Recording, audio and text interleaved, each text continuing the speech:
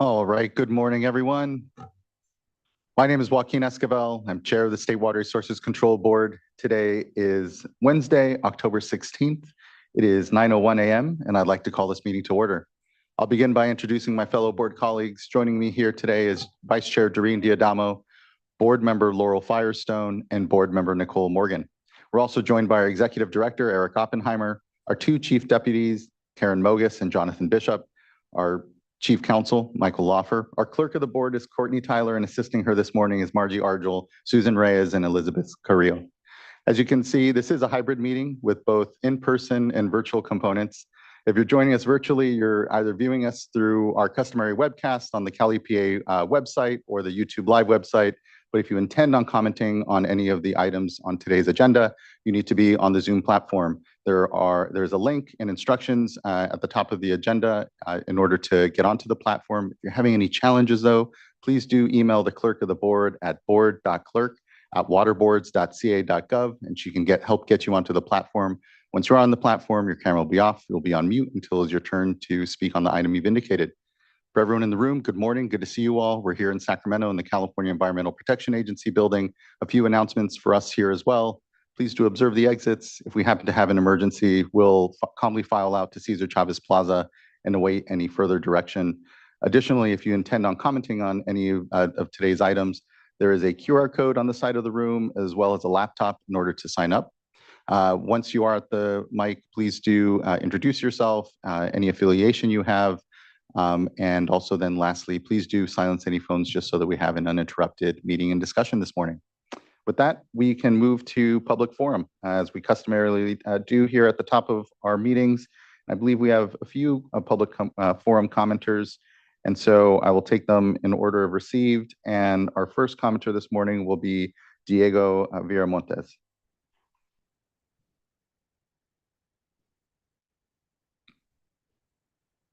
And Mr. Viramontes, I think you indicated you'd be in the room. I don't think you are, and just checking to see if you are on the platform. And if not, I believe our second commenter then after that will be Mayor Saul Ayon.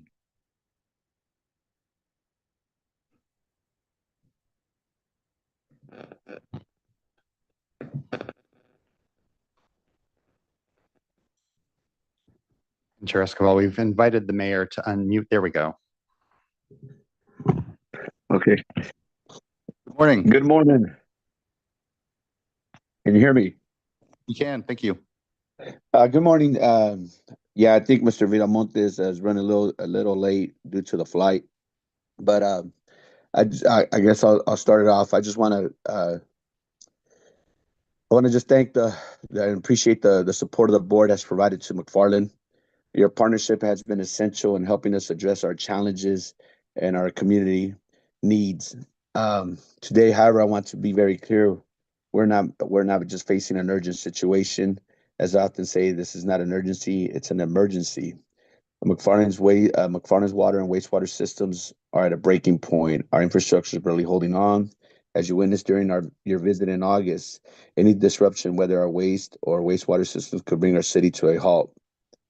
We already seen a couple impacts just recently. We faced a critical situation with our wastewater plant that required extraordinary efforts to manage and outsource the problem. Had this expansion project been placed, we would have been better positioned to address that emergency. And I think Mr. Viramontes will explain more in detail when he comes in public comment. It's important that we secure the help for our underserved community desperate needs. The residents of McFarland deserve access to reliable and safe water services. This is just not a matter of convenience, it's a matter of basic human rights and public health. An underserved community like ours, the lack of adequate infrastructure can lead to dire consequences that ripple through our entire population, affecting the families, the schools, and local businesses. This brings me to a key point that I wanted to make today. McFarland has a proven track record of getting things done. When we receive funding, we move swiftly and efficiently deliver the results. The temporary treatment system at the Brownie Road well is a prime example. We received funding approval in mid-April, and by June 30th, we had the system installed and operational where the water was being treated. We don't waste time. We don't leave projects hanging around. when you invest in McFarland, you can count on us to follow through. So here we are. We ask today to ask for your continued support. We submitted an application to the Board of Urgent Drinking Water Needs to continue the operating Browner Well temporary treatment system until the permanent solution, which is a new well, can be completed. Additionally, our wastewater expansion project is essential, not just for future growth, but the health and safety of our community right now. The system is nearing capacity, and without immediate expansion, we are putting our residents at serious risk. We need this project reinstated as a priority because the stakes are too high to delay.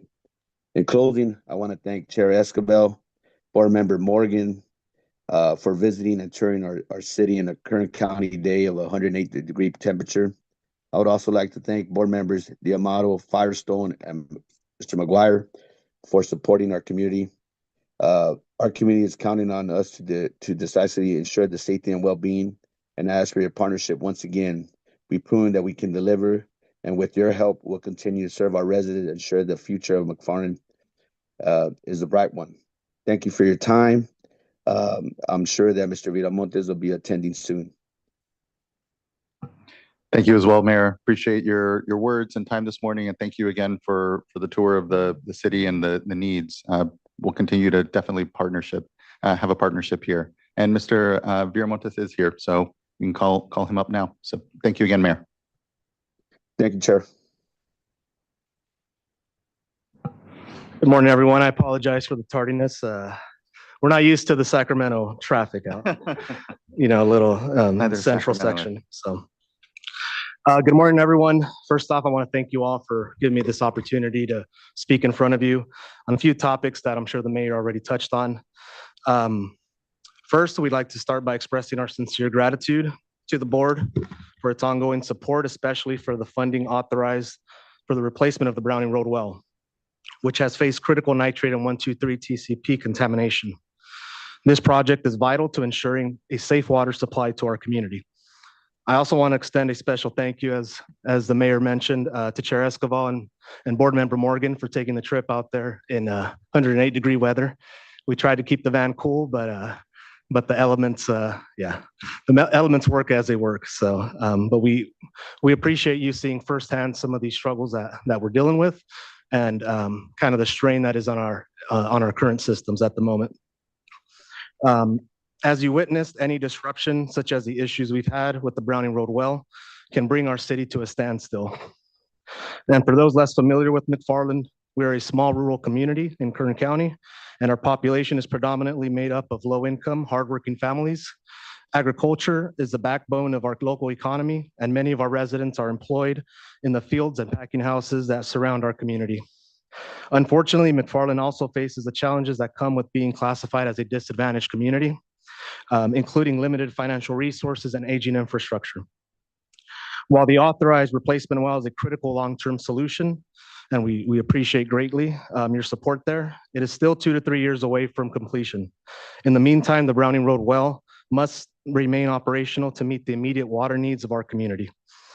Earlier this year, with the support of a grant from the State Water Board, we installed a temporary reverse osmosis treatment system at our Browning Road well.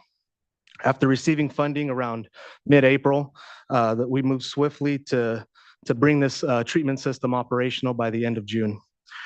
This temporary solution has helped us manage through the summer months, but it is only a rental, and the need for an interim solution remains urgent as we await completion of the replacement well.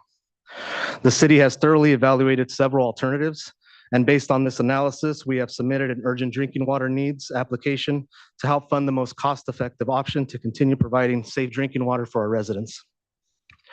Given our demonstrated ability to efficiently complete projects when funded, we respectfully ask for your support in considering this application to ensure the continued operation of the Browning Road well and uninterrupted service for our residents.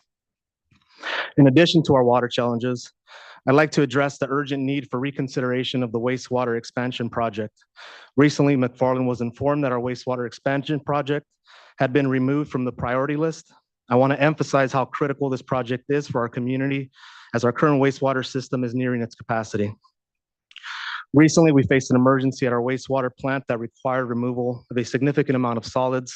This process was costly and time-consuming, and it highlighted how close we are to reaching the limits of the system. With the planned expansion, we would have the capacity and tools to better manage these situations and reduce the need for such costly interventions. The wastewater expansion project is critical, not just to meet future demands, but to address the immediate needs of our community. The expansion will improve our ability to increase wastewater flow, manage solids more efficiently, and ensure compliance with regulatory standards. This project will take time, with the construction alone expected to last 24 months. So it is essential that we begin the planning and design phases now to avoid further strain on the system.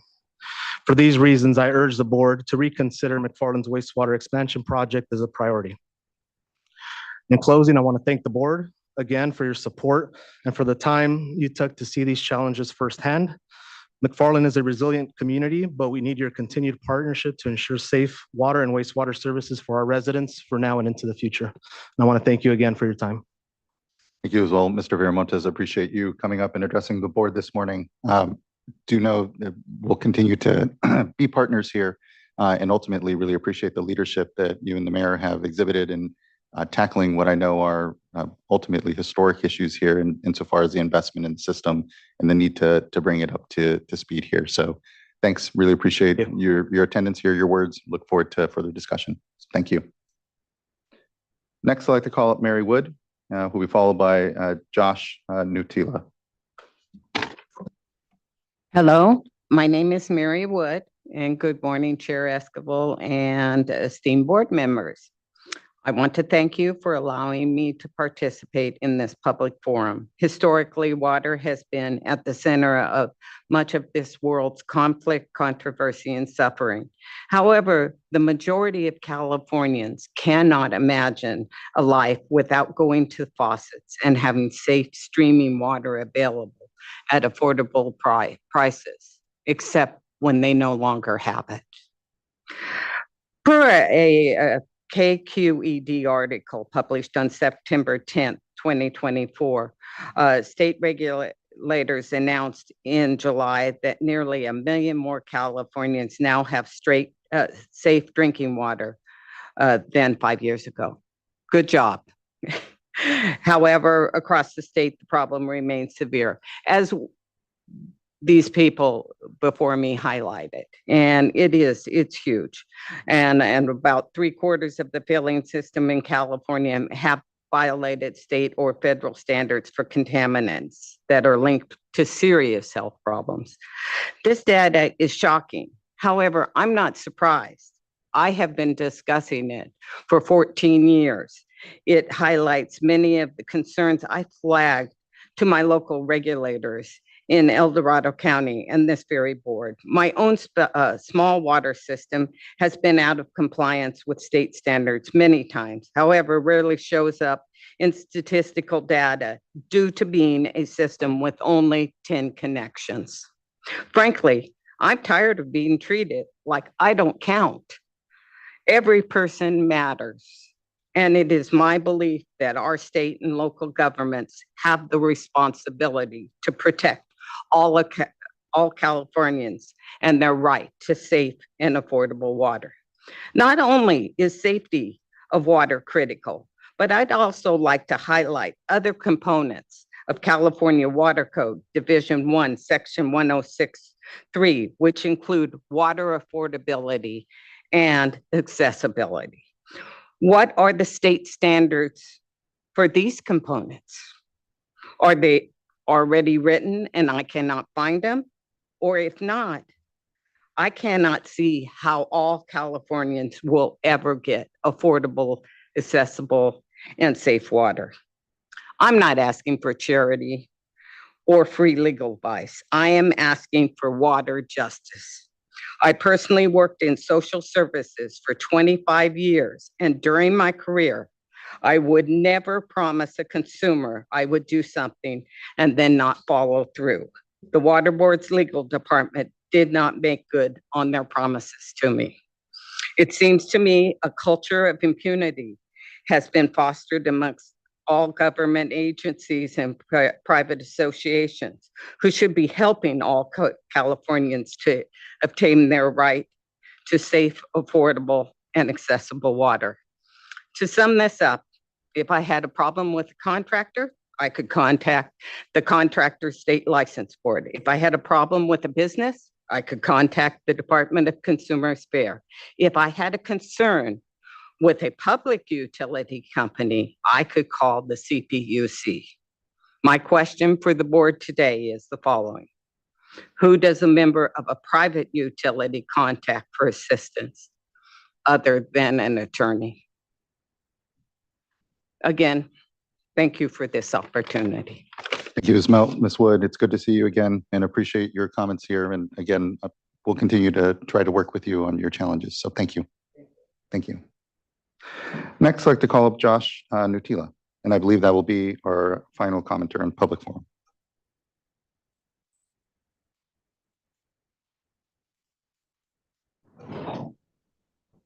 And Mr. Nutila, I believe you indicated you would be here in person, not seeing you, and I don't believe you may be running late. Okay. Well, I'll be glad to try to take his public forum comment later in the meeting if we're able to then. I believe then that wraps up our commenters for public forum. And again, thank everyone that took the time to address the board this morning. That now brings us into our board business. And our first item of board business is adoption of the board meeting minutes from the October 1st board meeting. Looking to see. I'll move to adopt. Thank you. Second. Both. Ms. Tyler, can you please call a roll call vote? Board Member Firestone. Aye. Vice Chair Diadamo. Board Member Morgan. Abstain. Thank you. And Chair Esquivel. Aye. Thank you. Thank you as well. The board meeting minutes are adopted. Next, that brings us to an informational item and an update on current hydrologic conditions and response. And I know we have a few guests here this morning from the Department of Water Resources as we acknowledge the beginning of the water year. And given the light sprinkles this morning, we'll just take it as a good omen.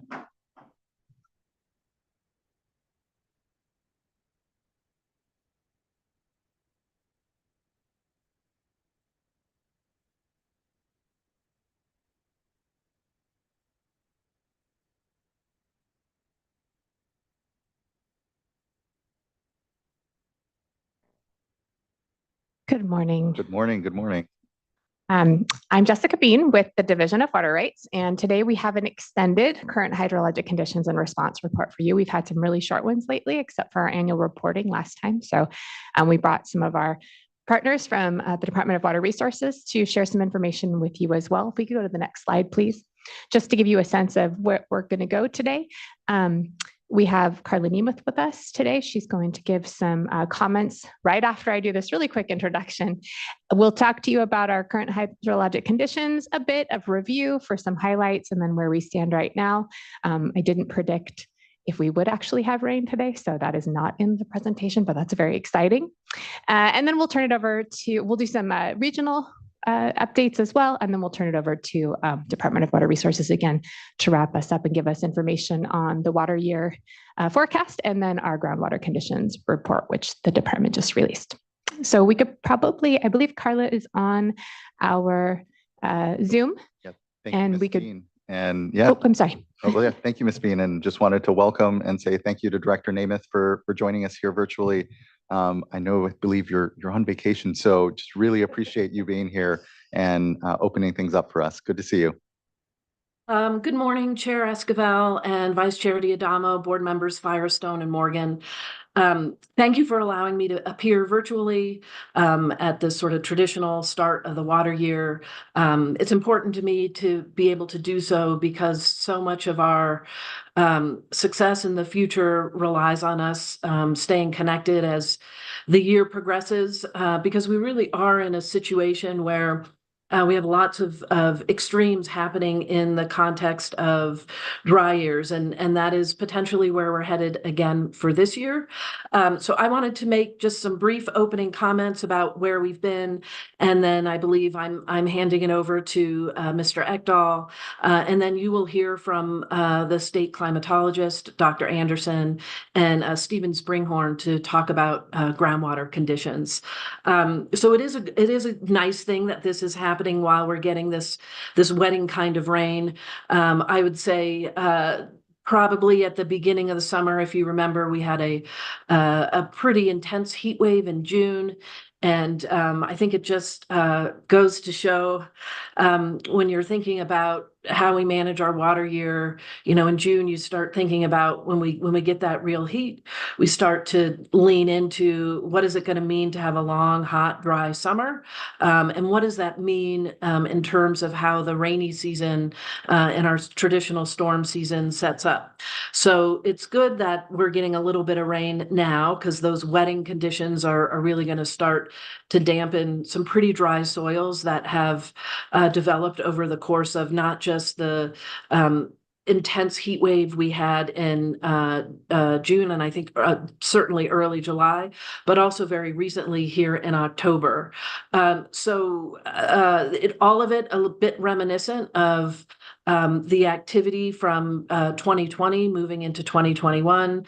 I have definitely internalized the management challenges of that year, which was very warm and dry conditions the preceding summer, and then below average precipitation and snowpack, but significantly below average runoff conditions. And that very much affected the water that we had available to manage for communities, the economy, and the environment. So we are taking a look at that. You will hear from Dr. Anderson some additional work that we've been doing since 2021 to improve our forecasting. Not only our forecasting around atmospheric rivers, and we get the very wet conditions like we did in 2023, but really dry conditions. And what does it mean as we prepare our what's called our Bulletin 120, which is how we start to understand the potential for runoff as we start the water year through the fall and winter and spring. So you'll hear a little bit more from Dr. Anderson about new techniques that we are deploying to get. On the one hand, I think while we might not be getting as precise as we would like, we are starting to fully incorporate some drier conditions of the past 30 years. As you all know all too well, we really look at the last 100 years of hydrology when we think about the probabilities of things occurring. So much is related to that, related to different water year types, those classifications, how those trigger how we respond in regulatory conditions. But fundamentally, when we start to look at the uncertainties in our system, we're looking at broadening our data sets. And since we don't have the deep history of the last 100 years of hydrology in those data sets, how we think about uncertainty and how we think about qualitative assessments and how those assessments are cross-checked with new forecasting technologies and information is really what we're bringing to the table these past 2 years. I'm really delighted to be able to report to you that I think our staff work is going very well, and we're really working to share that kind of evolving information, not just in real time as the conditions are upon us, but really taking advantage of the summer and early fall to start having those conversations as we learn more about what the climate signals suggest.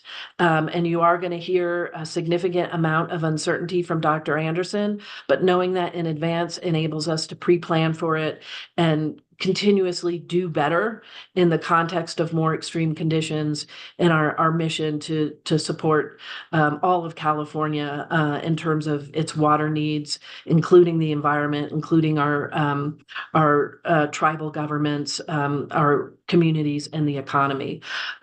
So with that, I think I will, if you have any questions for me, Chair Esquivel or board members, please do. Otherwise, I'll hand it over to Mr. Ekdahl. Thank you. Thank you so much, Director Namath. Really appreciate and yes, acknowledge just the collaboration and the continued synthesis and learning that we're all in. Each year, to your point, definitely feels unto itself, and we have to be prepared for what may come, and we can not depend necessarily as much on the historic record to be able to help predict and to your point, risk manage.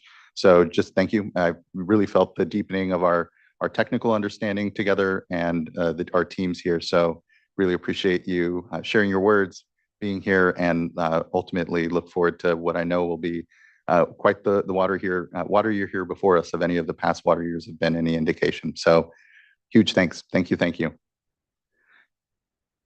With that, I can turn over to Ms. Bean. Thank you. Thank you. Next slide, please.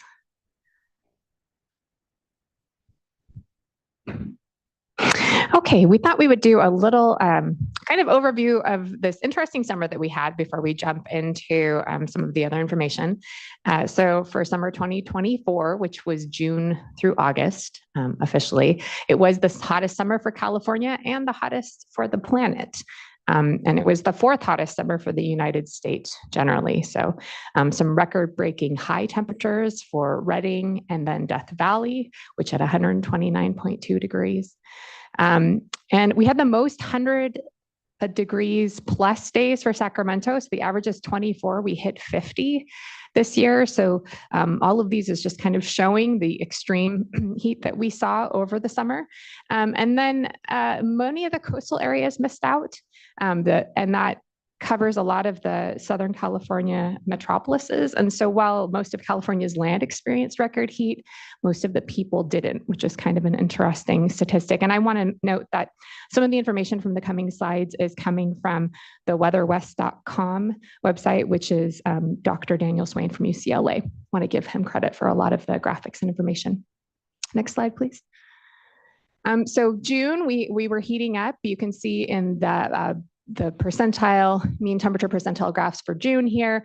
Basically, again, you've seen these before, but the darker red temperatures mean that the higher we are above the normal, the bluer ones were going to be below the average.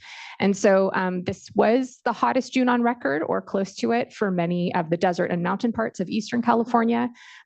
There were few record-breaking daytime highs, but it was those overnight high temperatures, which were pretty record-breaking, and it led to an overall record temperatures for June.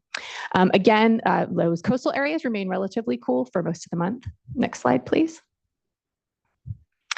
So then we move into July, where this was the hottest July on record statewide for both intensity and severity.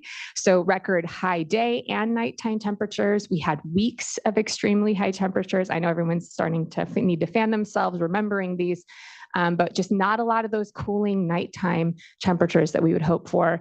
And then that was that substantial atmospheric evaporative demand that really, desiccated a lot of vegetation at lower temperatures and caused a lot of issues in the lower elevations.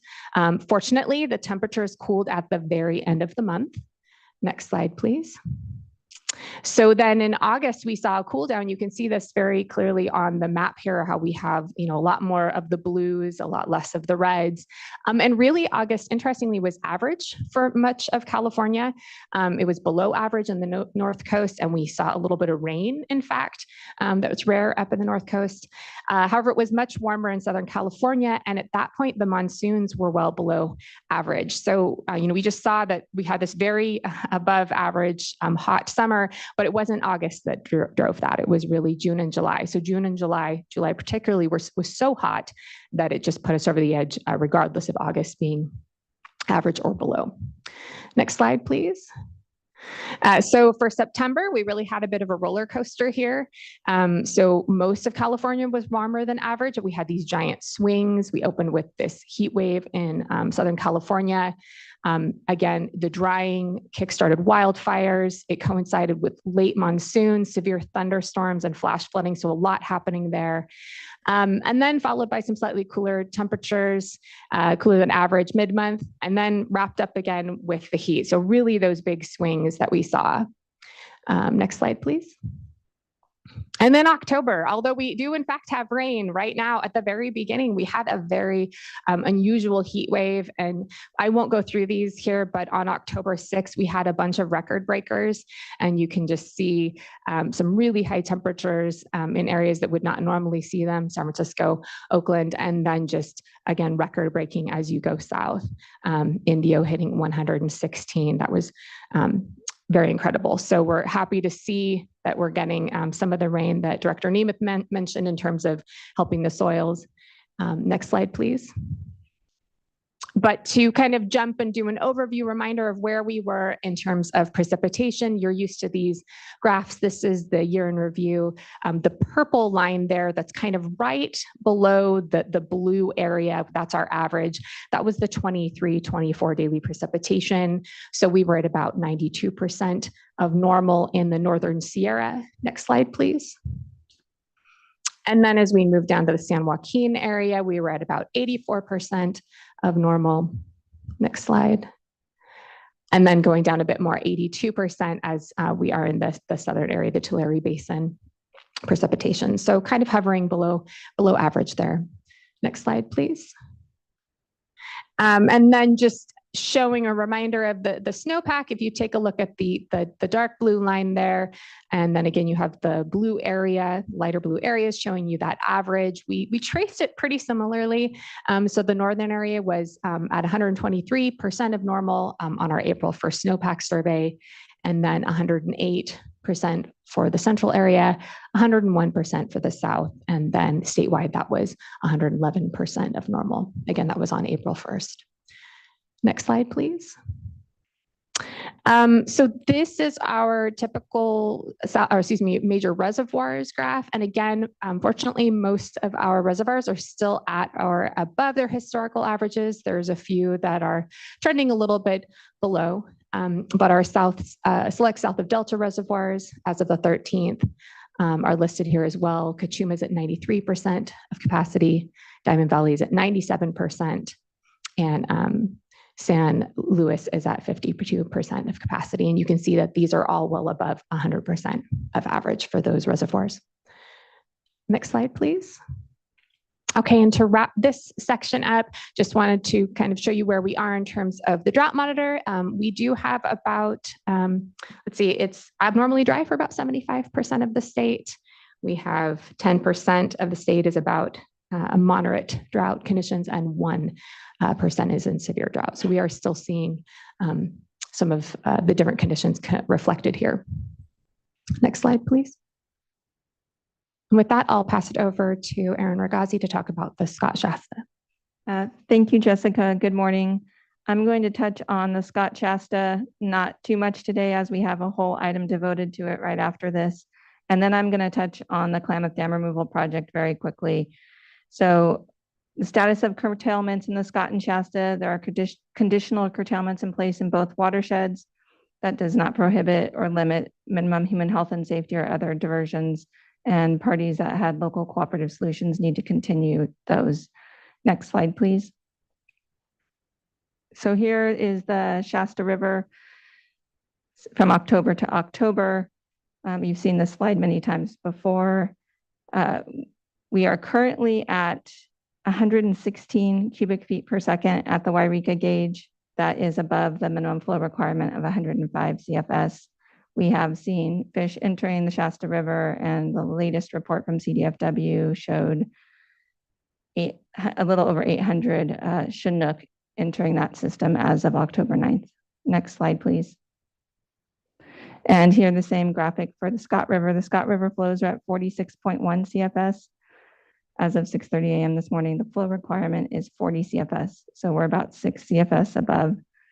And suspension of curtailments was issued yesterday for some of the larger diverters in the watershed. We have seen a couple of Chinook enter the Scott River as well, based on CDFW's most recent report. Next slide, please.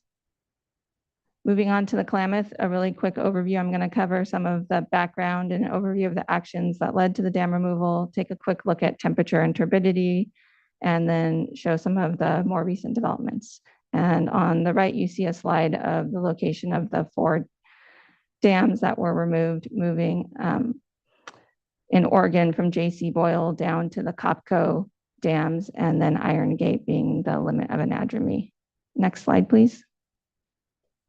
So here is an overview of the stages of reservoir drawdown. Copco number 2 was actually removed prior to drawdown in July of 2023 because it was in the footprint and they were able to make use of that. As part of removing COPCO number 2, they also had a lot of work that was done to remove almost 1,000 trees in the Ward's Canyon Reach that had grown up and would be a potential hazard to recreational boating. So there was a lot of work done prior to drawdown to address that. Drawdown began in earnest in January, and full removal of cofferdams and completion of the dam removal was completed in September. And next slide, please. So I'm just going to go through the 3 California dams. COPCO number 2, as I mentioned, this was removed prior to drawdown. On the left, you can see the dam as it was in place during the removal process and then following full removal. Next slide, please.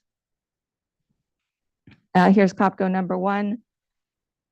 Again, throughout the phases, as it was originally when they started blowing it up during full removal, and then after the dam was fully removed. Next slide, please. This is Iron Gate. Iron Gate was a little different. It's an earthen dam. It's the limit of anadromy. And in this case, you can see the dam in the leftmost picture. You can see it during removal, and then free flowing on the most right-hand side. And the cofferdam, that was the last cofferdam to be removed in late September, completing the in-water removal to create the free-flowing river. I do want to note that Iron Gate being the limit of anadromy on October 3rd, it's believed that the first Chinook salmon passed that point in over a century. So we are now seeing fish coming up to repopulate that area. Next slide, please. A little bit on temperature and turbidity. That blue, dark blue arrow is the Iron Gate monitoring location. The green arrow is Syed, and the blue to the furthermost left is the estuary. Next slide, please. I'm not going to go into a lot of detail on this slide. Folks can look at it more later, but what I mainly want to point out, on the top, we have 2024 temperature data in September. On the bottom, 2023. So 2023 on the bottom is before dam removal, 2024 on the top. You can see the river returning to a more natural temperature regime following dam removal. Next slide, please. A little bit about turbidity. So you can see turbidity prior to and then during, and then we'll be seeing, following dam removal. You'll see there wasn't much turbidity at Iron Gate prior to dam removal. We did see, obviously with drawdown and dam removal, substantial increases in turbidity measurements. In some cases, turbidity was actually higher downstream at the Syed location than what we saw during dam removal. It's believed that's most likely associated with discharges associated with fires and other, material that's being released and as a result of naturally occurring or somewhat naturally occurring actions in watersheds. Next slide, please. So a little bit about the results that we're seeing. Depending on who you talk to, more than 360 or 400 miles of habitat is now accessible to salmonids. As I mentioned, we are seeing an improved temperature regime, better habitat conditions. So a lot of the work that's ongoing was to reconnect those tributaries. There's a lot of restoration activities that are underway and will continue for the next few years. There's also been a very large land transfer to a Native American tribe. And I think next slide, I have a couple pictures for you just to sort of show. So this is Iron Gate Reservoir following dam removal. And then the next one is COPCO. Next slide, please. And that wraps up my portion of today's presentation. If there's any questions, I can take those now. Yep, Vice Chair, please. I know there's been, well, thank you for that update. That's very helpful. I know there's been a lot of questions, and maybe we'll get into this when we talk about Scott and Shasta later, but questions about turbidity, sediment, and water quality regarding dam removal. So just questions about the 401 process and the information that was contained in that review. Do things seem to be on track, or are there unexpected things going on, and also a better sense on time frame to where the system will level out on these water quality impacts? So the environmental impact report that the board developed did foresee the turbidity and other impacts associated with dam removal. They were not unknown. They were anticipated. In terms of leveling out, I think it's going to depend on what our water years look like moving forward and how good the restoration activities are. So right now, they're out in the watershed, tilling the ground to put down seeds so that we will hopefully have robust growth. One of the things that's unique, I don't know unique, but you don't necessarily think about, but in this area is the soil is very hard. So as the reservoir drew down and we saw soil become exposed, it hardens very quickly and becomes like concrete. And that was known. They did test beds ahead of time and did foresee that happening. And that's why they had to get out there really quickly to put down all of the seeds, and you're seeing, the vegetation growth there. There are unanticipated things. We did not expect a bunch of wild horses to show up and start eating all of the newly grown vegetation. So there are challenges that are being addressed as we move forward, but they are taking steps to do as much as possible to ensure that we continue to have good growth on those. And because the soils are so hard, we don't expect to see the same types of impacts that we might see in other areas where you would see more runoff with the sediment in it. Thank you for that. And could you talk a little bit more about fire and impacts as a result of some of the fires, erosion, et cetera? Yeah, so when I was highlighting earlier, there are various fires that have occurred along the Klamath main stem and in tributaries there too. And so as you can see, we do see, these turbidity events that occur when the land that's basically been denuded is then impacted by a precipitation event. So you'll see these surges of turbidity increases associated with those impacts. There is, in most instances, a goal to try and stabilize those soils, but that can only occur so much and so quickly. So they can't catch, like stormwater BMPs cannot capture the landscape that we're seeing is being impacted by these fires. And so that's why we see these turbidity spikes during times of immense precipitation and the denuded soil being exposed. Thank you, Vice Chair. And thank you, Ms. Pagazi.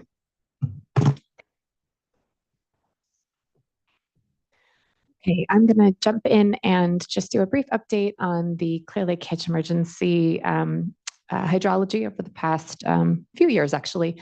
So just kind of wanted to remind folks where we were when we jumped in here at the end of 2022. And what you're seeing here are a couple of graphs. The first one, the top one is from 2022 from the Kelsey Creek, which is one of the major tributaries that runs through the Big Valley Basin and feeds into Clear Lake. The bottom one is from 2015. And basically what you're seeing here is there's two gauges. There's an upstream gauge, which is the blue line, and then there's a downstream gauge, which is the red line. And essentially what you're seeing here is when the blue line is higher than the red line, you have more water upstream than you do downstream. And that generally indicates that this is a losing stream, which means that as it's moving downstream, there's less water, and that water then is likely going into the ground. And so if you see here in the upper graph, the 2022 graph, it was essentially dry in the lower reaches unless it was raining. So you'll see that red line is effectively gone, except for in between April and May, where you get this peak. You can also see that peak upstream, but you have just rain in that creek, or excuse me, just flows in that creek when it's raining. What's interesting is when we compare it to 2015, which was also a very dry year, we have flows in the lower reach until the end of May. So if you take a look there, even 2022 is actually far worse than 2015 in this creek, which is something that we're looking into in our groundwater surface water study. But the other thing I'd like to point out here is if you look at the flows on the left side there, the maximum flows was basically 50 CFS in Kelsey Creek. And this is, again, what prompted us to come in there. We were having issues looking at the population, potentially looking at a severe decline. And this is what we were looking at that moment. So next slide, please. Looking at the last two winters, so we have the 2023 on the top, and then this most recent one, 2024 here. Things have shifted a bit. So you'll see we're now in a gaining conditions for most of this. So your red line, which is your downstream gauge, is now above the blue line, which means there's actually more water in the downstream area than the upstream area. And if you also take a look, the flows in the lower reaches then, they really stayed until the end of June, both in 2023 and then again in 2024. And the max flows there were 250 CFS, which is extremely high in comparison, right, to that original year. And if you take a look at that last bullet there says C 2022 flows. If you look at the top graph, there's a little teeny tiny set of lines there in black and gray, and that's just the superimposed 2022 flows in comparison, so you can get a sense of scale on that. Next slide, please.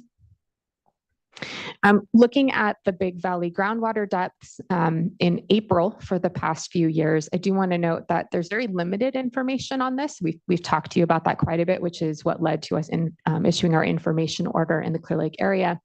But what we do have tends to be monthly and possibly, seasonal measurements. And so looking at this here, the basic point is the bluer the color, the better the conditions are in April.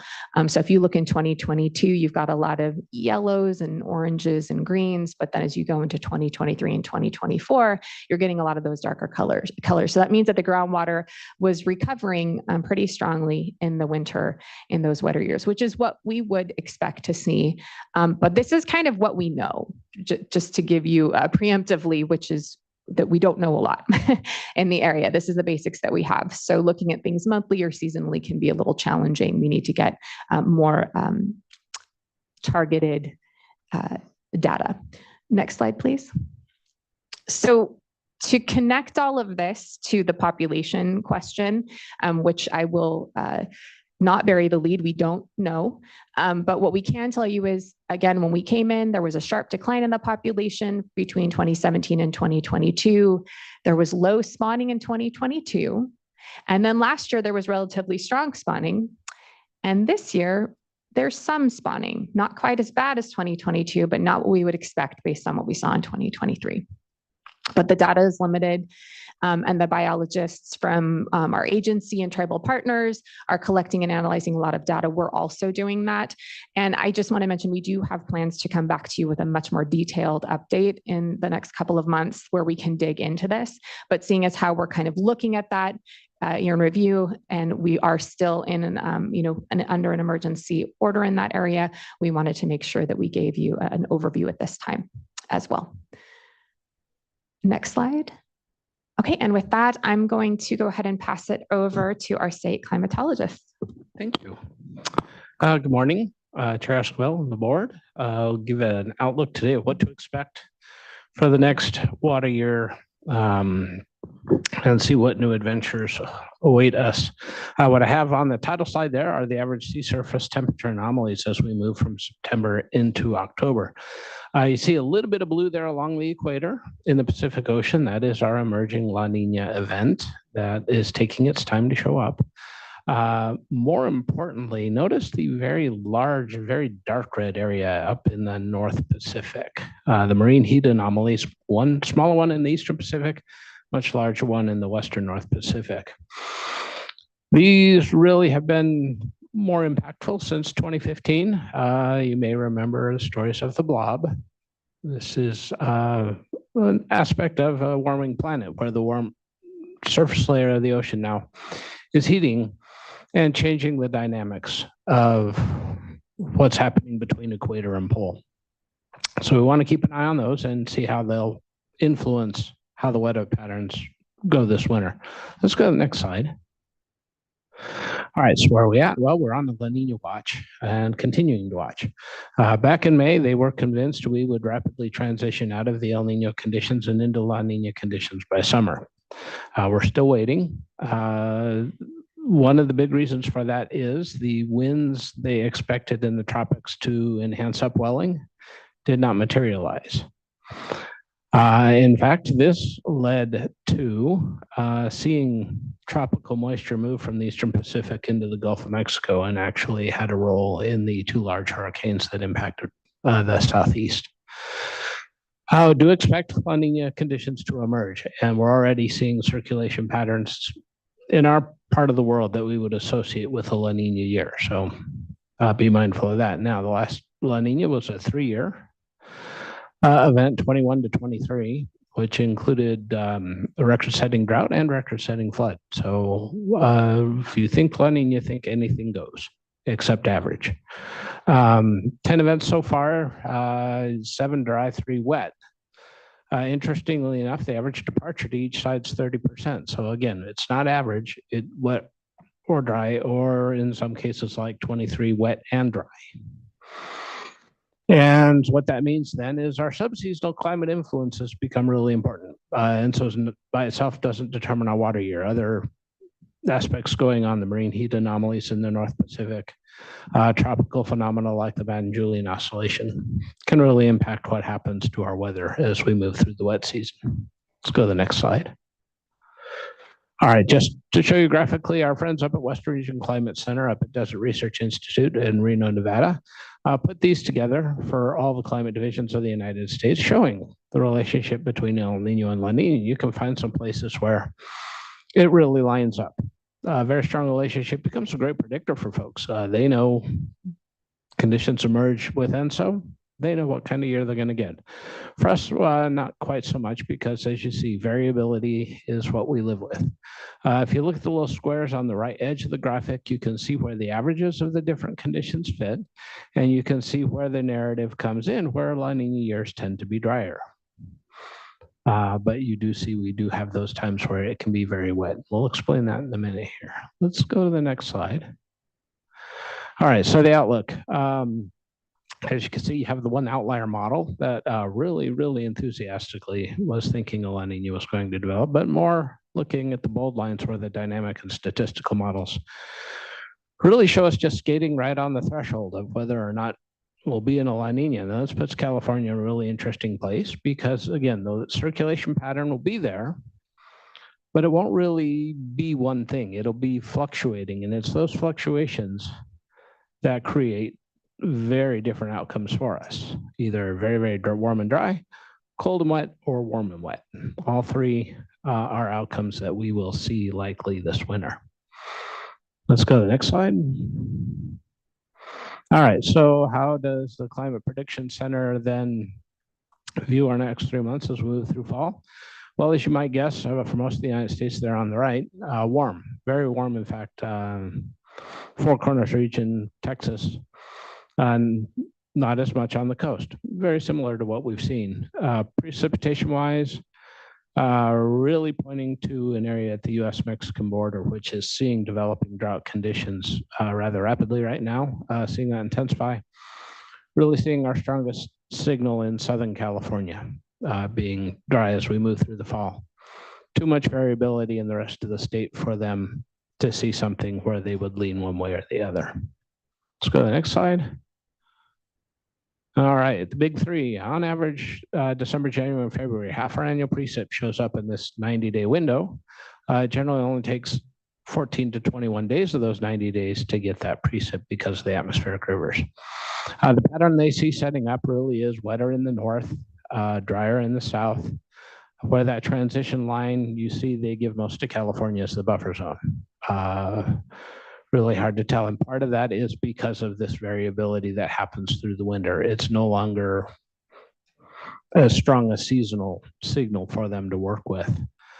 We do see with the wetter, colder, because of the way the circulation works, we're pulling a lot more Arctic air down into the US. So we'll see a greater number of cold outbreaks. Depends on where the air comes down as to where that is. Next slide.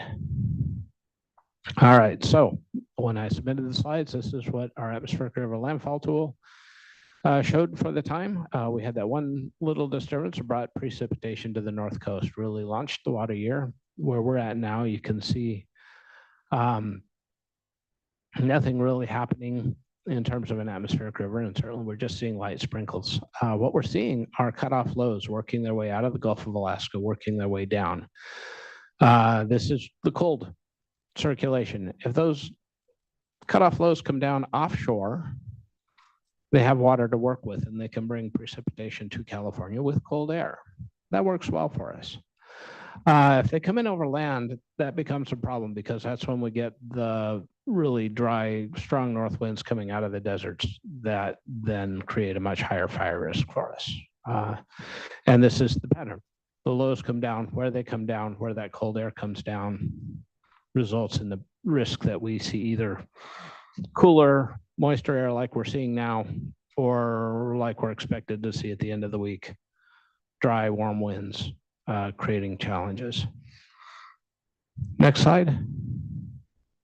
All right, so here's how I look at the water year and really kind of build this with a few notes then to try and think ahead that we don't have all the tools in the toolbox that we'd like to have to answer, but we're mindful of them. So here we are in fall, precipitation onset. Well, hey, today, fantastic opportunity to present to you with precipitation onset. And this is fantastic because rain in October is really important for spring runoff. When we don't get it, those soils are dry when the snowpack sets up. We're losing about a minute of daylight a day in October, so the days get shorter, sun angle gets lower, our higher elevations get cooler. Snow sets up on the dry soils. When you see snowpack, it's not materializing as runoff because that dryness hasn't been satisfied. Understanding the temperature anomalies. Well, we've had the warm one here to start the water year. We're going to have the cool one here in the next couple of days as this cold air moves in. Our friends up in Modoc County will experience their first hard freeze in the next couple of days. So we're finally seeing those patterns of fall that we want to see, and we'll finally start feeling fall temperatures here, which I think everybody's ready for. Get into winter, as I mentioned, the big three. It's not wet or dry. It's when it's wet, when it's dry. The timing, pace, and scale of those atmospheric river storms, absolutely key to how the year plays out. In water year 21, we didn't have a whole lot of them. Well, the storms we did have were cold. Built a snowpack on dry soils, but then we also had that compounded by the warmest, driest spring on record to really depress flows and really inform us that the landscape is much more dynamic now. And we have to learn how to navigate that space. And so that's really understanding those notable anomalies. Getting into spring, the miracle marches versus the years like 2013 and 2022, where we get into the new year and everything shuts off. Then getting into summer, and we're really understanding it's not just getting through the dry season, it's really understanding how fast things dry out because it's much more dynamic as we saw this year. We had a reasonably wet spring, yet that allowed the fine fuels to consume the available water. And then when the rapid heat set in, led to rapid desiccation and a very rapid onset of fire conditions. So really understanding a much more dynamic space we're in is what we're needing to navigate. Throw in the extreme heat events. It's not if, it's when, where, and how long. And then thing we pay more attention to, didn't happen this year, but the previous two, is tropical activity. Really understanding the circulation conditions that lead to that risk. It tends to impact Southern California more, but occasionally we have instances where those systems get up north of the San Francisco Bay.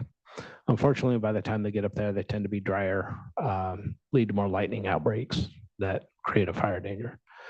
Ideally, love to get into the multi-year prediction, right? So expectations, possibly a dry year this year. Well, okay, one dry year manageable, but what about the next year? How can we get to that? There's research work going on, but it's still in a nascent stage.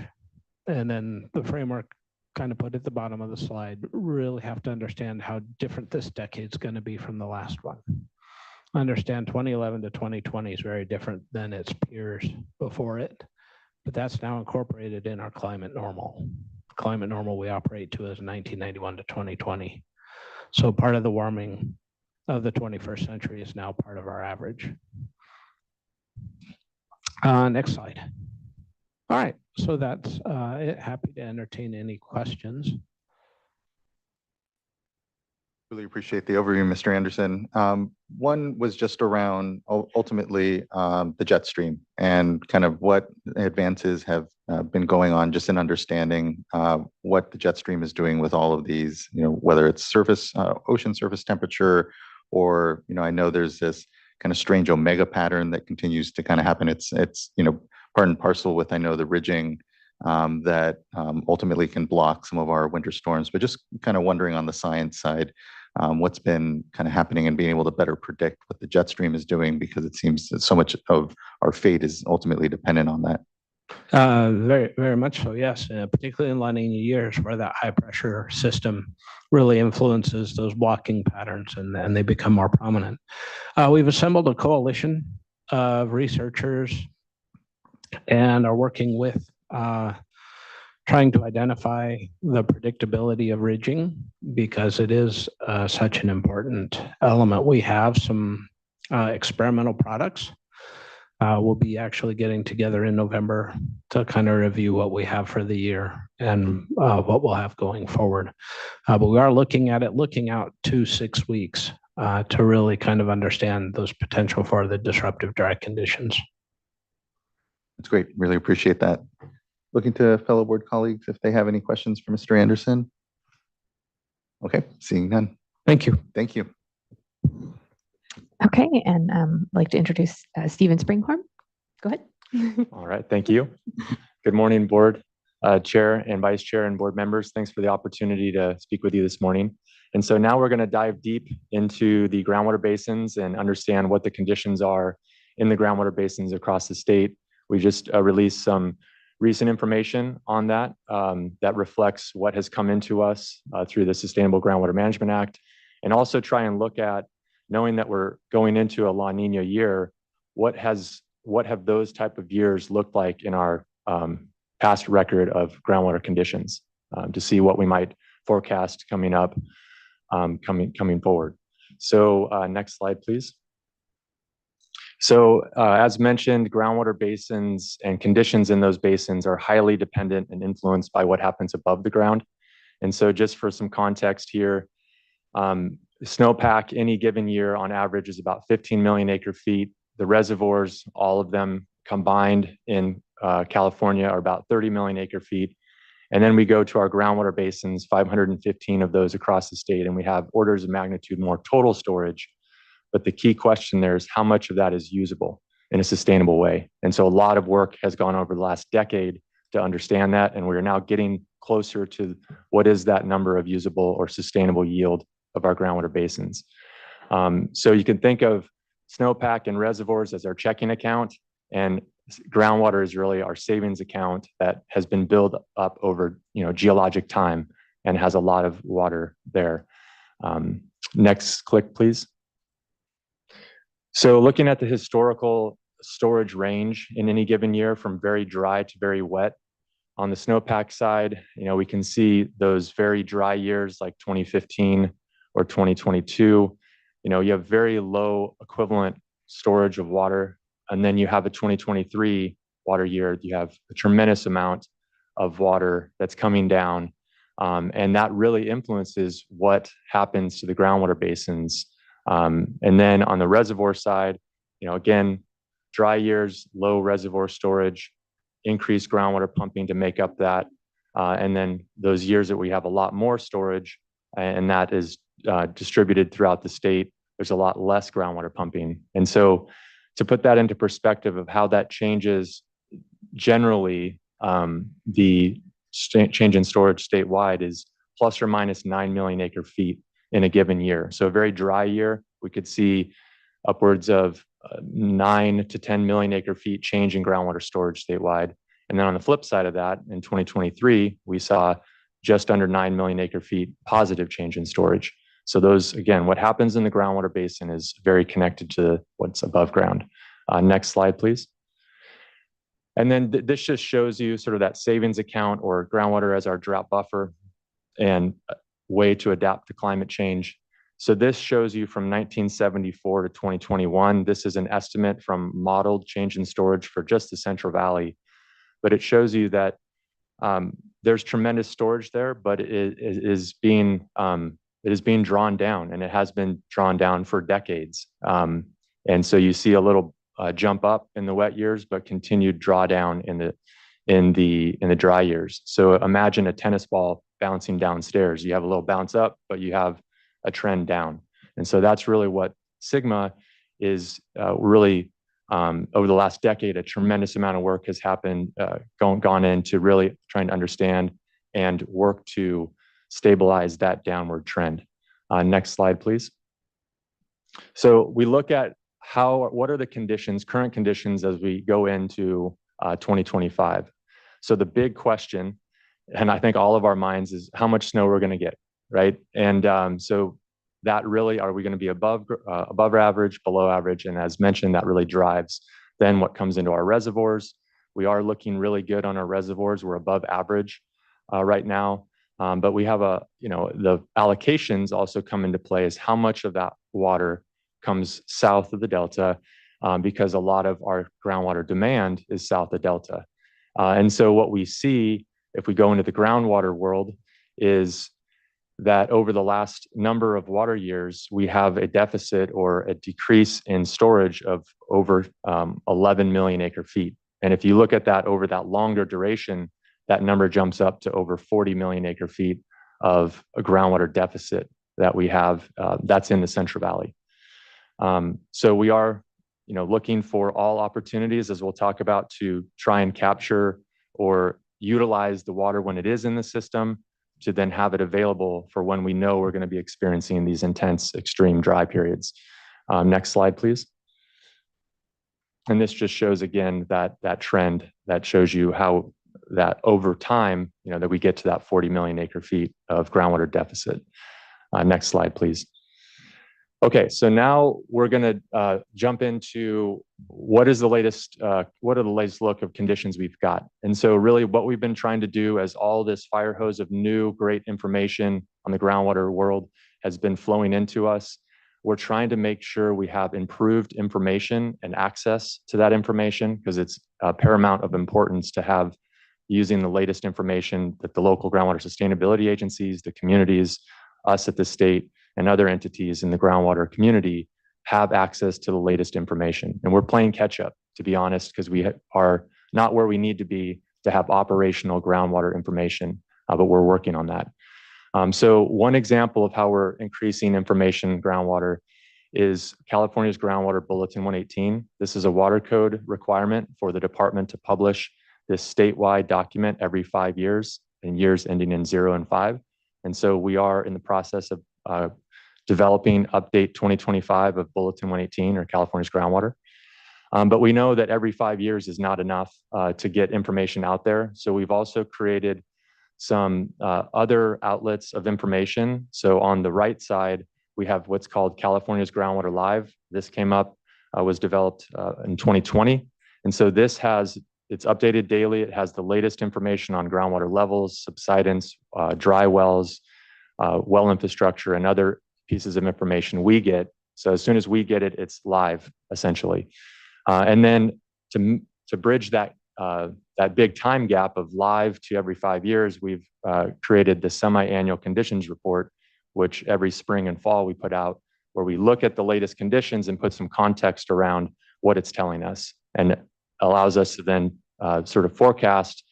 And we really need to get better at groundwater forecasting, as Director Namath mentioned at the beginning, of what we expect going into the summer or winter. And so we are continuing to work on this, but these are sort of the 3 key pillars of groundwater information that we're working on to date. Next slide, please. So the latest semi-annual groundwater conditions report came out earlier this month on the 7th. It presents groundwater information as of August 31st, 2024. That's still a lag, but that's much better than where we've been in the past, where we've had years of lag of information of what's happening below our feet. And so this fall report, really, it's an important milestone, because this fall is, as we know, 10 years of implementation of the Sustainable Groundwater Management Act. And so we reflect back on what has happened over those last 10 years, which is a lot, and how conditions have changed since SGMA came to be. And then we also are looking at water levels, subsidence, well infrastructure, both what's been installed on the domestic and ag well side, but also what dry wells have been reported. And then a summary of our ongoing efforts to enhance our statewide monitoring network. And then the next report will be out in the spring. Next slide, please. So really, the bottom line up front is that we've had 2 good water years, a great water year of 23 and an average, which is rare, as Dr. Anderson mentioned, for 2024. But that has greatly benefited the surface water, and because that influences what we see in the groundwater, it has resulted in groundwater level recovery, as we'll see in some slides coming up. But we also understand where we're coming from, which is a lot of groundwater deficit that has been built up for many years. And so again, those 2 years of wet and average conditions have not refilled groundwater basins that have been drawn down over those longer periods of time. And then the other thing, as Director Namath mentioned, as we're all well aware of and working on, is preparation for dry or wet conditions is essential and underway. And I'll talk to a little bit about what we're doing as it relates to groundwater in a couple of slides. Next slide, please. So this chart here on the right, so this is what has been characterized as the precipitation deficit. So the line shows precipitation deficit over time, and then the dotted red line represents change in storage estimated for the Central Valley. And so it shows you those match very closely. And then the red dotted rectangles show what we saw in the past La Nina years, and it's highly variable. So we've seen very, very dry conditions, very wet conditions, and how that's affected change in storage. So we need to be ready for anything, essentially, and we're working on that. Next slide, please. All right, so again, top line message, positive groundwater trends over the near term, but long-term deficits persist. So that map on the left shows our 515 groundwater basins. And it's important to note that there is groundwater basin or groundwater outside of those basins. It's very important groundwater, because over 50% of the domestic wells in California are drilled in that fractured rock area. And so there's a high dependence of groundwater in those areas. Next click, please. So this is what we've seen over the last couple of years as we've been getting in annual reports from the groundwater sustainability agencies through SGMA activities. So we can start to see what the trends are like. So groundwater pumping, and we will get water year 2024 in April of 2025.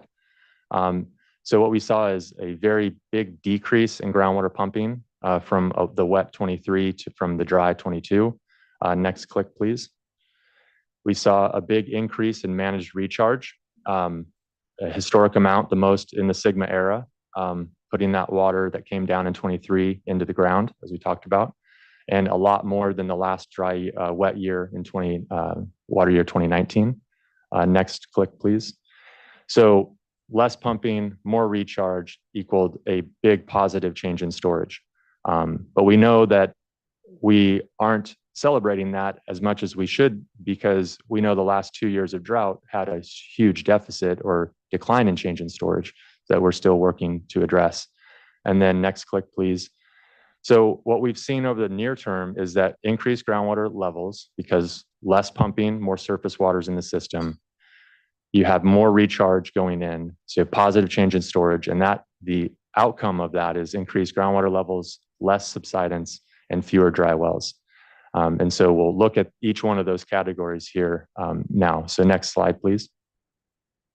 Oh, and then just again, flagging the La Nina years, we saw, as Dr. Anderson mentioned, the driest periods in history and some of the wettest periods in those La Nina years. So it's really a mixed bag. It can be either very dry or very wet.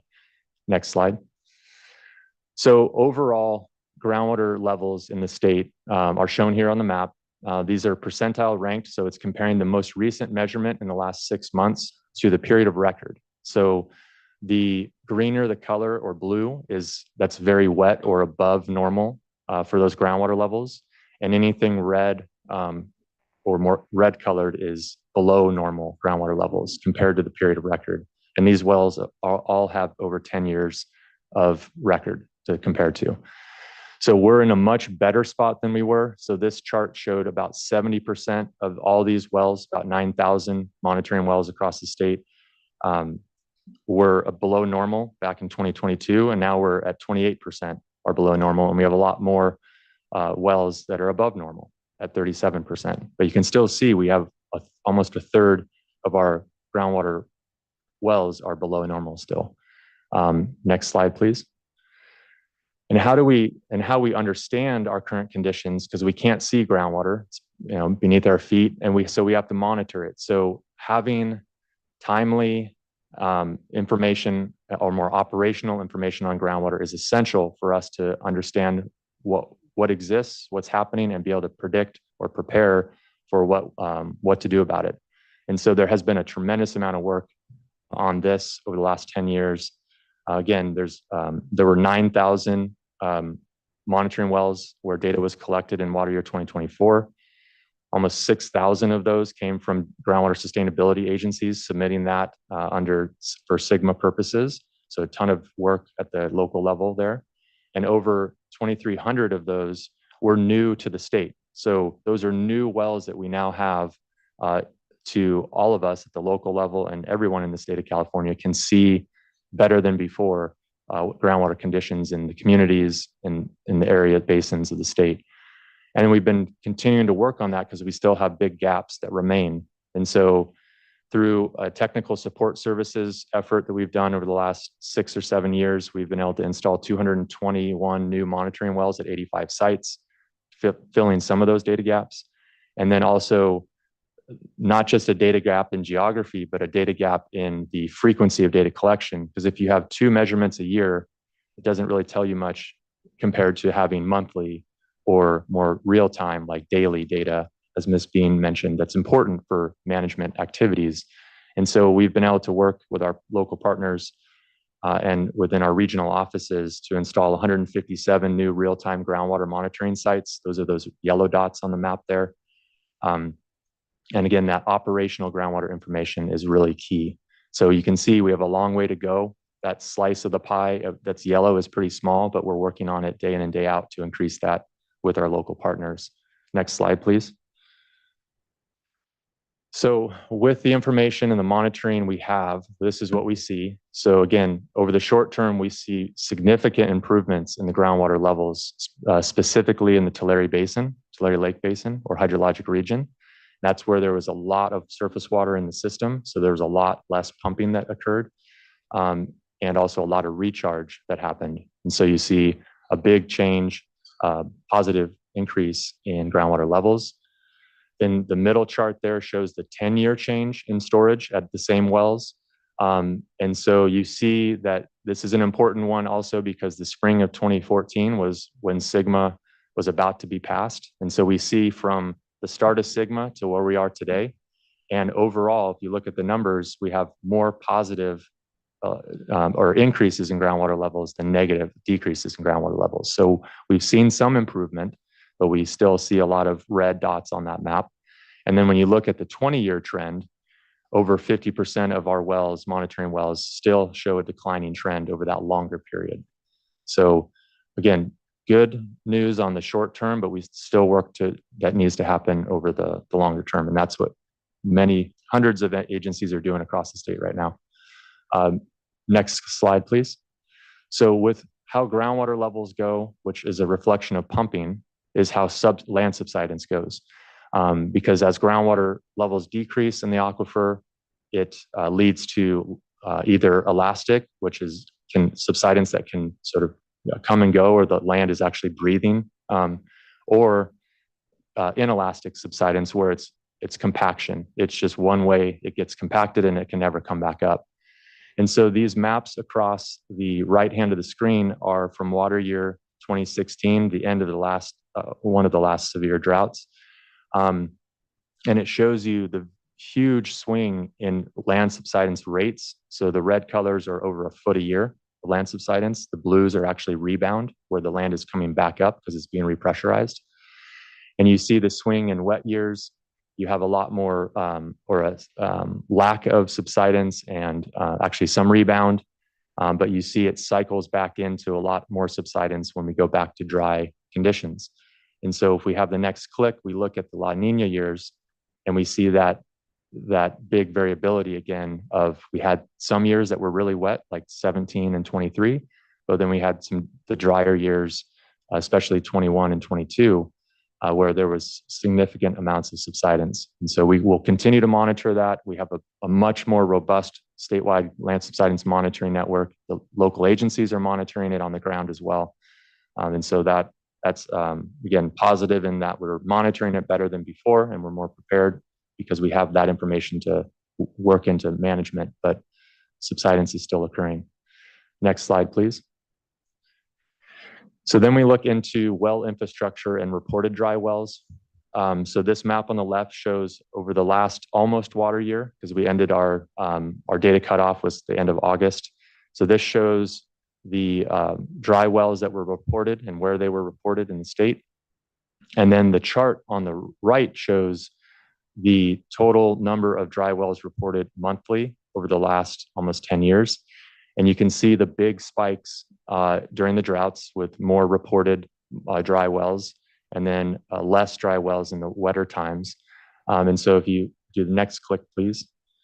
So during the La Nina years, again, we saw the highest dry wells reported ever in 2021. Over 1,400 dry wells were reported statewide, mostly in the San Joaquin Valley.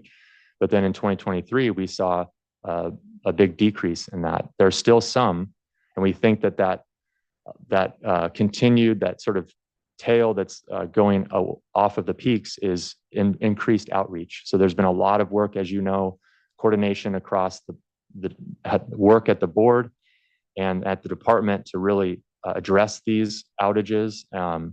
And there's been a lot of outreach to, if there is an issue, report it, and then that connects the person in need with the assistance that is there. And so I think that has been a success and led to some of these additional reports even in the wet years. But we see the most recent data, we're not seeing very many dry wells reported. We know the issue is still there. We need to be preparing for it, as we are. But you start to see a little tick up here as we get into the drier months, right on the right side of that chart. Next slide, please. So then this is my final slide, and just highlighting that, we're not just looking at drought or just looking at flood. We're really trying to look broadly, and this is from the state, all the way from state directives and policy drivers that are really directing us to do this. As Director Namath mentioned, is we have the climate adaptation strategy, the resilience portfolio, the water supply strategy, the water plan, and other documents that are really putting an emphasis in this holistic look of trying to manage and prepare for the extremes that have been mentioned and that we've seen. And so here's a list of some of the more groundwater related efforts that we're working on. And a lot of these sort of blend that middle road of it might be a flood action, but it helps us with drought, like recharge. So As Director Namath mentioned, we're really working on the forecasting, and Dr. Anderson mentioned this, the forecasting for not only flood forecasting and water year forecasting, but drought forecasting and impacts of that drought, and trying to have more proactive pre-positioning of supplies that might be needed in areas that we've seen or are predicting to be impacted. That really comes to the increased frequency of data collection and dissemination of that information, as mentioned. So there's some newer products. California Water Watch is more statewide. California Groundwater Live, as I mentioned, more groundwater focused. A great partnership between board staff and the department staff on developing what's called the dry domestic well susceptibility map. So looking at all the different factors together to see where are those communities that might be at highest risk or susceptible to dry wells, which is a more proactive look. And then we have the lagging indicator of after an issue has already happened, we still have that way for those dry well owners in need to report that to try and get assistance. So it's good to have both the lagging but leading indicators of that now, which has been through a lot of great coordination at the technical level with our teams. And then again, there's a lot of work on drought preparedness and drought planning through SB 552 work that's worked through by a lot of our two agencies and a lot of others. And then on the flood side, we are really advancing a lot and trying to work across agency and departments with locals to really manage those flood flows for maximum benefit and risk reduction.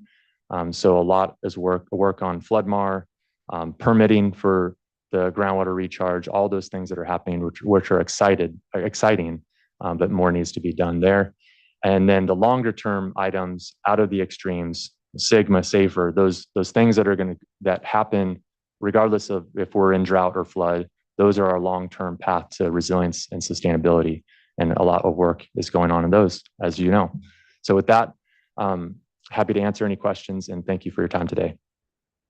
Thank you, Mr. Springhorn. Really appreciate the presentation and impressed by just the amount of information we have better now to be able to characterize our groundwater resources, and appreciate the comprehensive approach I know we're all trying to take between our agencies, working with local managers and importantly communities impacted by the challenges we're facing with this erratic climate that we have, and our need to just be prepared, to your point, for both drought or flood, and taking each water year basically as it is and planning for the long term, knowing that if we are fortunate to have water in the system, managing it well in the moment, making sure it lasts through the dry times is what we're all doing our best to try to do. But it's an incredibly complex system. It's an incredibly complex state, and just very impressed though by the continued collaboration, coordination, but importantly information gathering that's helping us all be collectively better decision makers amongst us. And just appreciate this moment to be able to acknowledge the start of the water year,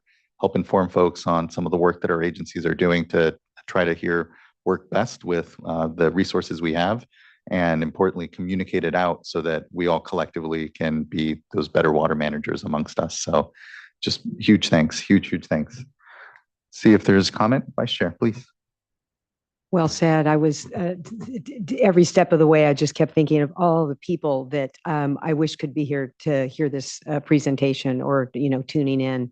And so, the question for you is, what efforts is the department engaged in to communicate this in a way that, I know you have the reports, but unfortunately, a lot of times people don't read reports.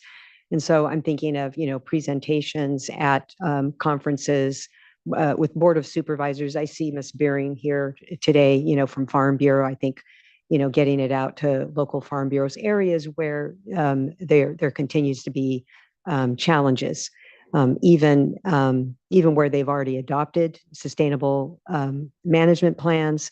And then, of course, for those that haven't, just really concerned about implementation.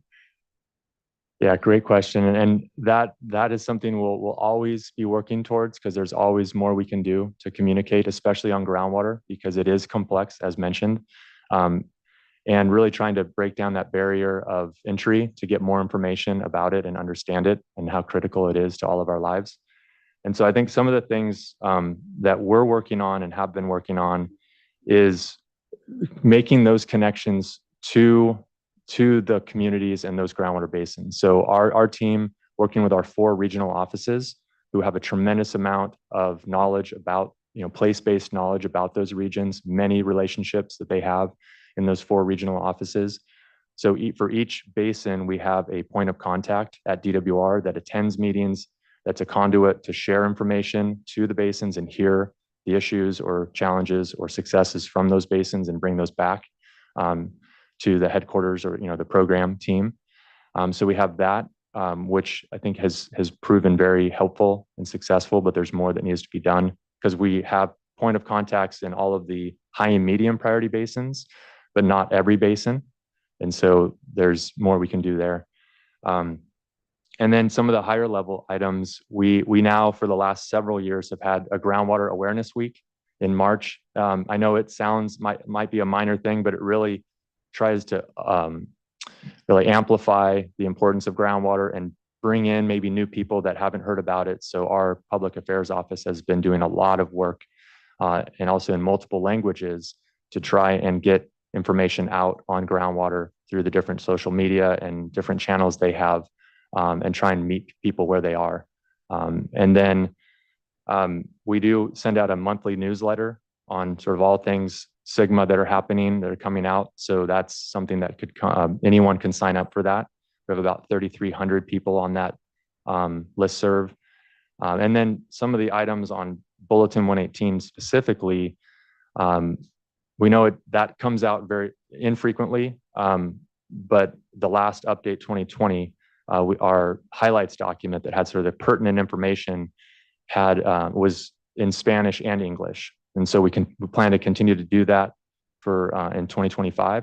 And so that's something that someone can, have and take with them. So those are the things that come to mind. I know we will always need to continue to improve our efforts with communication, and happy to hear if there's any ideas or additional input on that. Yeah, thank you. That's wonderful to hear. I just think, beyond the points, the point of contact and all the different methods that you have now, just thinking broader in terms of local opinion leaders, because there does seem to be a disconnect. The GSAs, they're very much involved in the technical aspects of this, but, sometimes they get down in the weeds a bit. And then when we go to community meetings, it's interesting because there seems to be a disconnect about our role, what we're doing, the severity of the conditions. And I look at slide 48, I just think it tells so much in one slide. But I would probably add domestic wells going dry, where you see an improvement. This is an improvement for the community and for their resources. And so just, making it simple, choosing some key selected slides to show the benefit to the community. This is not just a challenge for the community, but it's a benefit to enable them to protect their resource. And then the one question that I did have, looking at slide 44. So if you could bring that up, and you've got the question mark there for this water year on snowpack, and it just struck me, what about a predictive model? And once you overlay what the approved plans and the commitments that are made on demand management, of course, there's the other piece with expanding the resource with groundwater recharge, but to tell the story of where this is headed with demand management overlaid on top of it. Yeah, that is a fantastic point. And we are working on that. We understand that with all this new information, there can be more than ever before, more of a forecast or predictive estimate of where impacts have happened. So right now we're looking at more of what has happened in the past. What are those communities that have had the clusters of dry wells or subsidence or impacts like that? And we try and understand what were the allocations that year, what were the what was the year type and the different factors that contribute. And so we're pulling that together, but we are working across the department at the direction of our director to look at what the surface water forecasting is doing, and how do we plug in that groundwater piece to that, because it's an important piece. It's one water, right? Surface water is groundwater, and And so we are working on that. We're early in that process. And so we have been having coordination since the 2016, the end of that last drought, with state board staff. It started as the dry well coordination technical team, and that has carried on since, which has been great. And so we're sharing what the SAFER team is doing, what we're doing, and we're trying to share information on. So we start with the authoritative data so we can really have trust in the numbers that come out of it and explain the uncertainties and assumptions we have. So we are not there yet, but we're getting there. And I think we can't come too soon because we need to have that predictive capability on the groundwater side because we know the impacts are great in the groundwater side. And just going back to one of the other comments you made, that just really sparked the fact that other ways that we get to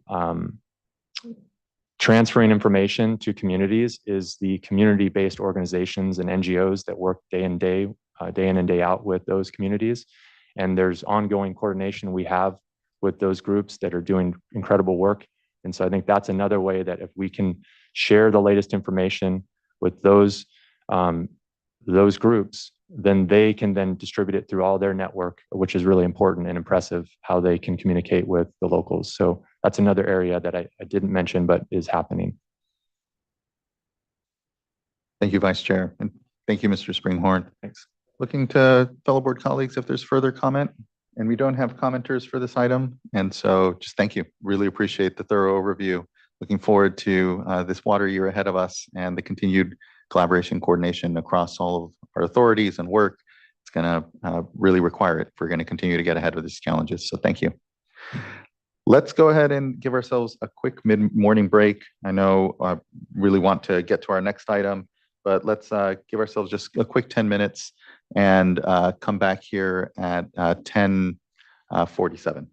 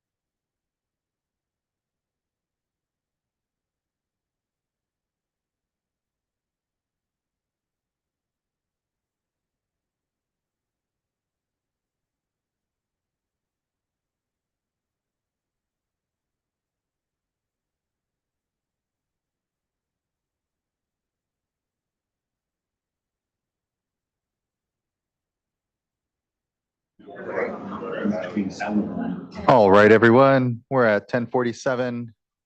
We can bring ourselves back. We are now on agenda item number 3, which we'll hear from our Division of Water Rights regarding flow efforts in the Scott and Shasta River watersheds. At the top, I want to just thank folks that traveled out here today to be in person for their attendance and contributions here this morning, and look forward to what will be, I know, a robust and important discussion here before the board. So I'll hand it over to folks on staff. Chair, thank you. Thank you, Chair Esquivel and members of the board. Happy to be here today. I'm going to introduce Zach and let him run through our presentation, but I am joined here today by Zach Sawalin. He's the unit supervisor for the in-stream flows unit in the Division of Water Rights. Sorry, old world. Also Mariana Owie with the Office of Chief Counsel, and our Deputy Director for the Division of Water Rights, Eric Ekdahl. And with that, I'm going to turn it over to Zach. Great. Thank you. Can you guys hear me? Good. Perfect. Next slide, please. Here's a quick overview of what I'll cover with this presentation. First, an overview of the panels associated with today's items, some background, and an overview of efforts under the emergency regulation. Then I'll transition to moving beyond the emergency regulation, provide a short overview of the actions proposed in the resolution, and then go over comments received on the item. Finally, I'll cover proposed next steps. Next slide, please. Here's an overview of the schedule associated with today's item. Following the staff presentation, we'll have a series of panels as noted on the slide. The last panel will include an individual from each of the previous panels and offer the opportunity for the board to engage with these representatives as part of a combined panel. After the final panel's discussion with the board, we will open up for public comment, followed by the consideration of the proposed resolution. Next slide, please. As background, we will briefly go over the general status of the Scott River and Shasta River watersheds, discuss the status of ongoing model development work, and efforts to gather data to support and a better understanding of the watersheds. Finally, I'll wrap up with voluntary efforts in the watersheds. Next slide, please. While previous board items and regulations documents have provided more detail on the watersheds, I wanted to briefly note some of the watershed status conditions that underpin the board's previous emergency actions and the proposal today. The Western United States has been experiencing more frequent and severe droughts, which adversely impact both the Scott River and Shasta River watersheds. Total maximum daily loads, or TMDLs, were developed more than 15 years ago to address sediment and temperature impairments. In both rivers, flows are a key driver of water quality impairments. Continued low flows over recent years have impacted water quality and stream ecology. The Klamath fishery as a whole has been in decline, impacting the local tribal cultural practices and resulting in closure of commercial salmon fishing in recent decades, and with increasing frequency over the last 15 years. Next slide, please. Staff have been managing contracts from the development of hydrologic models in both watersheds. The contracts involve development of a suite of models to simulate complicated hydrology of the watersheds, including surface water flows, groundwater levels, surface and groundwater interaction, water temperature, and water demands. As you can see for the Scott River watershed, the board is under contract with UC Davis for updates to the Scott Valley Integrated Hydrology Model, building upon existing modeling efforts initiated and continued by the North Coast Regional Water Quality Control Board and the Siskiyou County Groundwater Sustainability Agency. The board is coupling the groundwater model with a new surface water component. For the Shasta River watershed, the board contracted with Paradigm Environmental for the development of a surface water model, a groundwater model, and a water quality model that focuses on temperature. This model was initiated under the Water Action Plan and has been less active to focus on the emergency regulation in recent years. The State Water Resources Control Board has a memorandum of understanding in place with Siskiyou County Groundwater Sustainability Agency for coordinating and collaborating on hydrology modeling development efforts in this collaborating on hydrology modeling development efforts in Shasta River watershed. Collaboration throughout the model development will provide a mutual benefit and lead to better understanding of water supply, water demand, and surface water to groundwater interactions, as well as identification of data gaps and ways to address. Stockholm Environmental Institute is under contract to prepare a water allocation, a WEAP model for both watersheds. These models and associated reports are in different phases of development, with some of them still under initial development and some with preliminary draft documents with staff for review. We anticipate that draft items will be available for review by the public in late 2025 and early 2026. Availability of items for review and comment will be shared broadly. Next slide, please.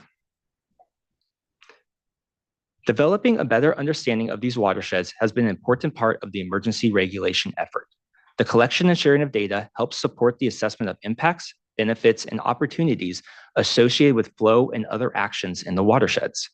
At a workshop in Wairika earlier this year on efficient water management that was hosted by the Siskiyou County GSA, experts with UC Davis stressed the importance that data from metering and soil moisture sensors can have by better understanding system losses, increased accuracy of applied water, appropriate times to water, and informing irrigators in ways to increase their efficiency. Access to data has improved over time with more parties collecting and sharing data. Additionally, the collection and integration of new metrics helps support broader assessment of various efforts and factors that impact the watershed's hydrology. And importantly, better data and the sharing of that data helps have a more complete discussions and engagement among the broad interest groups in the watershed. Next slide, please. As noted in the previous slide, data can support improved understanding and ideas about how to best achieve varied goals. This slide summarizes some of the types of data collected in recent years by various parties throughout the watershed. Some of these efforts are related to the emergency regulation, such as metering of groundwater wells and pivots, while others are part of other efforts, such as the collection of groundwater levels that is part of the Siskiyou County Groundwater Sustainability Agency's efforts, Scott Valley Irrigation District's groundwater recharge project, or fish surveys and connectivity reports conducted by CDFW. The collection and integration of such diverse data sets will help evaluate various factors that may be impacting flow and help inform efforts moving forward. Next slide, please. The emergency regulations set minimum in-stream flow requirements and provided authority to curtail water rights to meet those flow requirements. It also allowed for groundwater local cooperative solutions that reduce groundwater diversions earlier in the season than would occur with curtailment.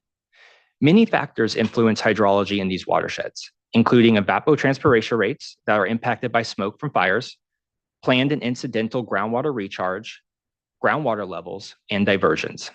As noted on this slide, during the emergency regulation period, staff have observed higher stream flows, improved water temperature, habitat, and groundwater levels, which benefit the fisheries. The emergency regulation has also accelerated staff's understanding of the watersheds, increased dialogue with key parties, and resulted in some lasting water efficiency improvements. Next slide, please.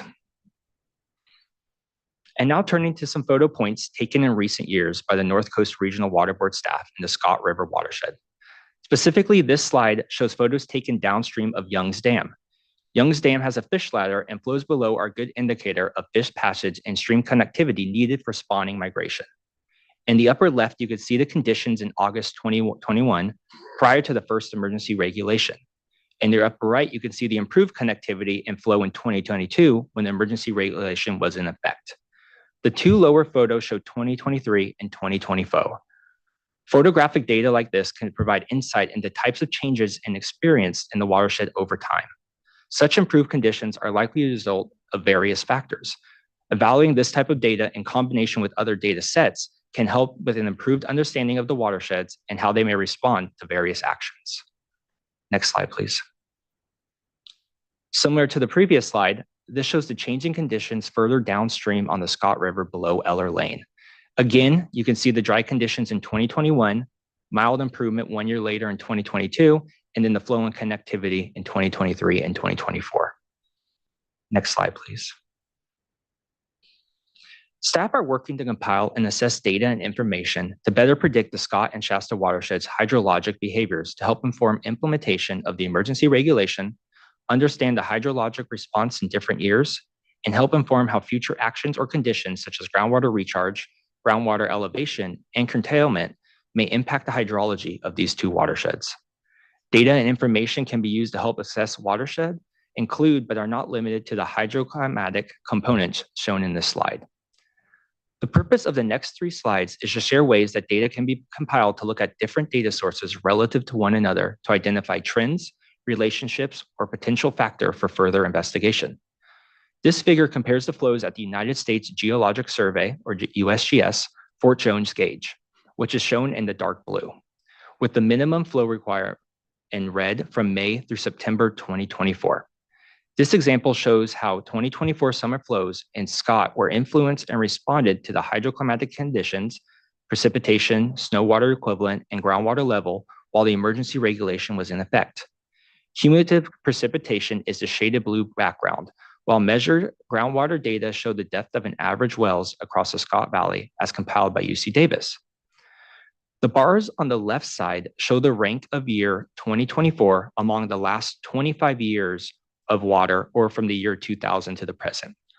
For example, the rank of year 2024 in terms of the number of days meeting the minimum flow requirements is 21, demonstrating that only 4 years in the last 25 years better met minimum flow requirements during this period.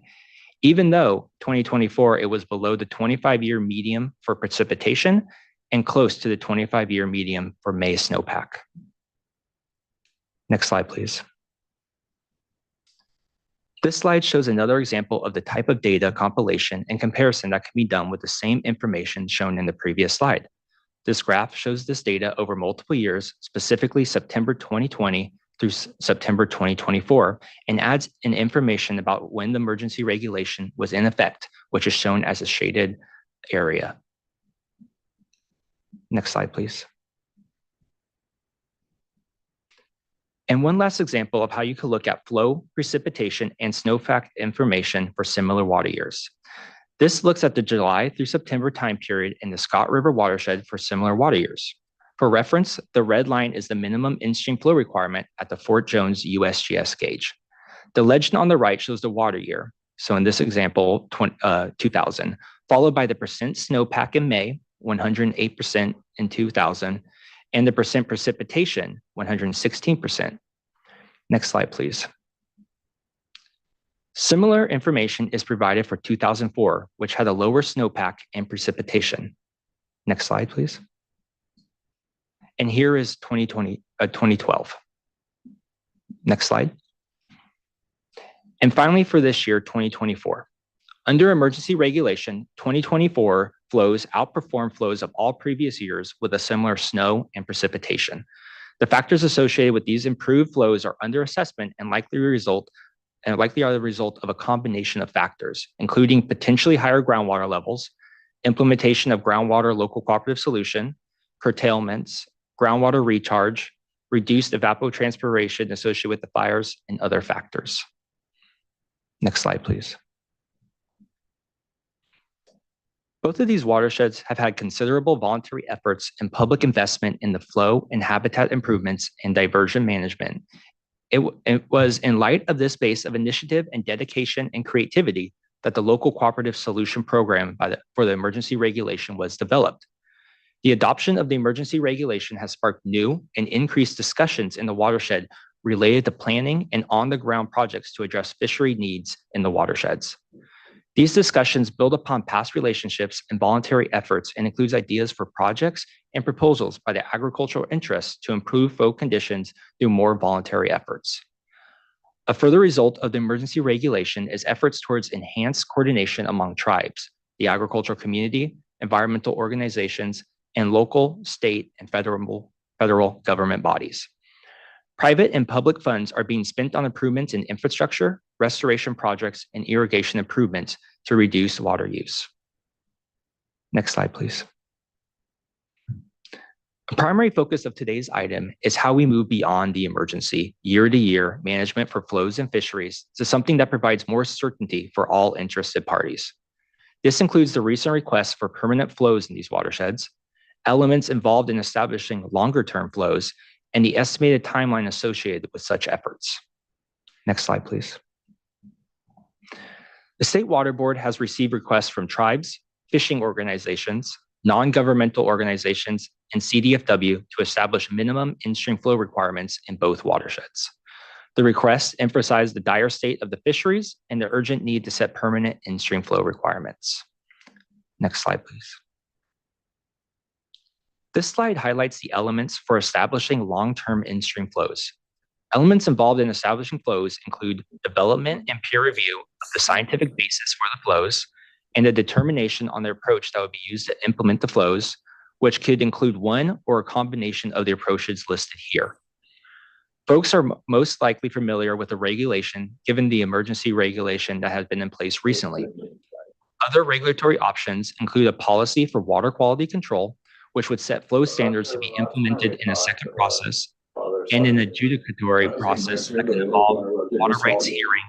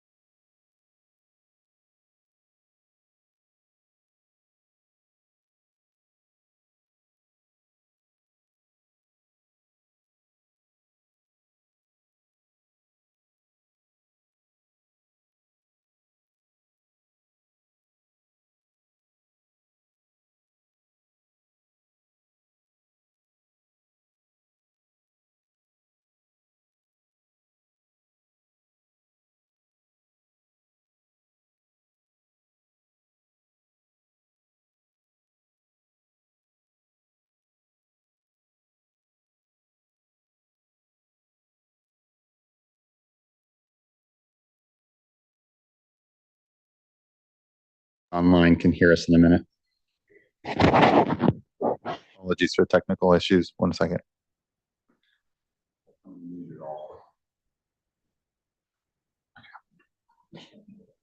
Looks like we're live again, so we should be able to go back. My guess is it about the time that we started hearing the other microphone? Yeah. Yes. Yeah, we'll just start. Apologies, folks, for a technical issue there. We'll restart the slide here when things went on mute.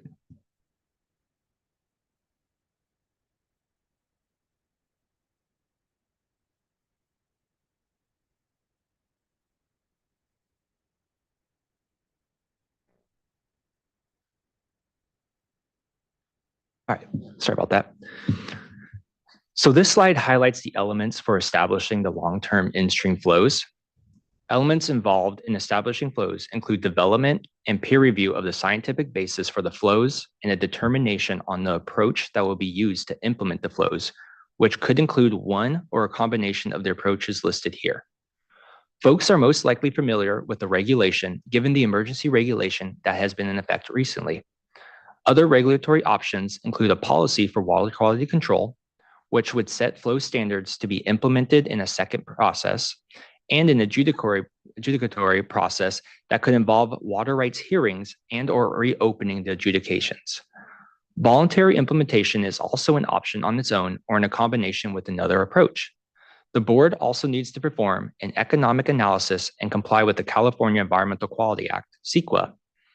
Throughout this process, there will be extensive outreach and engagement, including tribal consultation. Next slide, please. There are various factors that influence the timeline associated with establishing long-term flows, including the complexity and controversy associated with the effort. Establishment of baseline flows to provide bare minimum fishery flow needs, similar to the emergency flows, are less complex and controversial than development of flows that vary by water year type and require more flow in wetter conditions. Water year specific flows are more complex and require more time to complete the scientific and economic analysis for the water year specific flows and establish balanced flows across year types. There is a desire to prioritize and ensure baseline minimum flows in all water years in the near term. A rough timeline to complete the applicable elements is estimated between 2 to 5 years. This includes the scientific basis and economic analysis, a regulatory and/or voluntary approach, and CEQA compliance, and recognizes that some elements may occur concurrently. Next slide, please. That brings us to the proposed resolution, which has two parts that focus first on actions in the long term and second on actions for the immediate term. In the long term, the proposed resolution directs staff to develop a report on the scientific basis for baseline minimum flow requirements in the Scott River and Shasta River watersheds. The proposed resolution further directs staff to initiate an economic analysis of impacts for the implementation of baseline minimum flow requirements, considering fishery and agriculture impacts, and to continue development of models and data collection that may inform the baseline and any later efforts. Staff are to report back to the board on these efforts by no later than November 2025. In the immediate term, the proposed resolution directs staff to solicit input regarding the readoption of the emergency regulation and what, if any, changes would be appropriate to the 2023 emergency regulation. Staff are also directed to solicit proposals for alternatives to readoption of the emergency regulation, with an emphasis on alternatives that are supported by diverse interests in the watershed, enforceable, implementable at a local level, and extend longer than a one-year term. Next slide, please. This slide highlights core themes from the diverse public comments received on the draft resolution. Some of these topics will be expanded on by the panels and commenters you'll hear from later today. Comments include varied thoughts on the existing minimum in-stream flow requirement related to the requirements being too high and noting the need for more support versus comments that there is sufficient information for both baseline and the broader recovery flow. There were also comments noting the need for recovery, not just baseline flows. Comments also differed on the topic of implementation, with some supporting voluntary approaches and others noting a desire and need for flow requirements. There were questions on what the process moving forward looked like, and the desire for ongoing engagement with specific mention of the GSA and tribes. Process steps and engagement were discussed earlier in the presentation. Other comments included desire for consideration of other factors influencing fisheries decline, the need for economic analysis of impacts to agriculture, and comments on the emergency regulation and whether to readopt for 2025. These comments relate to and will be addressed in part by the board's direction to develop a scientific and economic analysis, as well as solicit input and alternatives to the continuation of the emergency regulations. Next slide, please. A change sheet for the proposed resolution was issued yesterday, October 15th, in response to comments received, and provides supplemental information and clarifications to several of the whereas provisions, as well as direction to staff in the therefore be it resolved section of the proposed resolution. Next slide, please. A quick overview of next steps. If the proposed resolution is adopted, staff plan to release a notice soliciting input on the emergency regulation readoption and alternatives. Bring an item to the board in December or January related to the readoption of the emergency regulation and alternatives. Staff will also initiate work on the scientific basis and economic analysis while continuing modeling and data collection efforts. Staff plan to engage with interested parties as we move forward on these efforts and report back to the board on the longer-term work by no later than November of next year. That concludes the staff presentation. We're happy to take any questions at this time or move to our first panel, which will be the California Department of Fish and Wildlife. Thank you for your time. Thank you. Looking to fellow board colleagues, if there's anything here at the top, and hearing none, we can move to the panels. We can, we'll have further discussion as we continue to unpack things. So thank you.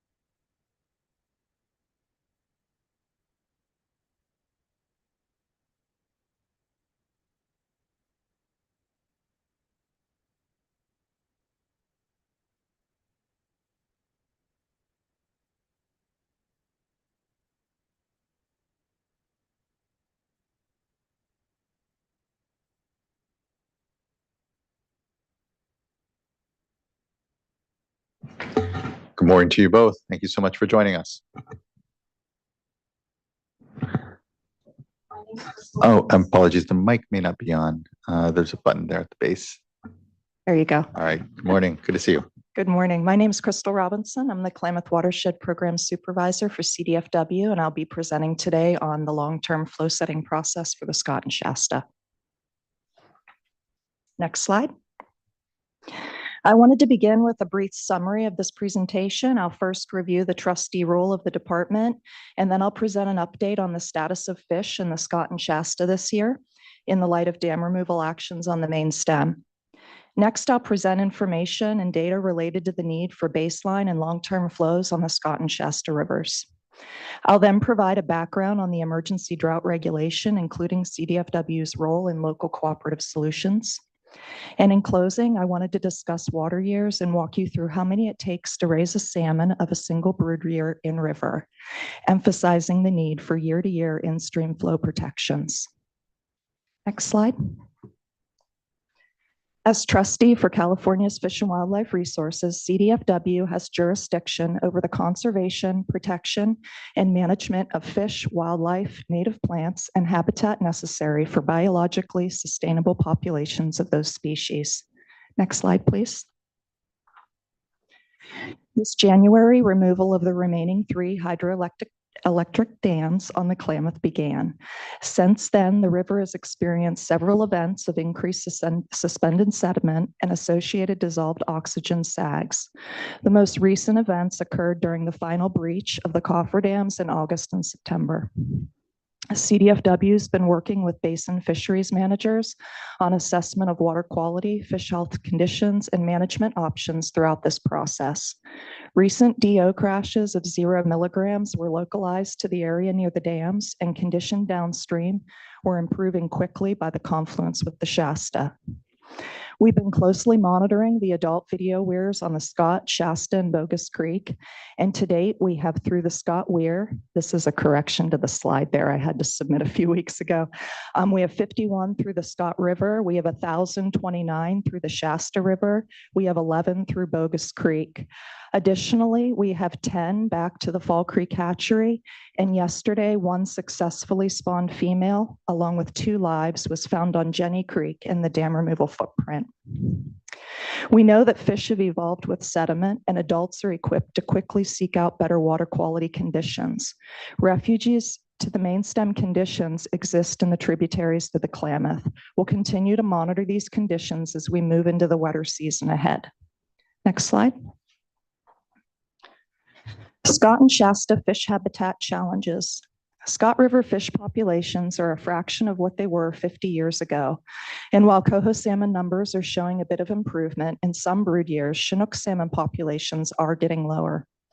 Access to the valley for spawning at the right time is key, and this is becoming more and more of an issue as we continue to experience declines in snowpack and water demands remain high. The systems become fragmented due to the lack of surface flow connectivity, leaving isolated habitats during base flow. Fish populations in the Shasta River are in a similar situation. Although Chinook salmon appear to be doing a bit better, coho salmon extinction risk remains high. Access to valley habitat for spawning is of concern. Attempts over the years to purchase water have occurred in an effort to bolster those flows. Summertime base flow habitat conditions for fish are also fragmented in the Shasta due to water quality barriers such as temperature and dissolved oxygen. Many of these aquatic conditions have been presenting themselves for a number of decades, and the fish population estimates indicate these are not favorable conditions to restoring these species. Next slide.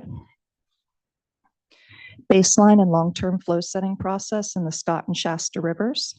Next. The department has expressed its support for the long-term flow setting process proposed by the petitioners here today in previous meetings. On May 3rd of 2021, the department sent the State Water Board a letter subject titled Scott River Best Available Scientific Information for in-stream flow criteria and potential next steps. This letter outlined the threats facing coho and Chinook salmon in the Scott River due to low flow conditions and provided an overview of the scientific information available as a starting point for assessing in-stream flow needs. We've had several presentations to the board on the populations of salmon and steelhead in these rivers over the past 3 years during workshops and hearings on the emergency regulation, but also during other department efforts. The population trends indicate these species are in need of protective flows. We encourage utilization of the flow study plans developed by the department for each of these basins for a long-term flow setting process and support continued modeling and data collection efforts. The flow study plans can be found on our website at the hyperlink listed here. The department also understands that a long-term flow setting process will take some time, and so we support a baseline minimum flow requirement for both the Shasta and the Scott River until the long-term process is completed. Next slide, please. We do want to recognize and identify the existing extensive in-stream flow studies that already exist in each basin. Here is a list of those studies for the Scott and Shasta rivers. These studies can provide useful information for the baseline minimum flow requirement, scientific basis report, and the long-term flow setting process. Next slide. Goals of the CDFW emergency drought flows. I feel it's important to describe the fundamental approach we took when we were asked to provide minimum drought emergency flow recommendations. These are often referred to as belly scraping flows. These flows were not intended to be the basis of the development of long-term in-stream flows for the Scott and Shasta. The three main objectives were to avoid the extinction vortex caused by poor genetics, minimizing catastrophic events, and maintaining life history diversity. We also want to minimize or avoid further exacerbating fish stock collapse. And our third objective was to acknowledge for every fish that every CFS matters.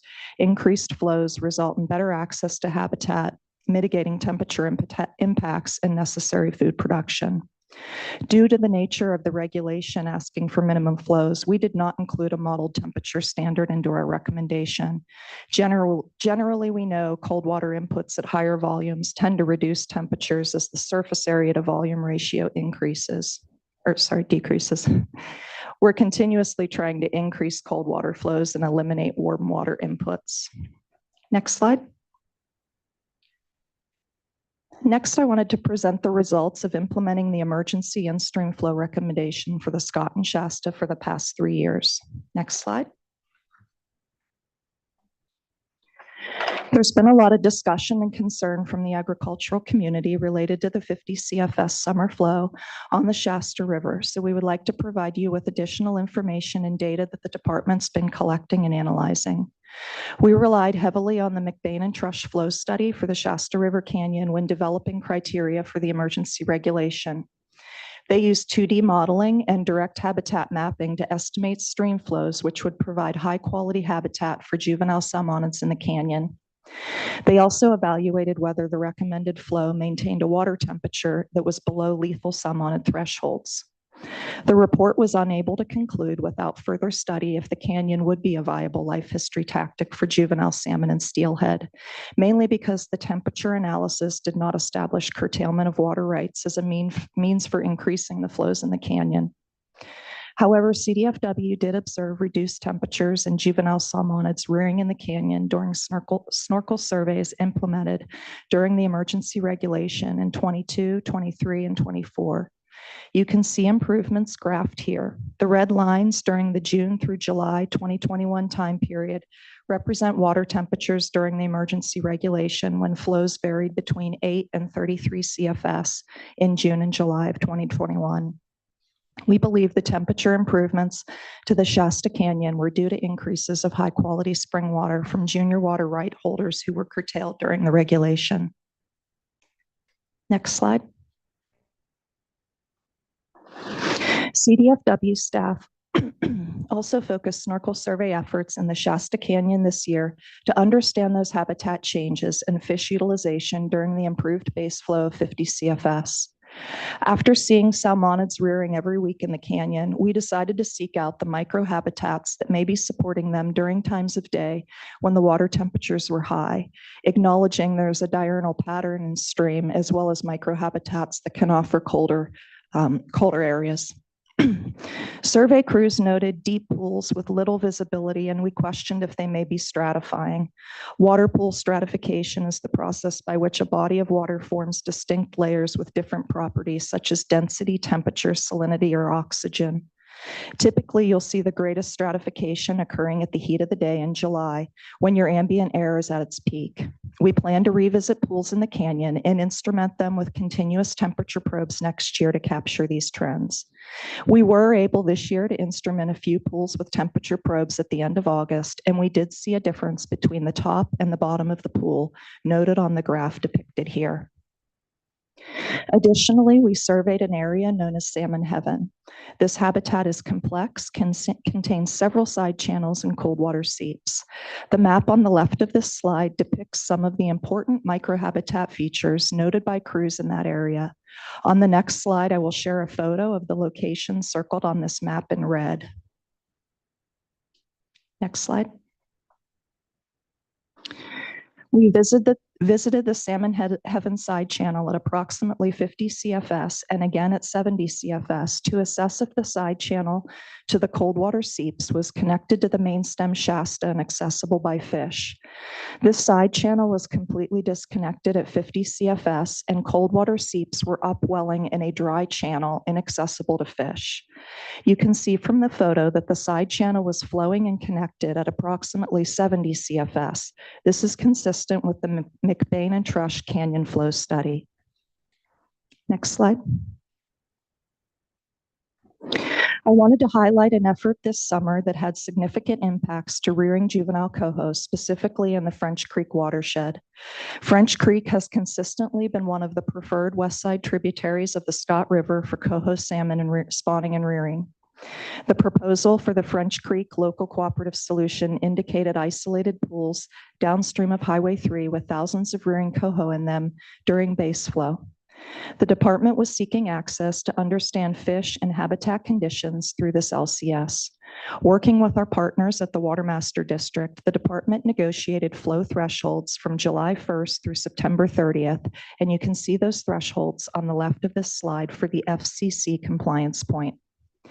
Given French Creek's natural cold water condition, we did not think temperature would be of concern, and that was confirmed during weekly dives in September, but should be reevaluated from June to August as well. The agreement was signed at the end of August, and our first chance to dive was on September 10th. Flows were meeting the threshold of 3 CFS at FCC, and I've included a quick video here to show the free-flowing condition of this reach. If you wanted to play the video, I can keep talking while that's on. It's a few minutes. So as you can see, fish appeared happy and healthy, but we also wanted to recognize that this is at the current population level.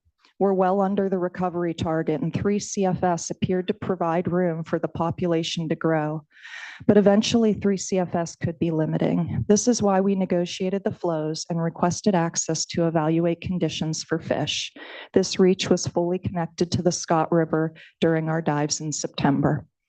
This was a great starting point for sharing information and developing a relationship with landowners and the Watermaster District on trying to manage flows in stream for both agriculture and fish. And the Watermaster attended the dives with our crew, and so there was a lot of information sharing on the ground there as well.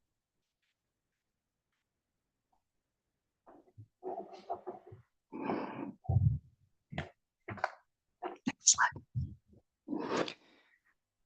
Emergency drought flow effects in the Shasta River. We did see habitat improvements in the Shasta with the implementation of these regulation flows. Oh, I'm sorry, Scott. Sorry about that.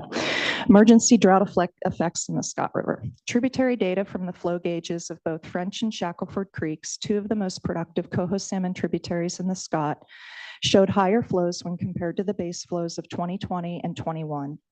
Groundwater data shared with the department showed higher levels at base flow and at recharge during the implementation of the emergency drought regulation in 22, 23, and 24 when compared to the 2020 and 21 groundwater elevations. You can see the provisional data in the graph to the right for the last 5 years. Improved snowpack and local groundwater recharge projects, as well as LCSs, have all contributed to this improvement. This data indicates to us that flow conditions on the west side tributaries, as well as the groundwater elevations, were improved during the implementation of the emergency drought regulation.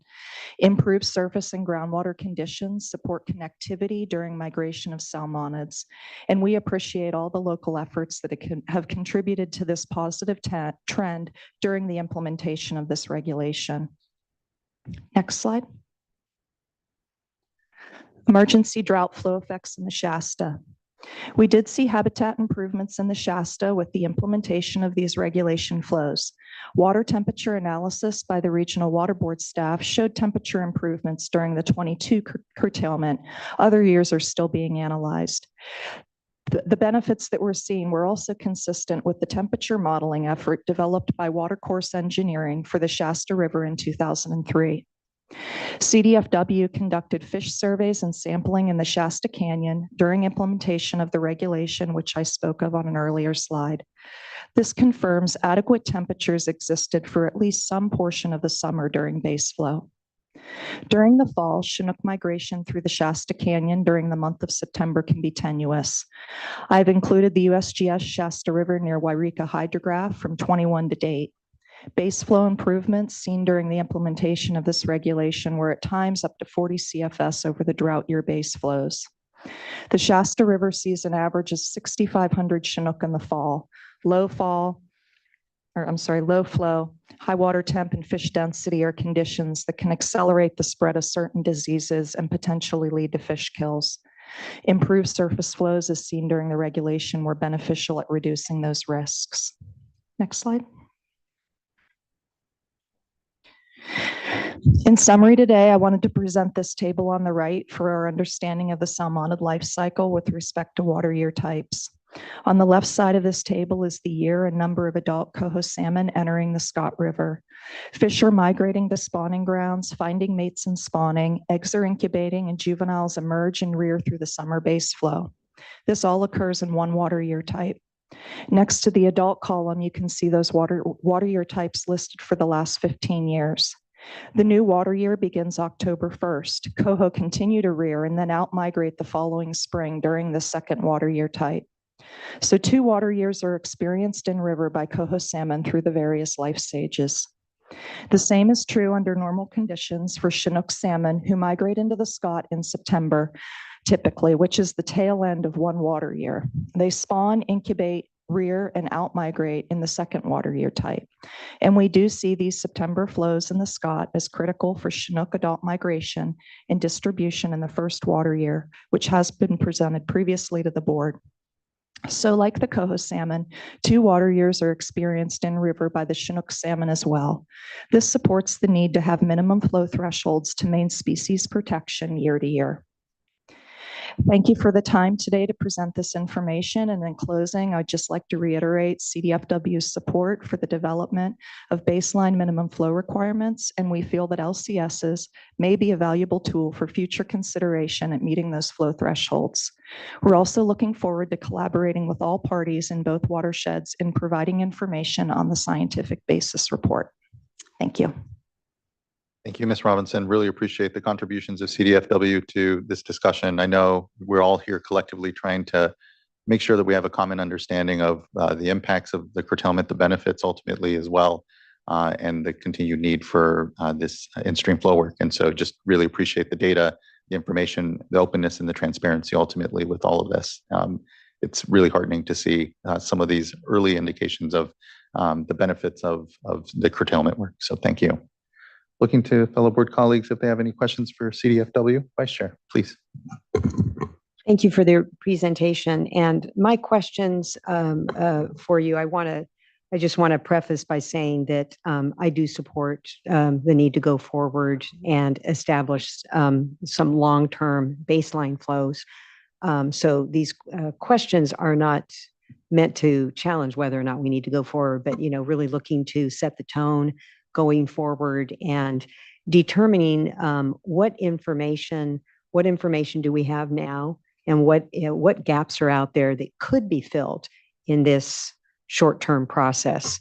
And so, and I'd like to invite our staff to join as well if you have any comments regarding further data that could be collected or monitoring as we go forward in preparing the scientific basis report and the regulation. So the first question has to do with, you did mention that I think it may have been specific to the Shasta, though, that you have been collecting this information, including monitoring, but further study is needed. So could you talk a little bit more about that?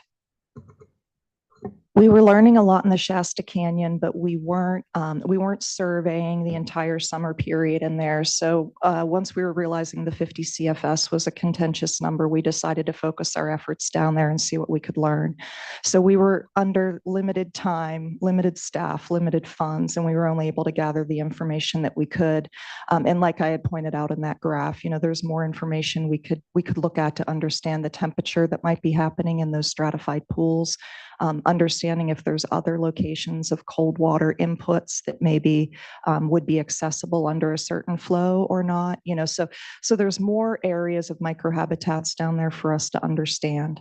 That's specific to the Shasta, but. Right.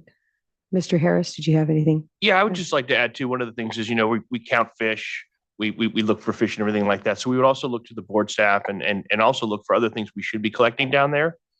If we're down there in the canyon and we're putting in temperature probes and are there other things that board staff or other constituents or other partners would like us to be looking at that we could potentially do as part of the data collection process? Feedback on that would be, I think, very beneficial. Okay, that'd be great. And then I think I'm just going to show my ignorance here, but with the focus on the canyon and temperature in the canyon reach, are you looking at, I know that some would like to see the focus be, more in the upper watershed. And so are you looking at the relationship there between, say, temperature in the canyon versus upper, and then also fish habitat upper versus the canyon? And when you monitor, do you monitor for both? So we have limited funds, like I was saying, through the summer. And in previous years, during the implementation of this regulation, we have had staff in all areas in the Scott River Canyon, in the Shasta Canyon, as well as the Big Springs area. Now, in the Scott River, we do have other collaborators that are doing surveys upstream in the valley. And we've recently funded the Karuk tribe in particular with a couple grants in the Big Springs property, which includes monitoring for salmonids. So they were able to conduct some dives this summer in the Big Springs area while we focused our efforts in the canyon.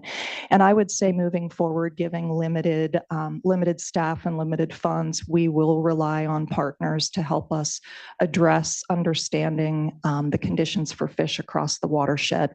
There's also restrictions with landowner access in certain areas of the watershed in which we're really relying heavily on our collaborators to get that information that we're not able to obtain. Just one thing. Yep.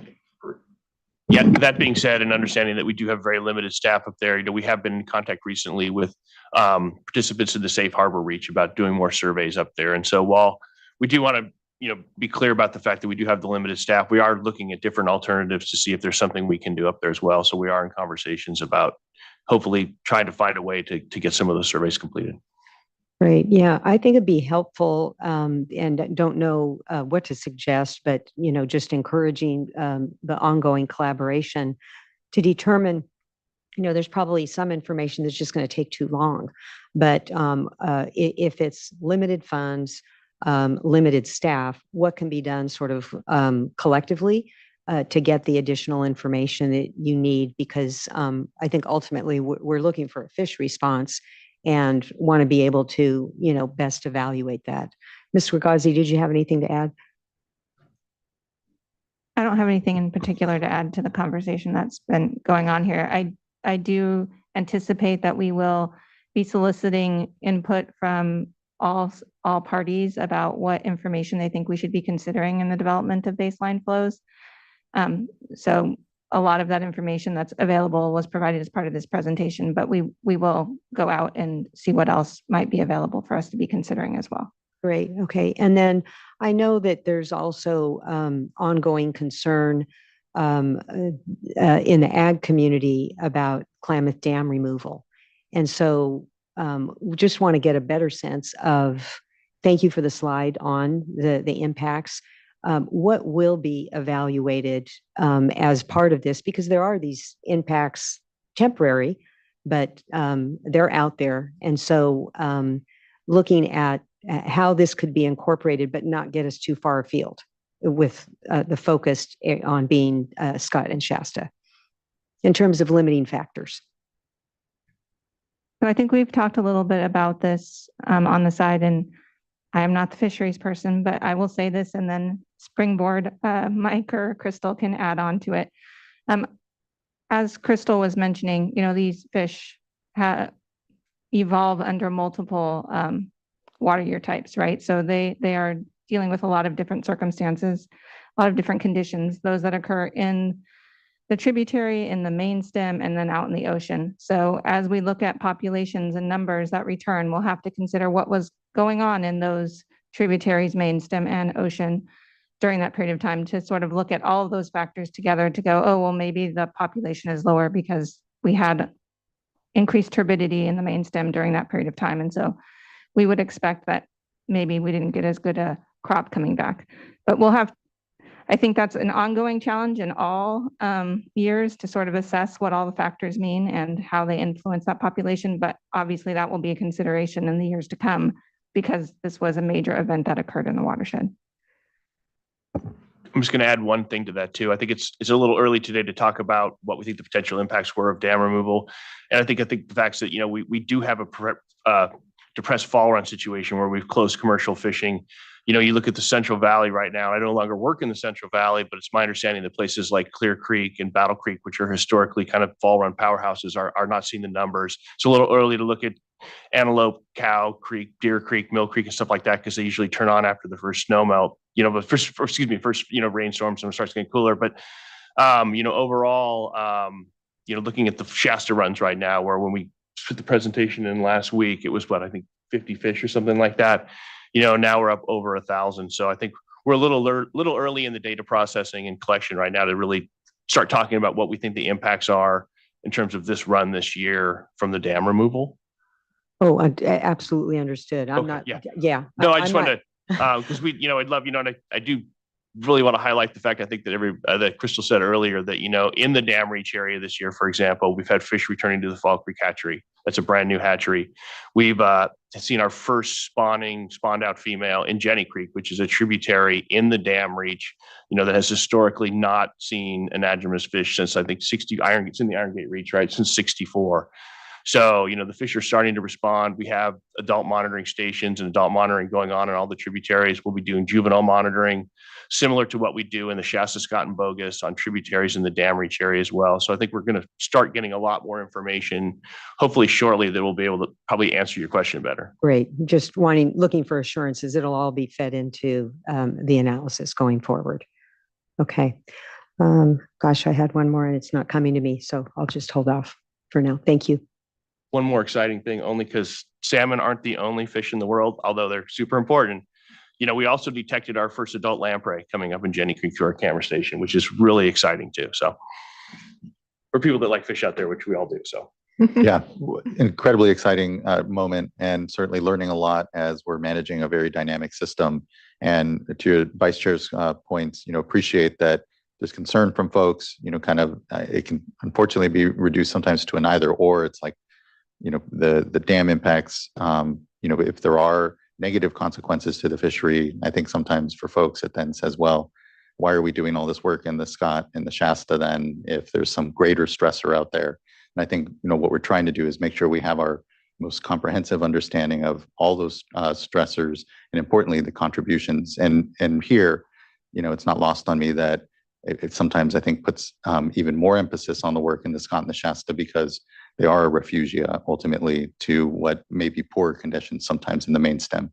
But to Vice Chair's point, I think it'll be important to make sure we just tease out that information and continue to communicate and work with folks that are having those concerns as to dam removal impact. But the long-term trajectory, certainly, as we're seeing early signs, is improved access, improved habitat, and ultimately temperatures as well. So appreciate all that. Any other questions from board members? Board Member Firestone. Yeah, thank you. I just wanted to follow up on, I think it's slide 7, around long-term flow setting process. And I'm just wondering, you mentioned that you have your that you have plans developed, but can you talk more about what's needed and what work is planned to look at long-term flows beyond sort of what we're focusing on or proposing to focus on here around minimum baseline flows? Yeah, so what we were referring to is the Normandow study. It's actually a study that was done by the Normandow consulting firm, but it's actually an in-stream flow study process that was developed by the department for both the Shasta and Scott. It was a pretty intensive process that was developed. It was in response to some previous efforts that had gone on in the Shasta and Scott.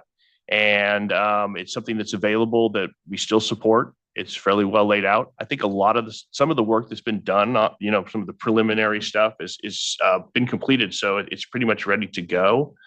And it's just something to consider because I think implementing something like the Normandow study or looking at as the basis for starting a long-term flow study process really moves us forward in the timeline because we've already got something set up that's gone through. The primary issue there, was related to access. So, moving forward, but I do feel that we're in a different period now. I'd like to think so, where access may be less of a problem with all the coordination collaboration that's going on. So it may be a good thing as we move into a long-term flow setting process to start really looking at and seeing what's been completed, what hasn't been completed, and maybe putting a timeline to it if that's something that the board is interested in pursuing. Yeah, thanks. Thank you, board member. Not seeing anything further from the dais. Thank you, Mr. Harris. Thank you, Ms. Robinson. Appreciate the presentation. Look forward to the further discussion and work here. We can go ahead and transition then to our next panel, which I believe is from the Scott petitioners. And I think the panel after that will be Siskiyou County and the Groundwater Sustainability Agency. So we'll welcome up the Scott petitioners.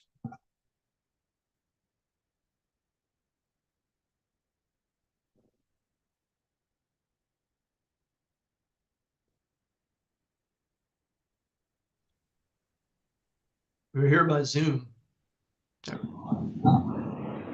Good to see you, Mr. Tucker.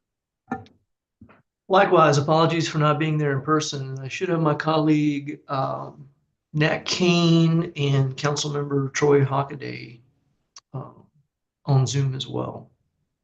Good morning, members of the board. Good morning. Good morning. And do we have Councilmember Hockaday here? Yes.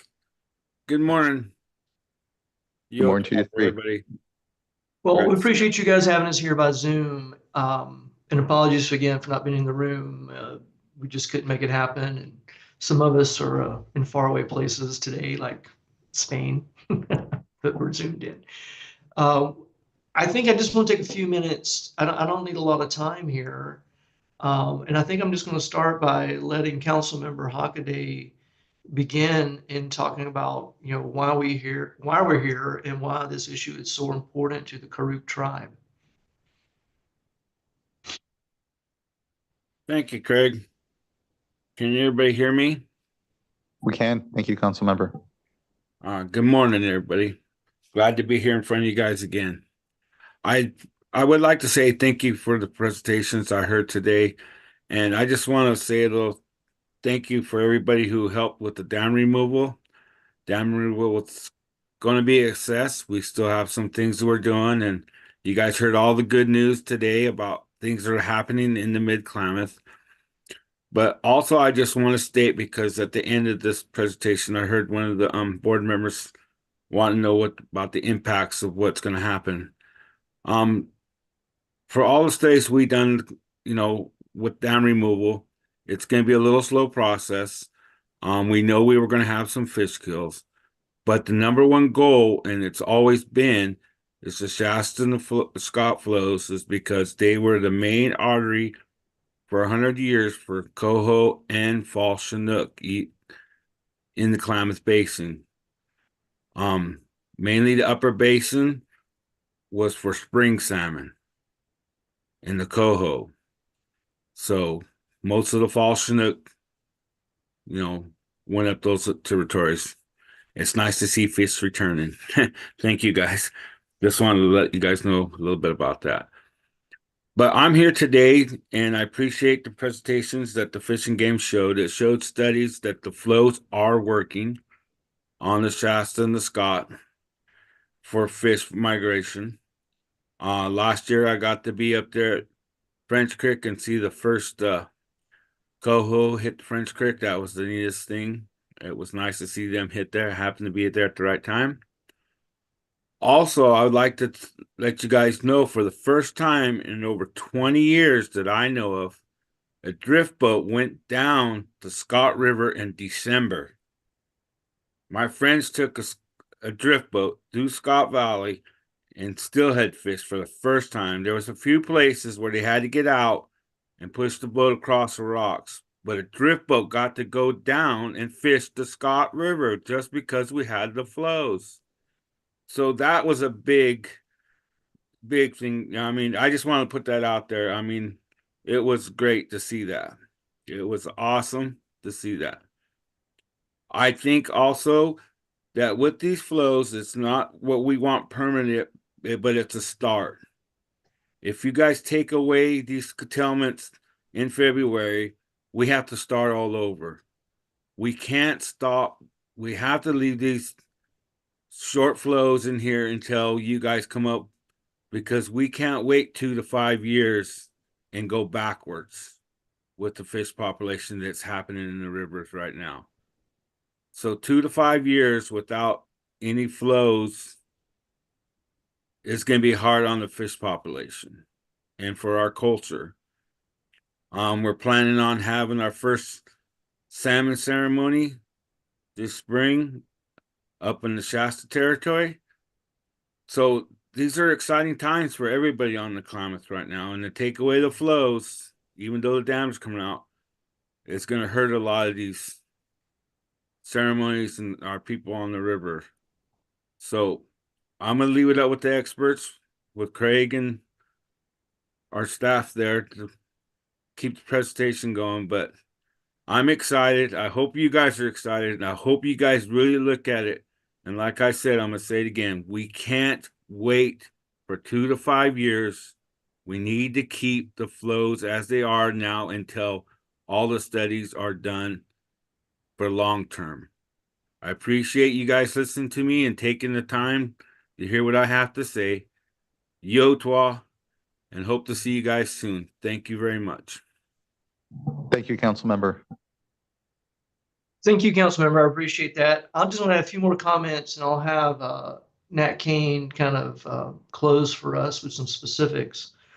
And I hear people being concerned about the negative impacts associated with dam removal this year, but there are some pretty positive impacts associated with dam removal this year too.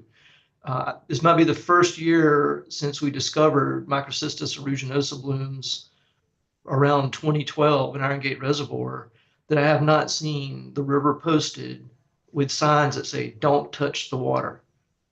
So we've alleviated these massive blooms of toxic algae. They were undoubtedly a problem for fish and certainly a problem for humans. And we really didn't see, we saw a decline in fish-related diseases like C. Shasta. So what we thought would happen with dam removal is really starting to happen. And if we really want to take full advantage of these opportunities afforded by dam removal, we have to have our nurseries, places that spawn and rear on the Scott and Shasta, restored.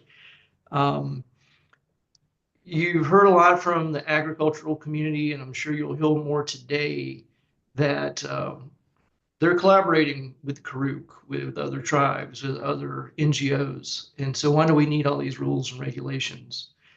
Well, there wasn't a lot of collaboration going on before these rules and regulations, I can tell you that. And I'll say it before and I'll say it again.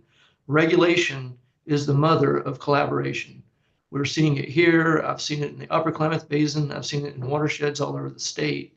When regulatory agencies fulfill their obligations the way you are here, it does incentivize folks to get together and start working together on solutions. And the other thing I'll just say, I did this morning, I looked up the Siskiyou County Agricultural Report. because the goal here is not to punish agriculture or hold back the economy of Siskiyou County, but I can say that we haven't done that. So if you look at years from 2019 to 2022, which is the most recent year where data is available, the economic value of the alfalfa crop in Siskiyou County has actually increased over that period of time. It was worth $37 million in 2019, and it was worth $51 million in 2022. The number of acres cultivated really hasn't changed. It was over 30,000 acres in 2019. Over 32,000 acres in 2019, over 30,000 acres in 2022. Really hasn't changed that much. And the overall ag production in Siskiyou County has gone up from 85 million in 2019 to 98 million in 2022. So what I think the case being made today is that the e-regs serve as a pilot program. They're working. You just heard it from all the scientists that presented before me. There's more water in the river. The water that is in the river is of better quality, and there's more fish habitat in the river. And you can just go back and look at the numbers in the ag report. It hasn't had this disastrous impact to agriculture. So, if the e-regs are a pilot program, the results are that do more of what you're doing because it's working.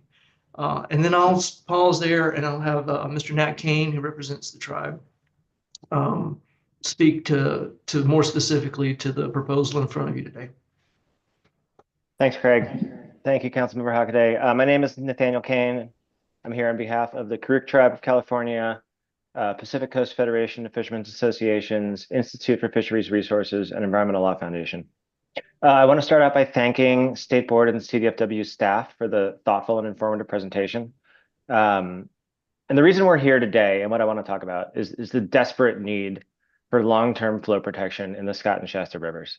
I'm going to focus on the Scott, but much of what I'm saying here applies equally to the Shasta. So as we presented last summer, the phenomenon of decreasing flows in the Scott River is relatively recent. Prior to the 1980s, achievement of the CDFW recommended 62 CFS in September was frequent.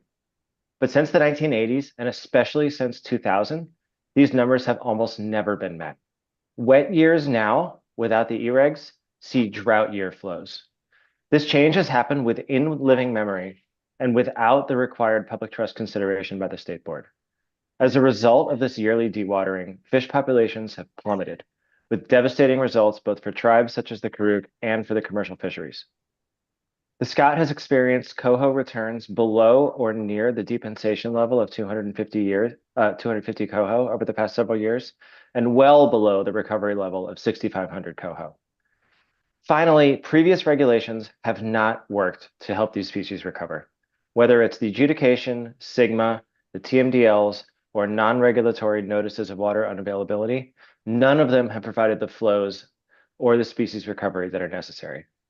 Only regulatory action by this board can provide the ecologically necessary flows while covering surface water, groundwater, and the adjudicated zone, as well as the non-adjudicated zone. And under the analysis we put forward in our petition, a regulation is the best available legal tool to achieve those flows. And we agree with the draft resolution that yearly adoptions of an emergency regulation is not sustainable over the long term, but neither is condemning the Scott to drying up every single summer. Which brings us to today's hearing. The draft staff report is progress, and we are thrilled that the board is making progress.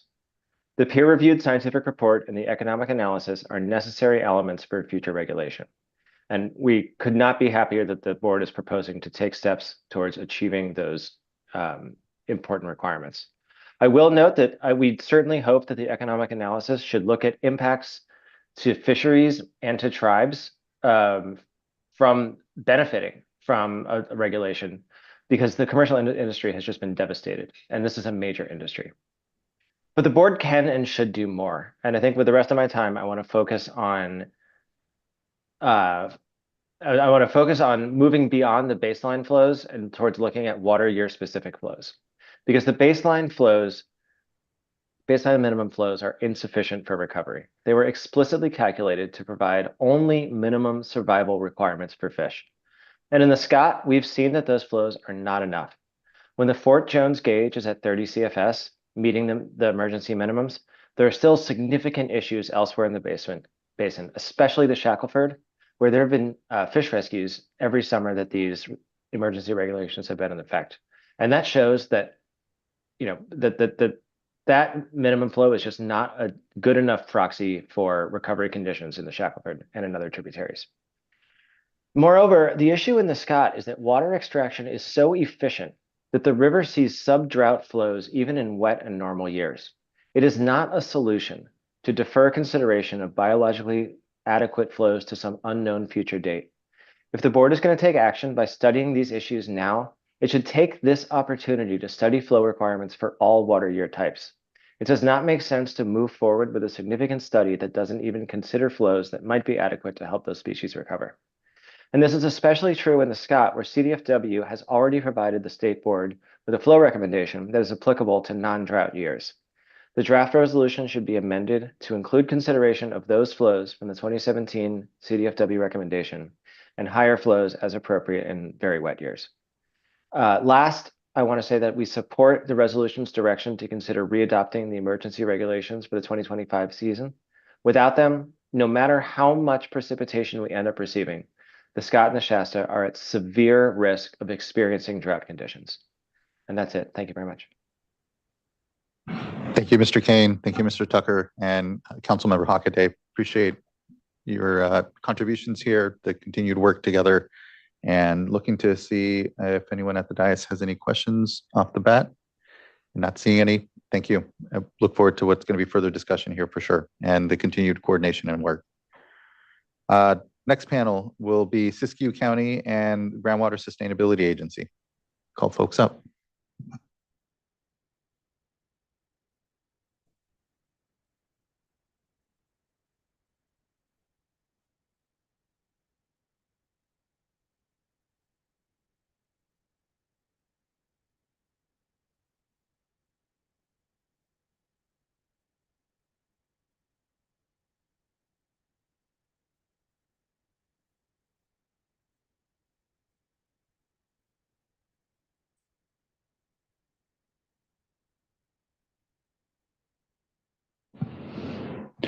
Good afternoon. Good to see you. Thank you for having us. Yeah, you may need to turn on your mic. Apologies. There we go. Good afternoon. How are you? My name is Matt Parker. I'm the GSA plan manager for the Scott, Shasta, and Butte Valley groundwater basins. We thought it would be important for this process to provide an update on the very beginning of our SGMA effort. And so with me today, I have our SGMA lead, Dr. Laura Foglia. I have Chairman and District 3 Supervisor Michael Kobseth and District 5 Supervisor Ray Howe. So we just wanted to provide what we've been working on over the beginning of GSP implementation in Two Valleys. Next slide. So I don't need to run through all this, but as you all know and stated in the resolution is that DWR approved the GSPs for the Scott and Shasta Valley. And we are full blow into implementation. We are very grateful to have received an implementation grant from DWR, and we're working on data collection, monitoring. Along with that, we'll include an economic and fee analysis in terms of impacts from SGMA. We're also developing recharge projects and numerous other actions all related to our GSPs. As some of you know, we've been working with your staff on our Shasta model. We have an MOU to work with them.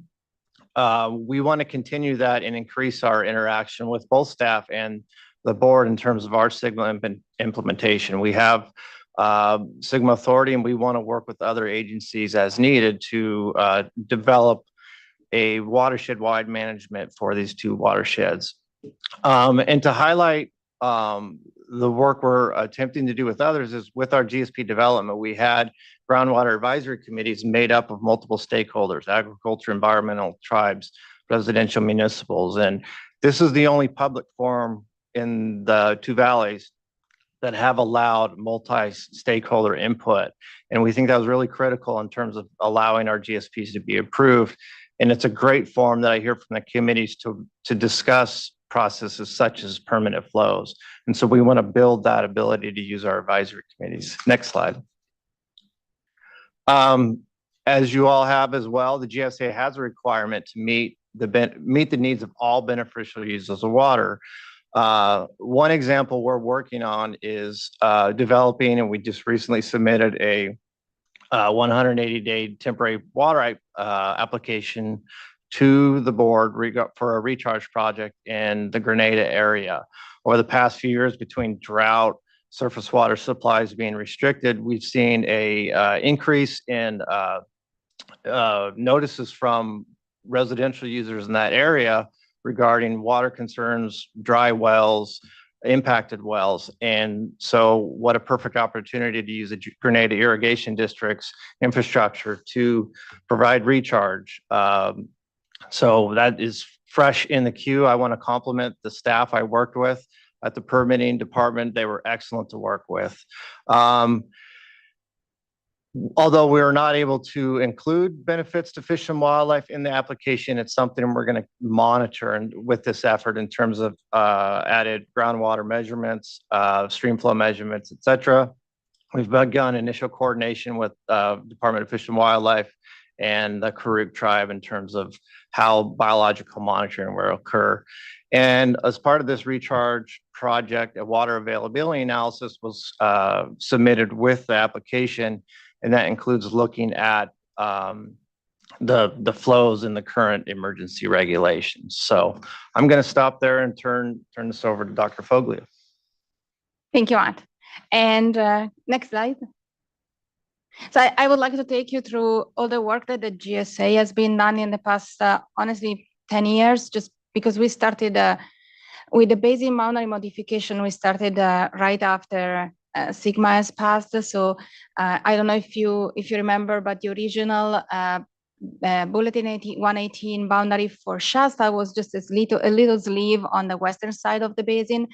But there was an agreement between the stakeholders that it was important to look at Shasta in its entire area. And that's what we did in 2017. And then 2019 is when really all the work with SGMA started. So as Matt said, the GSPs have been approved and we are now working on really implementing. So there is a lot happening. I have to say that plans were submitted in January 2022 and the work on implementation started right away. It's not the same everywhere, but we understood the importance of not stopping and keeping the momentum going. So what we are doing is a lot of data collection and sharing. And I have there is a public website that will be available for the free basin that the GSA is developing. It's actually already live, but not all the data are there yet. But this will be probably a great place for the public to go and for all the interested parties for checking what's the data that are collected.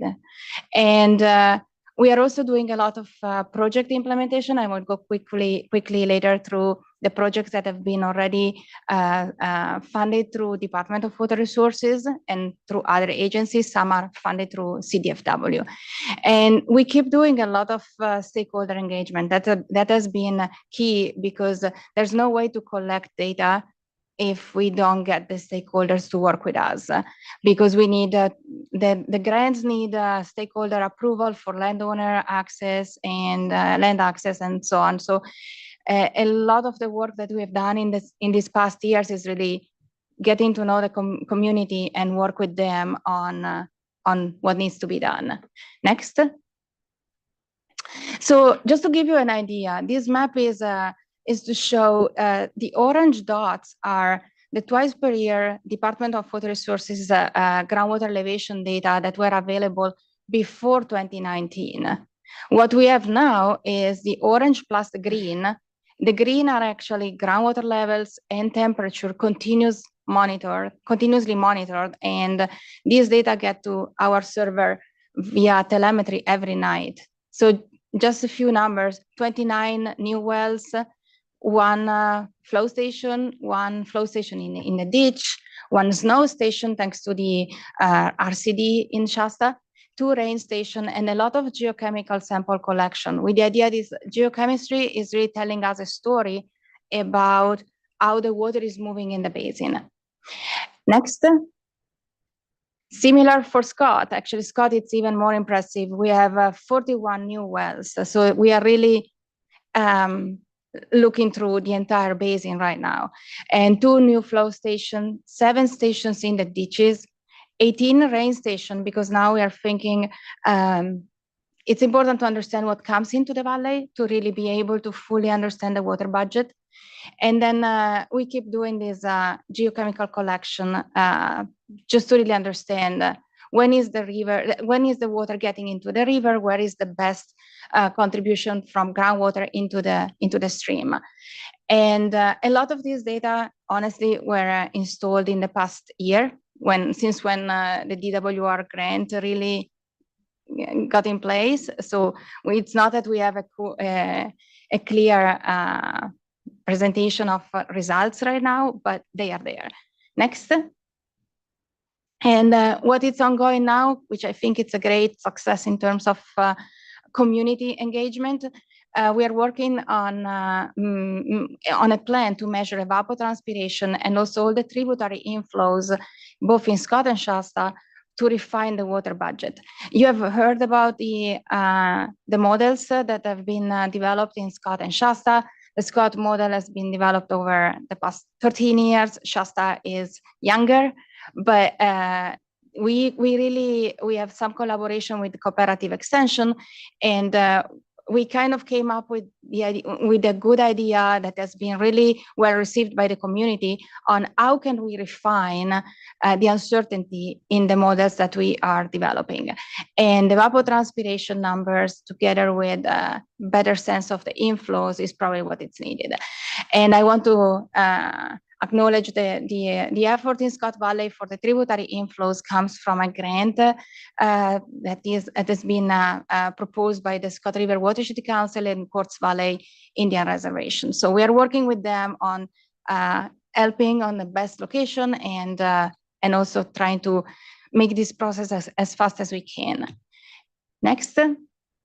So I will not take you through everything, but in the GSP, we have a number of different projects that we highlighted in the chapter that is called Project and Management Action. They go from enhancing recharge to crop change, irrigation efficiency, also some kind of demand management. And then studies like groundwater, surface water, interconnectivity studies the studies are really what helped us with all the data collection that we are doing. And this is, for example, for Shasta. Next. Similar picture for Scott, even if in Scott, actually, because the model was already there and a lot of science was already there, in Scott we were able to move a little bit faster in terms of having some concrete application. And next. I would like to take you through some of the results of the project that has been the most successful in this past year, which is the Scott Valley Irrigation District Managed Aquifer Recharge Project. Finally, after many years of trials, we were able to really make it happen this past winter. And next.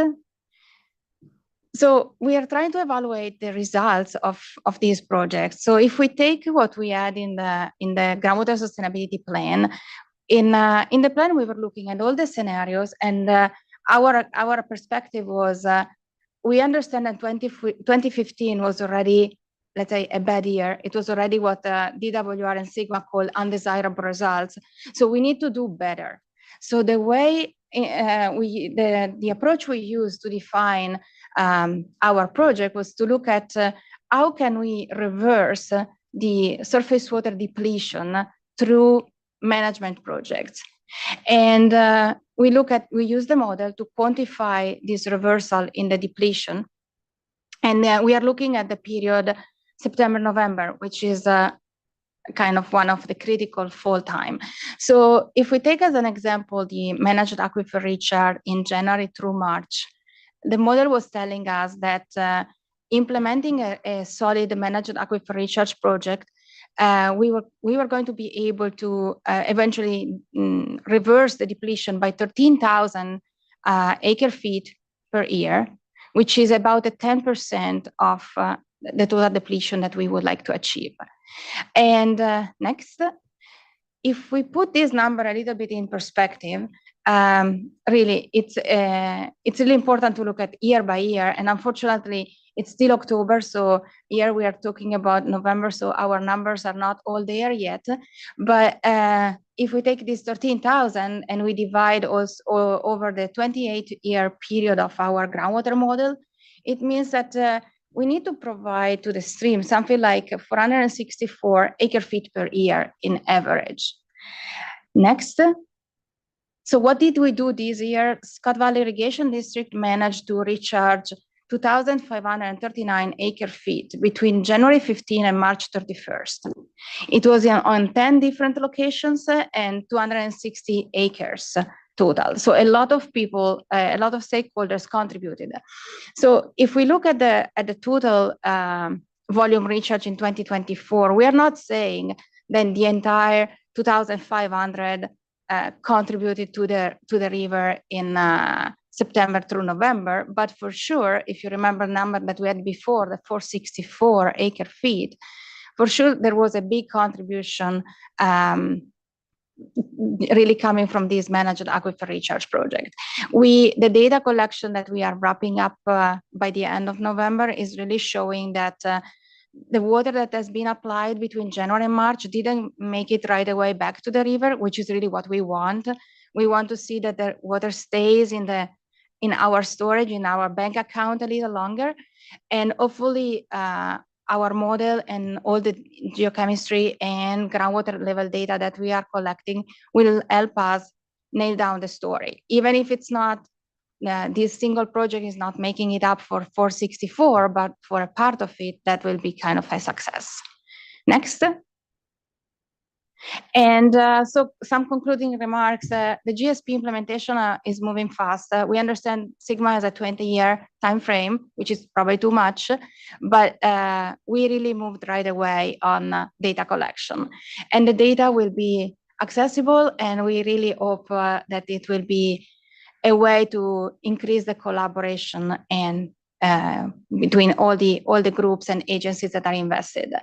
I also want to acknowledge that the stakeholders across both valleys are really coming together, and that's why we have been so successful in collecting so much data and also making these projects happen.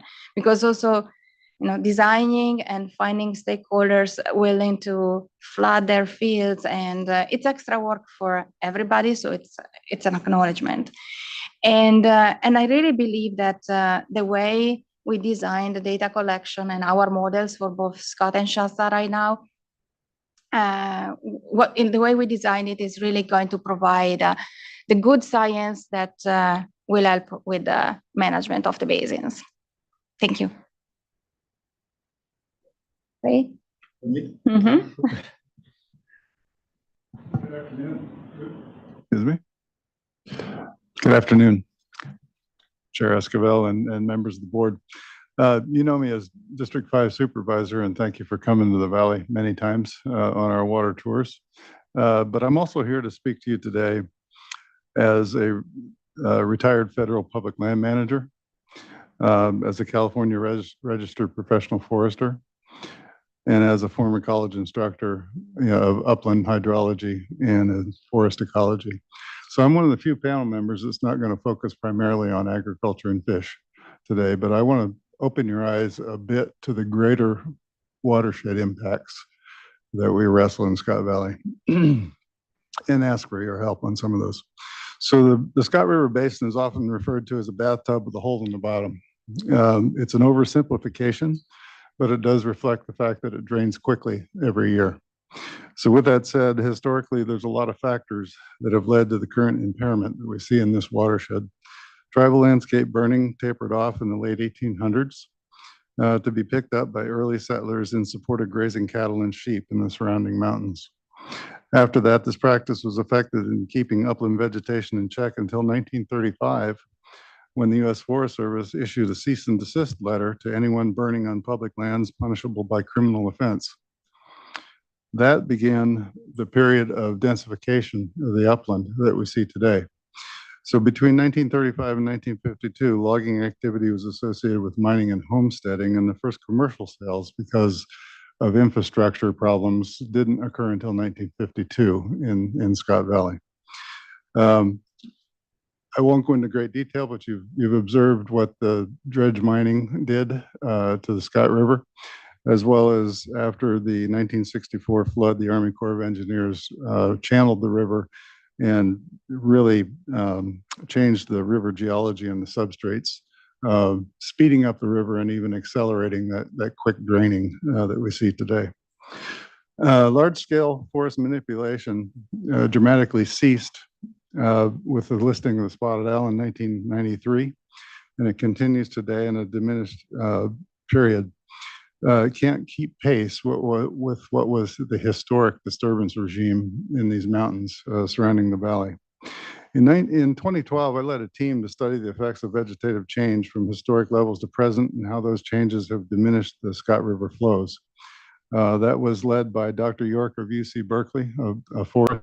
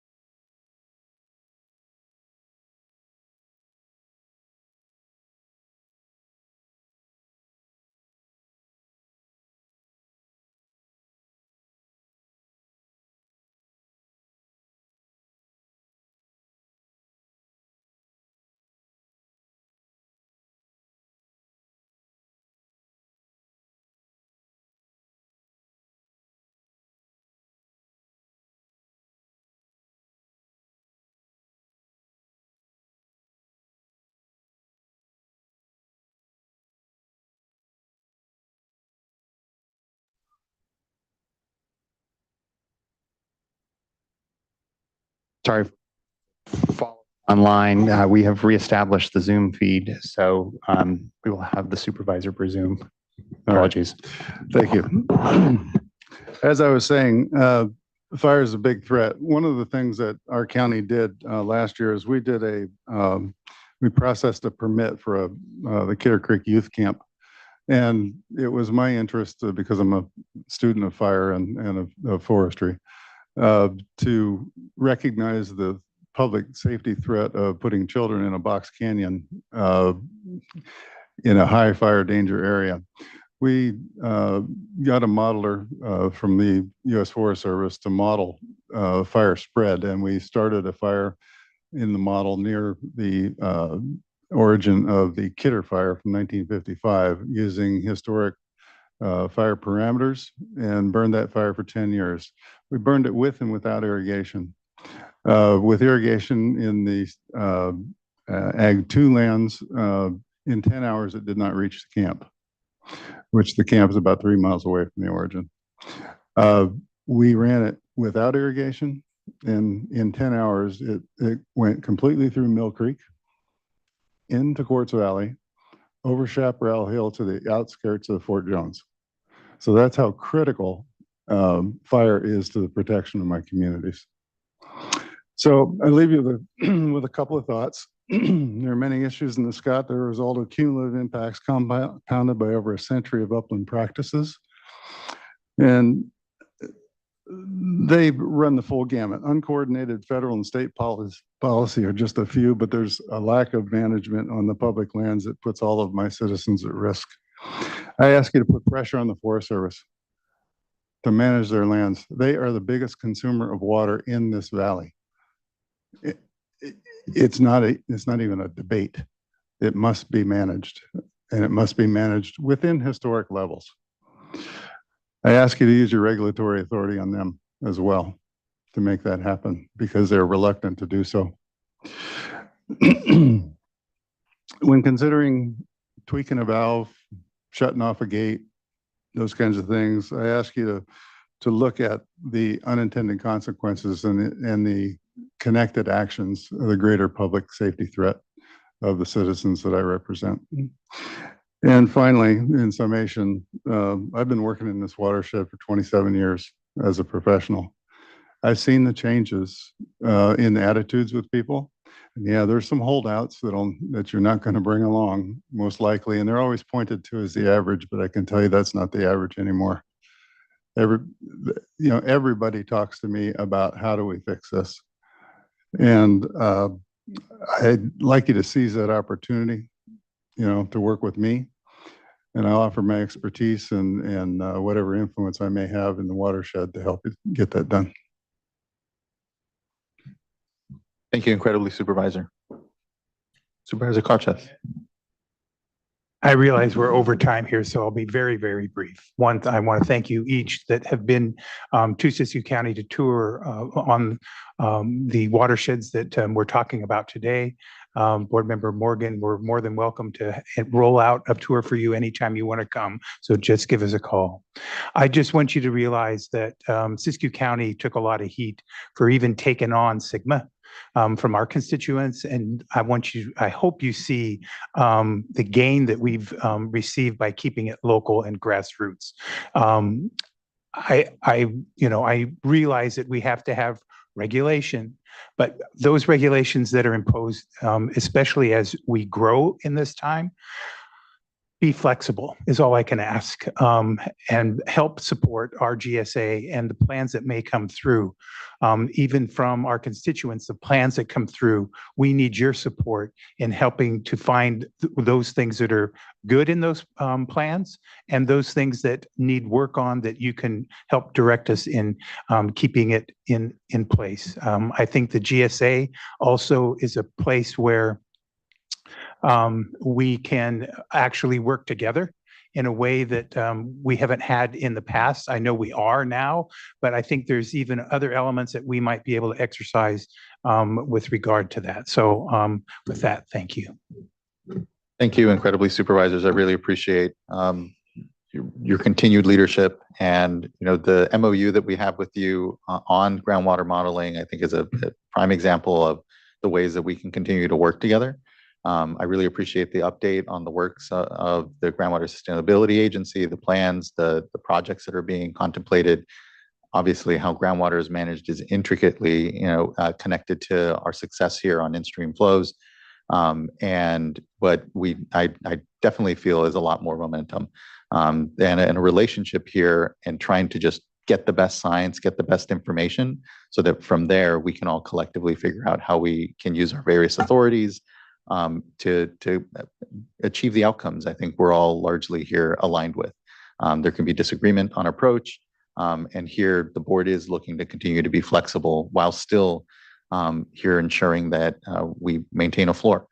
And so just thanks again. I think the MOU that we have with you, the continued joint scientific effort that is on the table between tribes, between the county, the state, locals, and agree that that one of the biggest keys to our success here is ultimately that trust with local landowners and connecting them to the work and the understandings that we're all trying to develop here. So just thank you. I know this work is not uncomplicated, and it doesn't come without a lot of tension, but really just appreciate the continued working relationship I know that we have here with the county to try to do our best with circumstances that are here, some in our control and a lot of them beyond our control oftentimes. So huge thanks. Looking to fellow board colleagues if there's comment or question. Vice Chair, please. Thank you. This was very helpful, and really appreciate you all taking the time to be with us today. Question for Dr. Foglia. The model that you're developing, obviously it's a groundwater model and it's in the context of SGMA, but through the work that you've had with our staff and consideration of possibly expanding the use of the model, just want to get your thoughts on how you see, whether you see the possibilities of expanding the model such that you could integrate groundwater use with what ends up in the stream, including tweaks to timing that could possibly assist in achievement of the base flows, whatever those base flows are. Yeah, actually, we already extended. Our models are not just groundwater model. We call them integrated hydrological model, and they are in the same way for Scott and Shasta. And so for Scott, obviously, is already well developed and peer reviewed and everything. Shasta has been reviewed by USGS, but it's really coming together now. I have to say, right now we have something that I can confidently start using for making decisions. So, and it includes, we have a watershed model that really looks into precipitation and runoff. So it gives us the amount of water that, let's say, enter into the groundwater basin. And then in the groundwater basin, we simulate stream flow, agriculture, water use, and the groundwater. So it's already all connected. Our data collection with this continuous groundwater data, plus all these geochemistry, we really created a big connection with a couple of universities to look into geochemistry, is starting really giving us some answers on where are the key locations, where the groundwater flow is really providing the critical base flow for the river. And we are really wrapping up the first year of results in the next month or two. So I would say the models that we have, it's a collaboration between LWA and UC Davis, and we do it in the same way for both Scott and Shasta. And yeah, even if Scott was kind of the first one in line, and just because it started we started 2012 with modeling Scott, but Shasta is kind of catching up, and we are using a lot of the lesson learned from Scott, and they are applied in Shasta. So we really have a big picture, and we are also starting working with USGS because they have their Klamath natural flow study you probably heard about. They already did the upper Klamath, so Butte Valley is included, but we are working with USGS staff to coordinate on that as well for Scott and Shasta. And actually, they said that our models seem to be solid enough, so they were willing to just incorporate the Scott and Shasta model into their USGS effort. Wonderful. Thank you. Look forward to the results. Thank you, Vice Chair. Board Member Firestone. Thanks. So I wanted to follow up with the GSA on the GSP development. I know, the evolution of even just requirements around things like interconnected surface water and groundwater dependent ecosystems is phasing in over time, and guidance on that is just recently started to come out. But I wanted, given that clearly there's such a interconnected surface water, groundwater interconnection and groundwater dependent ecosystems in this, or groundwater dependent flows, especially in this, these two areas is, can you say, so heard a lot and I'm really excited about all of the studies and models and data collection. Is there work being developed around management actions or minimum thresholds and objectives and that kind of work to do more than just continue to develop the studies? Can you talk about that? Yeah. So just to say, I think that Scott and Shasta GSPs are the only two GSPs that didn't use the groundwater level as proxy. You probably heard about it for interconnected surface water, because we really, for Scott, we really used the model to evaluate this depletion, and we decided, okay, we need to make something that it's better than what we had.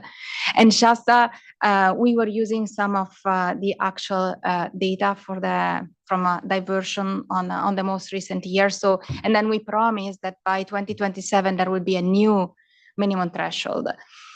So I think all the studies that we are doing is really they are really going toward the direction of telling us a little bit more the story about the quantity and the timing of this connection between surface water and groundwater, which is basically also what we need to provide to DWR for our updates.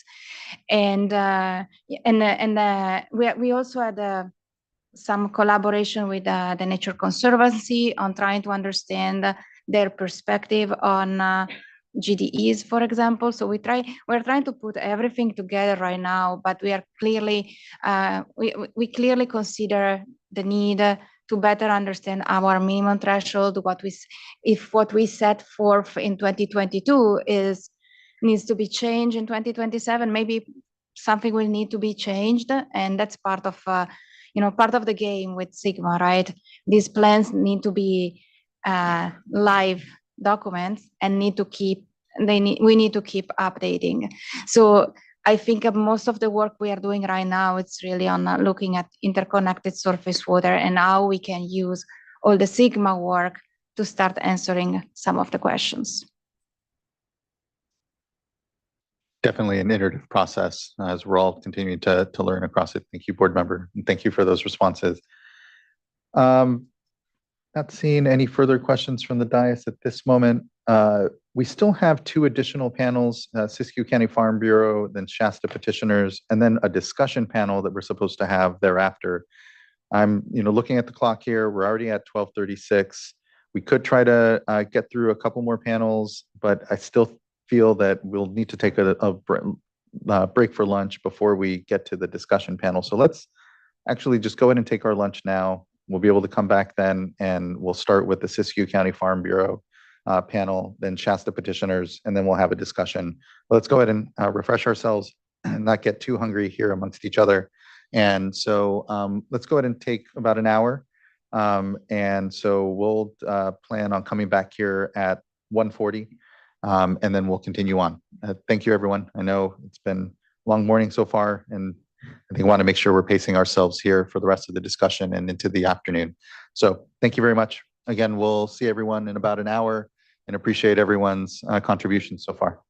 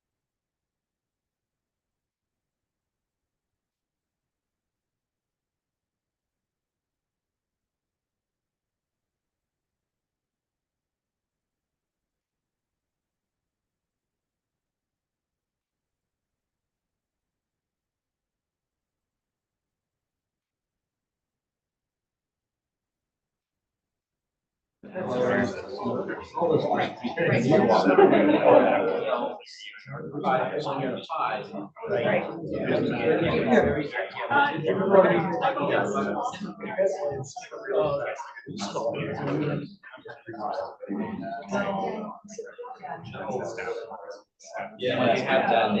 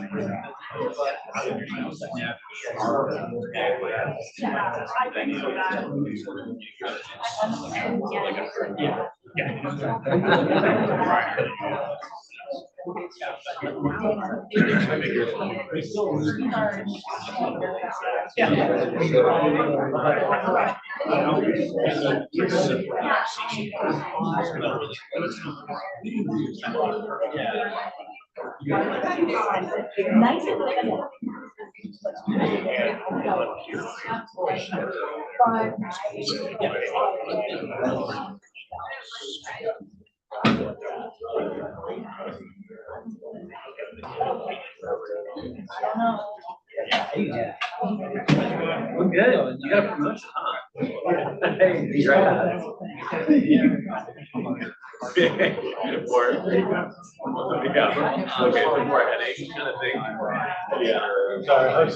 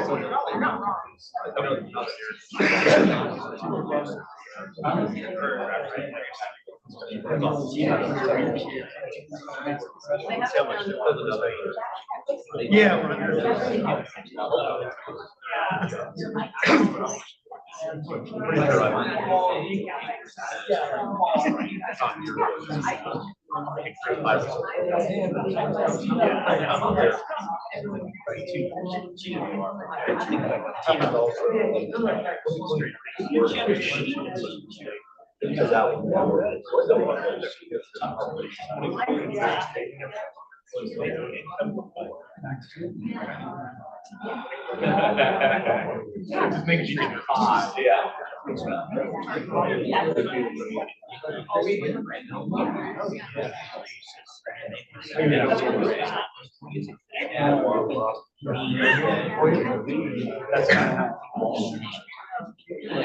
I know, no matter how.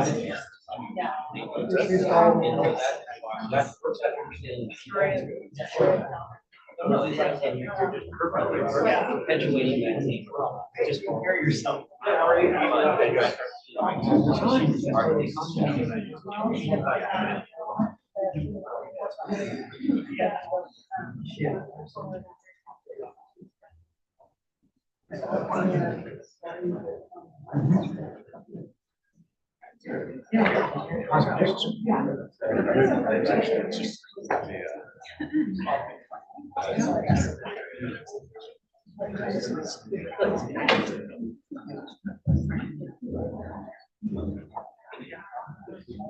All right, everyone, we're at about 1:45. We can bring ourselves back. Hopefully everyone had a good lunch.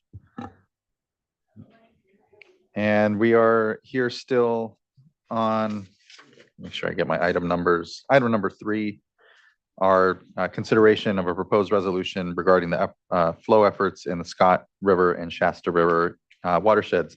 We're in the middle of working our way through panels, and I believe our next panel now then is Siskiyou County Farm Bureau. So I'd like to call folks up.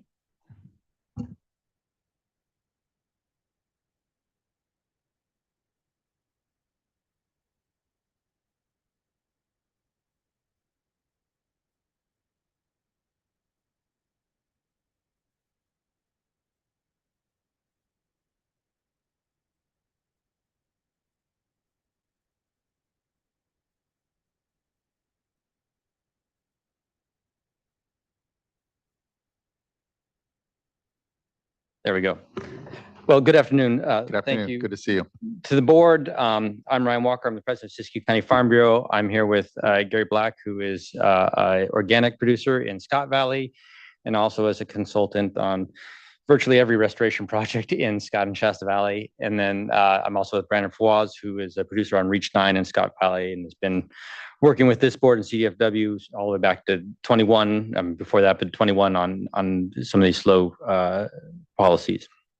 I don't think it's useful for me to retread some of the things we've said in the past. Obviously, we have concerns about endless serial emergency regulations and about the basis for the governor's order. That's fine. That's well established on the record. And some of our other concerns, I think the board has been responded to some and well, they've responded to all of them. Sometimes it was no, but that's fine. We can accept that. But it's good to be back here kind of dealing with this resolution.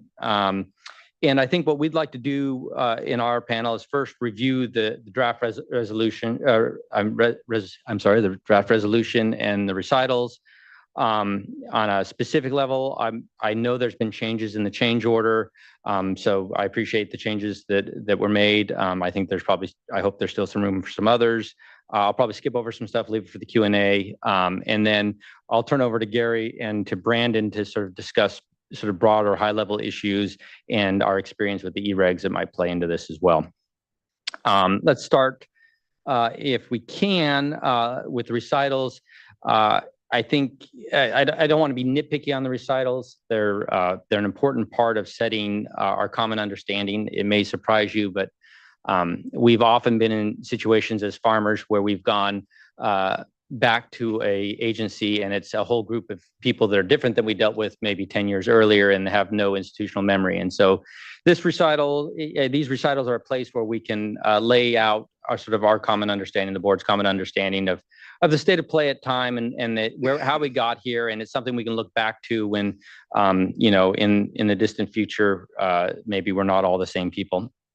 And so we want to make sure that it's a balanced set of recitals. Some of these have changed. I want to talk just a little bit on recital 8 here. I think recital 7 was accepted. Recital 8, the change, was partially accepted.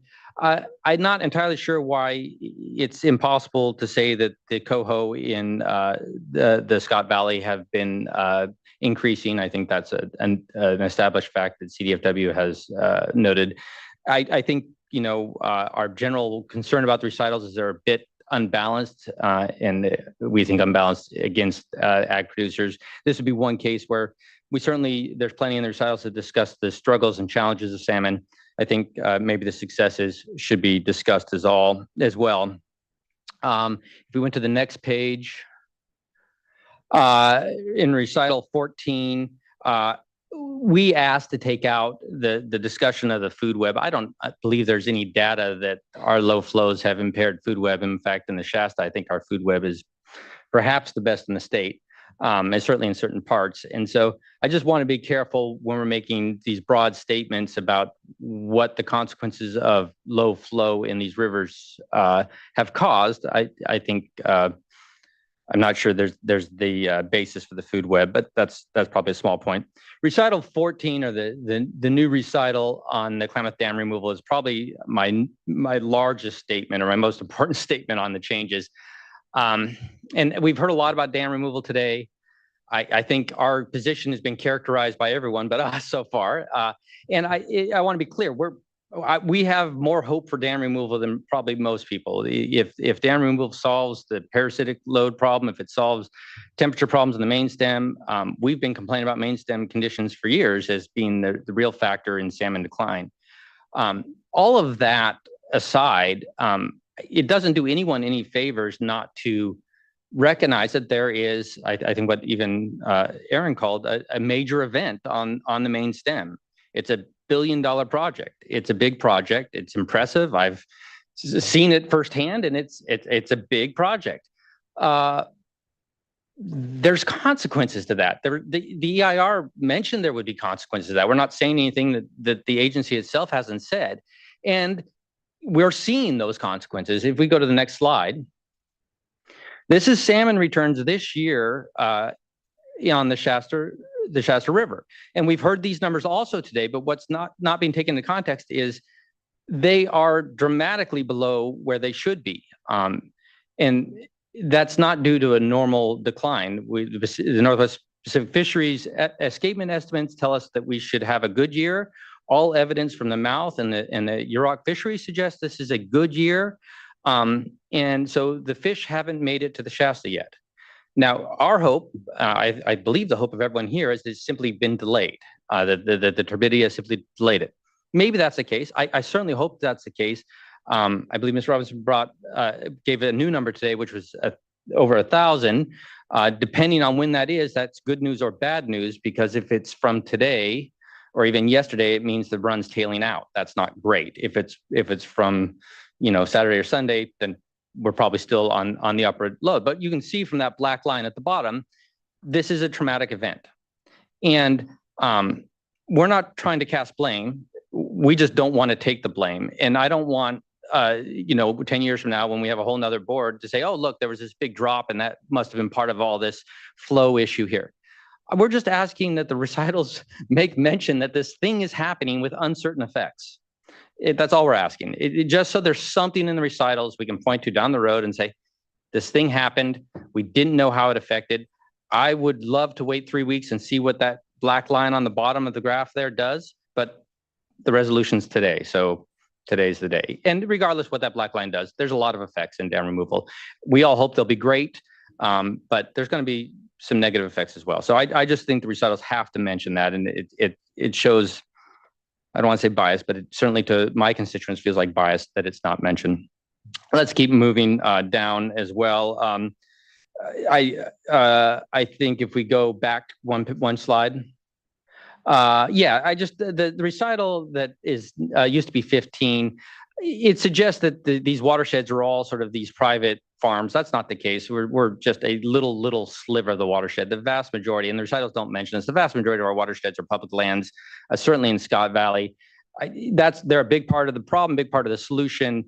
Should be in the recital. It just gives the impression that there's this sort of big complex of small farms sucking all the water up, when it's even in the worst case scenario, it's a small complex of farms that are sucking all the water up, and it's not. It's a lot of forest and a very, very small amount of farms. If we move to the next page, I think new 19 and 20. There's some discussion of the emergency proclamation later in the recitals. The recitals go through a lot of the regulatory or the statutory authority. I was surprised that the governor's order was not mentioned. And it seems like there's an attempt to stay away from this idea that this whole process started in an emergency drought. And, the cynic in me says it's because we've had 2 wet years, and it doesn't sound too good to say in our recitals that this is all based on emergency drought, but it is what it is, and we're not trying. That's it. Probably should be captured in recitals. And then there's, I think, in recital 30. One more, the next page. I think our sort of a general comment that comes up is a discussion about the GSA and how they should be discussed in the recitals. They really was pretty quiet about the GSA. They're the only ones taking hydrologic data. I mean, they're doing all of the work, and I'll talk about this a little more as we get to the resolution. But I do feel like a discussion of the precise model we're talking about, because there are multiple models in the Scott and probably in the Shasta as well, and then a discussion there would be good. Let's move on to the next page of the resolution, for the sake of time. Next page. Okay. I appreciate that some of this language has been brought in. I think we asked for a broader report, not just limited flow. I know this regulatory body deals with flow, but I think these other things, including the decrees and other things, need to be part of this broader peer-reviewed report that comes out. It needs to be a robust report. And then the new C, I think it's our hope. I'm not saying it's certain. It's our hope that a voluntary solution may come out of this rather than long-term regs, and I just hope that that's why that new D is added, is that we could bring that in. And then again, bring some of the language was given about local data being collected. I would really wish we could have a statement about the GSA is going to be the primary source of a collection of local data. There's, we already heard today that Fish and Wildlife doesn't have the money to do the monitoring on this to tell us what these flow cuts that we're giving up are giving us in terms of habitat. And that's frustrating to us that we're hearing that there's no money to see whether what we've done the last 4 years is working.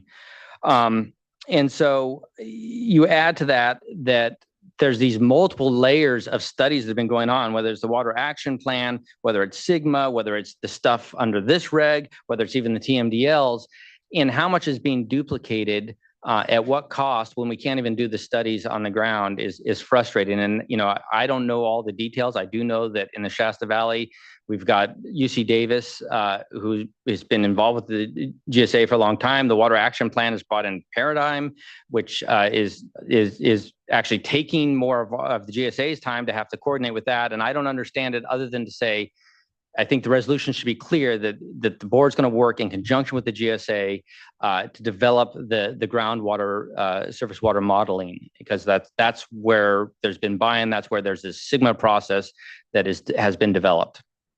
And then just if we go to the next page, I think the last thing I'd say is I appreciate the one change there, but on 2, it talked about enforceability. I'd like that language that we added simply because sometimes enforceability is social pressure. Sometimes enforceability looks different and doesn't always look like some hard backstop and regulation. I think we can come to compromise agreements that very well likely would be enforceable, but would come to pass and achieve what we say we can achieve, but whether they're technically have enforceable mechanisms, those are more difficult things. And so I just want to make sure there's some flexibility when we're looking at these voluntary agreements. With that, I'm gonna kick it off to Gary and get his thoughts. Good afternoon. Next slide, please. Okay, so I think one of our first points we'd like to talk about related to the resolution is that it's becoming time that the Scott and the Shasta processes need to separate from each other. The lumping of the Scott and the Shasta decision-making processes is going to become an issue that's difficult to track. And in fairness on how different these two watersheds are, I know they're right next to each other. They're about the same size.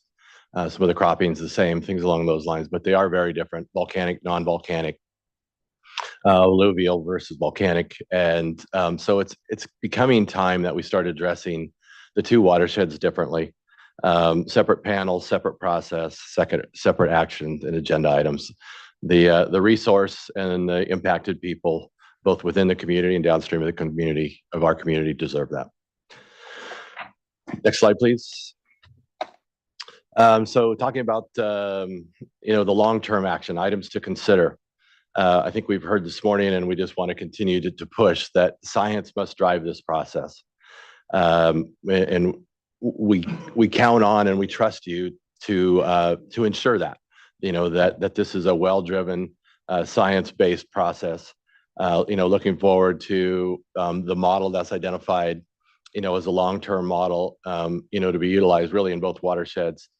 To make sure that it's a well-crafted model, and that it deserves the time to develop it, to fill it with good data, accurate data, strong data sets, and refine and adjust the model over time.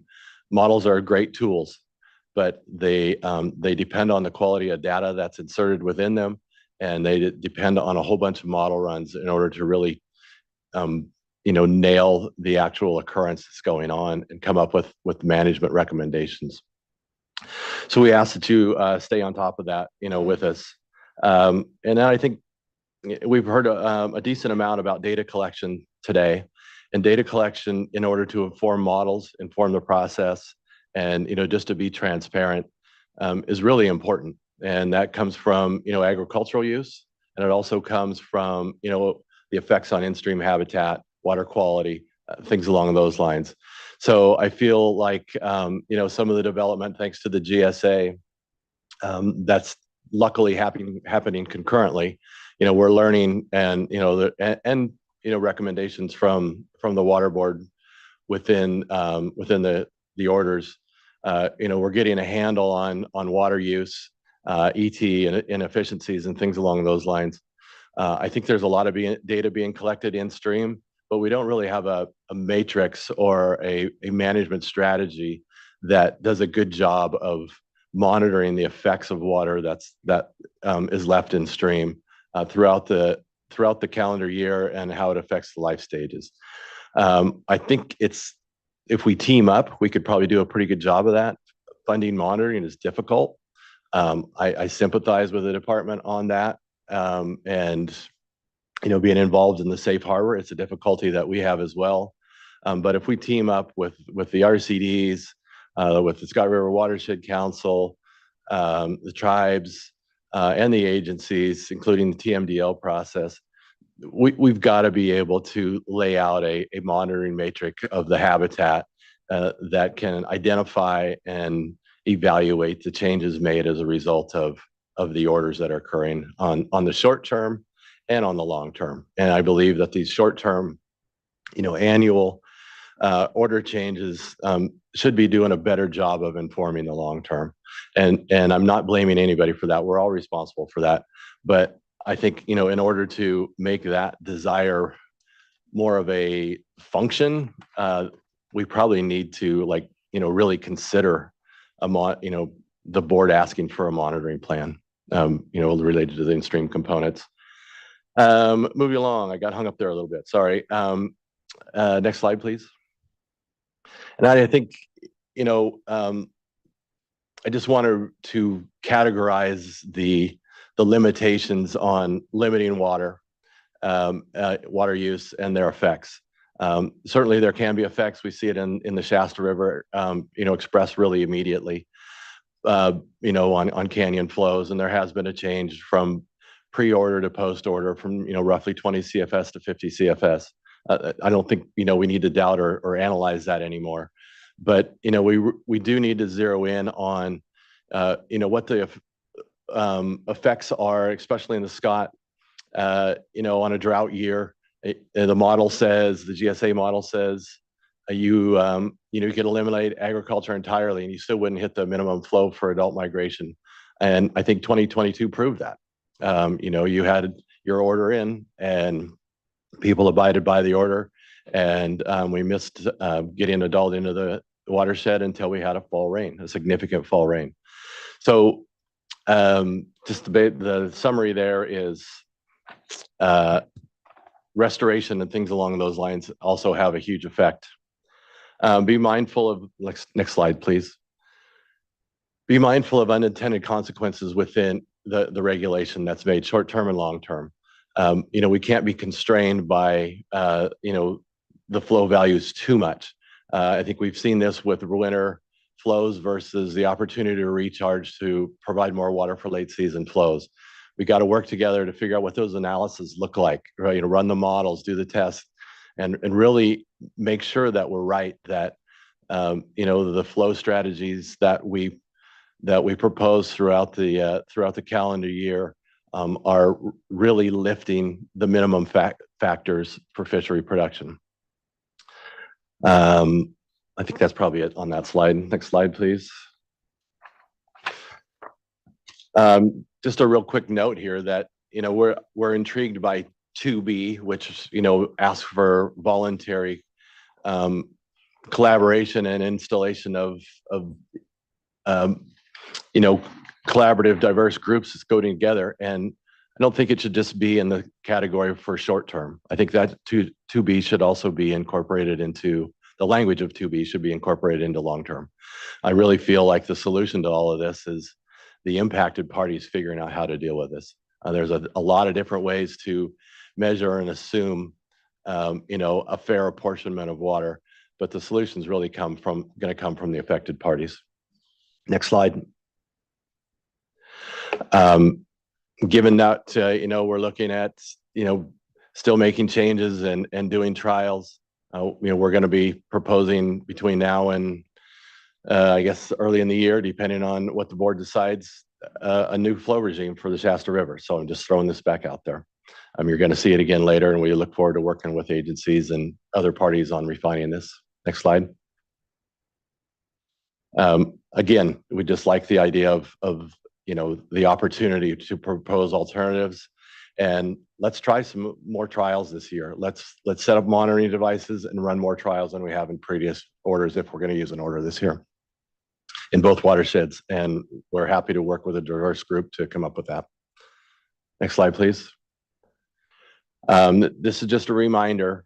This is the Scott River 2010, an average year of agriculture's effect or utilization. I think a lot of times we lose focus on the volume of water that agriculture is utilizing.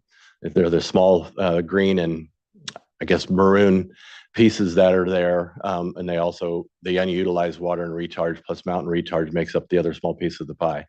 So it's just good to put into context, I think, the volume of water that we're talking about in these restrictions. Thank you. All right. Slide, please.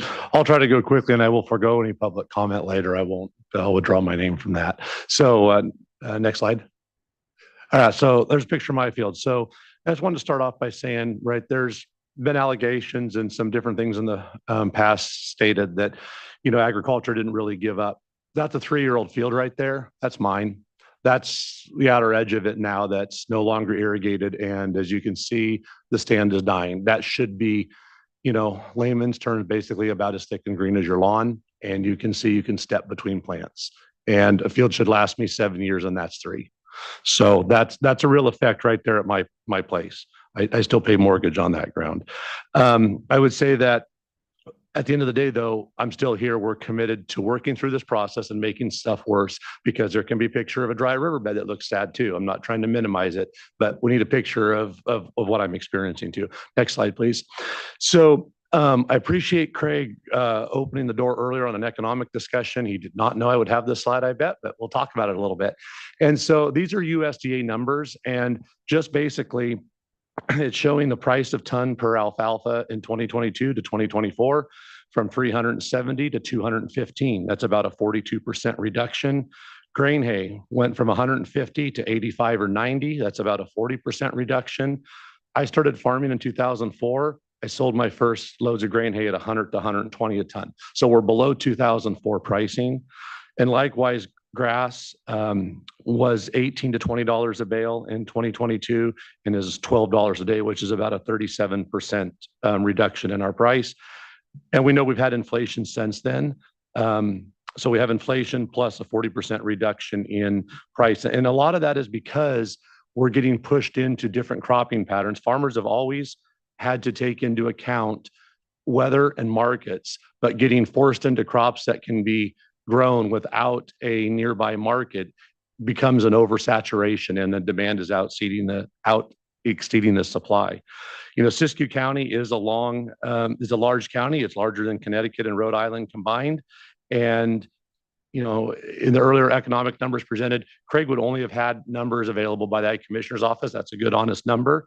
The other side of that is the ag value takes into account all of Siskiyou County, a large county. Butte Valley, not subject to Scott and Shasta, strawberry nursery stock growers, some of the largest in the country. Huge value there, not related to us. You go to the east side, the Tule Lake, it's where the higher quality hay is grown, the higher value hay. Again, that's part of the alfalfa numbers presented, but not part of what we grow.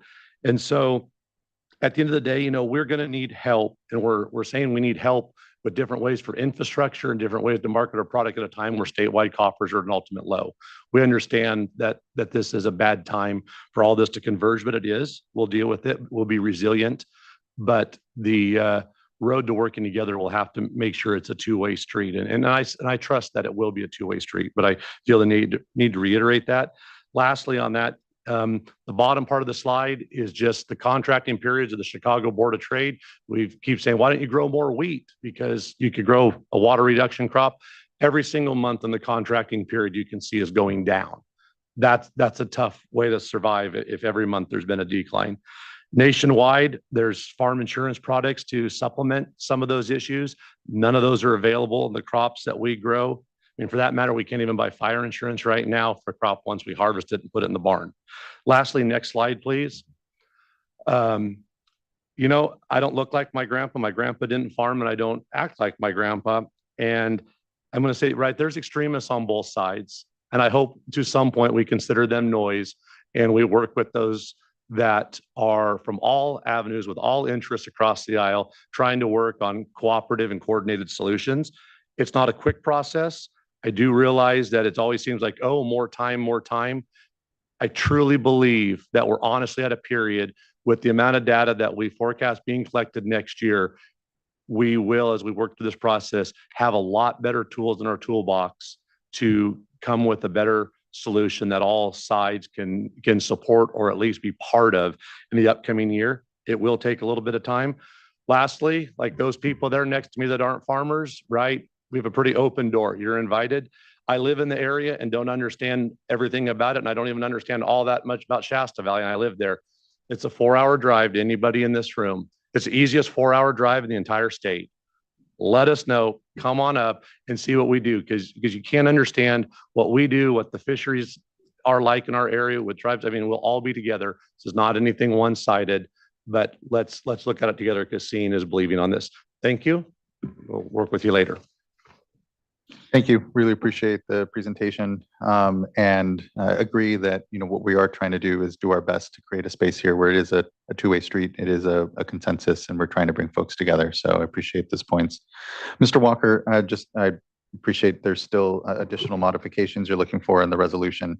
On the note about the drought emergency declaration, with the revised sheet, now whereas clause 43, I believe does largely kind of capture the fact that it says, you know, drought emergency regulations established fishery protective minimum flows as recommended by CDFW. A drought emergency declaration for the Klamath watershed, including the Scott and Shasta watersheds, remains in effect, which allows the board to readopt existing or similar emergency regulations. And then, you know, the next whereas talks about the not being sustainable. So hopefully, I mean, yeah, it's that not was, like we're kind of trying to run from anything here. No, I appreciate that. So I thought it was weird that it suggested at the very end that gives you permission to go forward, but when talking about how they came about, but that's fine. That's okay. I'm starting to get the nitpicky at that level, so I'll let you have that. That's good. Well, that's fair. No, and I do appreciate, again, we try to incorporate some of the changes that have been recommended, but appreciate that there's additional nitpickery otherwise, you know, items that you're looking for. So thanks. I appreciated the overview of those. Looking to fellow board colleagues if they have questions for this panel. Vice Chair, please. I keep having questions, so I'll try to go quickly here. Just want to better understand your suggestions on the model and also data collection. So we're looking to hopefully move forward. I think it's been identified between, I think it's 2 to 5 years. And we can't let the perfect be the enemy of the good. We could study everything for all time. But within the time frame that we're looking at, you know, for the base flows, maybe more, this is going to evolve.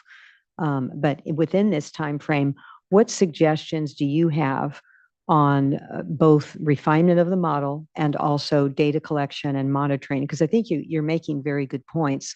I don't think anybody wants to say we don't need to do more monitoring, but how could we do it in a strategic and effective way, collaborating with all the partners, the tribes, CDFW, as you say, RCD, in order to get this information quickly and, you know, in a trustworthy way so that it could help inform decisions going forward? Great. Great question. I guess the hope would be that we're going to have to go out, you know, and beat the brush to come up with the monitoring that's necessary to probably inform and perfect the model, plus, you know, any trials and flow data that, you know, that we provide. And so I think it's a matter of having a meeting with all of the entities that are collecting data right now, and you know, getting together with the North Coast Board, State Water Board, Sigma process, tribes, RCDs, Safe Harbor Group, and try to do an overlay and do a simple analysis. It's really easy to go off course when you start feeling like, oh, we need all the, we need some data. And then it's hard to put the brakes on and to monitor an appropriate amount and not go overboard and try to set that up. I think the parties I mentioned, there's more than enough intelligence there that we can come up with a matrix for both watersheds, to monitor the watershed and the reaction to curtailment and the effects of curtailment. And I think, that's what I think we should be proposing. And then that data would be great on short-term and long-term to inform us. And I think it would probably trigger informative trials, things along those lines, so that we could really end up with the best product possible. And just to add on that slight amount, I think one thing where we can really help that's been a problem identified in the past, and I guess this is where we say, right, we're not our grandpa, is landowner access. You're going to need access for a lot of this. And I think, there's people that we're already looking at, there was a lot of discussion here with some tension a year ago with the open ET data. And right, so we've taken that bull by the horns, right? Because the closest ET stations, I think, are Eugene and Sacramento, right? We're in the middle. So there's going to be a station put in our valley. There's farmers that didn't want to install meters, didn't do an LCS, but are willing to now have this studying be done on their land because they realize that they're going to have to cooperate. So I think that's another piece in the less technical, more anecdotal part of what Gary's saying that we can help with access when needed as those situations are developed. That's helpful. Thank you. So I guess just food for thought for those that haven't spoken yet. And then when staff comes back, just wondering, want to hear your opinion on this. Would it help to get an additional resolution, where we point that this is what we're looking for? We're looking for a collaborative process, or you already know and everyone knows that that's something that should be done, possibly even including encouragement on landowner access. But maybe it's not needed. Maybe you all are doing this anyway. But I just certainly want to make sure we're not doing anything to stand in the way of that good work. It's a great point. I mean, I think it's it's probably up to whatever you feel your guidance is, but I do feel like some direction and encouragement of developing a monitoring strategy makes sense. I feel like the language identified in 2B, gives us the flexibility to work as collaborators. And, if that's implemented in the short term and the long term, then I think you have it covered.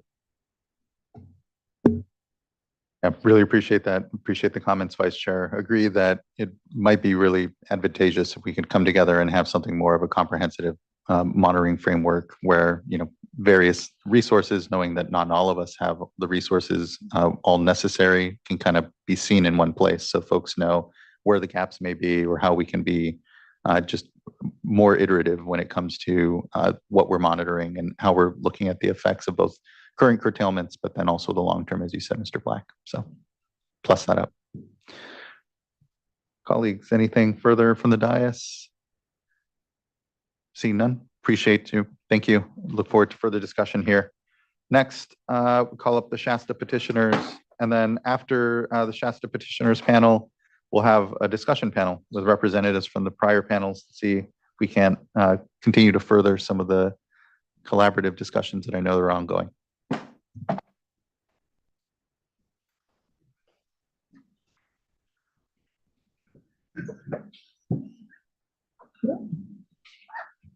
Chairman Esquivel and board members, we appreciate the opportunity to speak with you and the fact that you put this on the agenda, and I'm now seriously considering how to take next steps. I'm Dave Webb from the Friends of the Shasta River. I'll be speaking briefly to some of the studies that we believe will fully inform flow setting processes, which I think will help speed things along, and also touch briefly on the efficacy of past efforts at securing in-stream flows through voluntary methods. You might want to start again. Oh, apologies. Your mic wasn't on. I should have better flagged for that for you. Mr. Webb. Yeah, if you don't mind starting. No problem. So, thank you. Yes, thank you all. My name is David Webb from Friends of the Shasta River, and I appreciate the opportunity to speak with you all.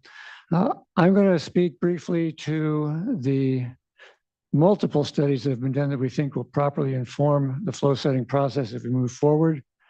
and then touch briefly on the multitude of projects that have done and their efficacy in securing permanent in-stream flows for the Shasta River. I'll be followed by Cody Phillips on my right, who will be speaking to some changes we think would improve the directions to staff on moving forwards with this. And then we'll be followed up with Sarah Schaefer, who's going to join us remotely, who's the environmental director of the Quartz Valley Indian Reservation. And she's going to speak to the impacts of our collective failure to maintain a viable fishery on members of the Shasta tribe and on the members of the Karuk tribe that she works with. So next slide, please.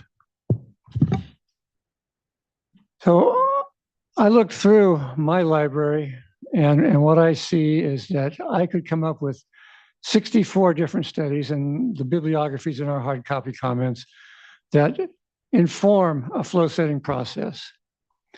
And I think that we are clearly in a position where we can continue studying this to death, or we can take actions, and you are now on the path of action, and I really applaud that from you. Any of these that are helpful, I am happy to provide, and we're really looking forward to it, and we'll hopefully be moving forwards in a scientific manner. And next slide, please. So I worked on fisheries restoration in the Shasta watershed from 1991 till 2016. I really quit keeping track of all the grants about 2010. In 1991, the Shasta Valley Resources Conservation District had come to the conclusion that the collective loss of the fishery from the Shasta River, the most important wild salmon spawning tributary in the Klamath Basin, was going to have major negative repercussions to agriculture in the Shasta Valley. And so they wanted to take on trying to find solutions.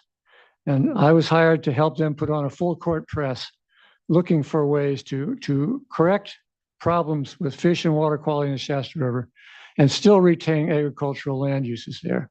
And you can see that over the course of those first 20 years, 220 individual grants, $21.7 million, all collectively trying to address every negative factor we could.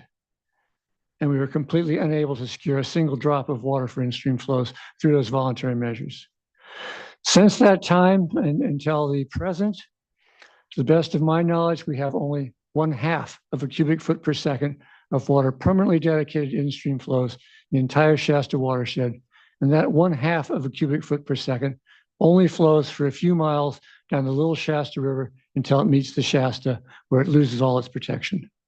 So I think we have to learn from history here. 33 years of doing our damnedest to try to make things work on a totally voluntary basis have gotten us a lot. But as the guidance was, give them anything they want except water. And we have not gotten water, and we simply can't keep waiting on it. And I think, as Craig mentioned,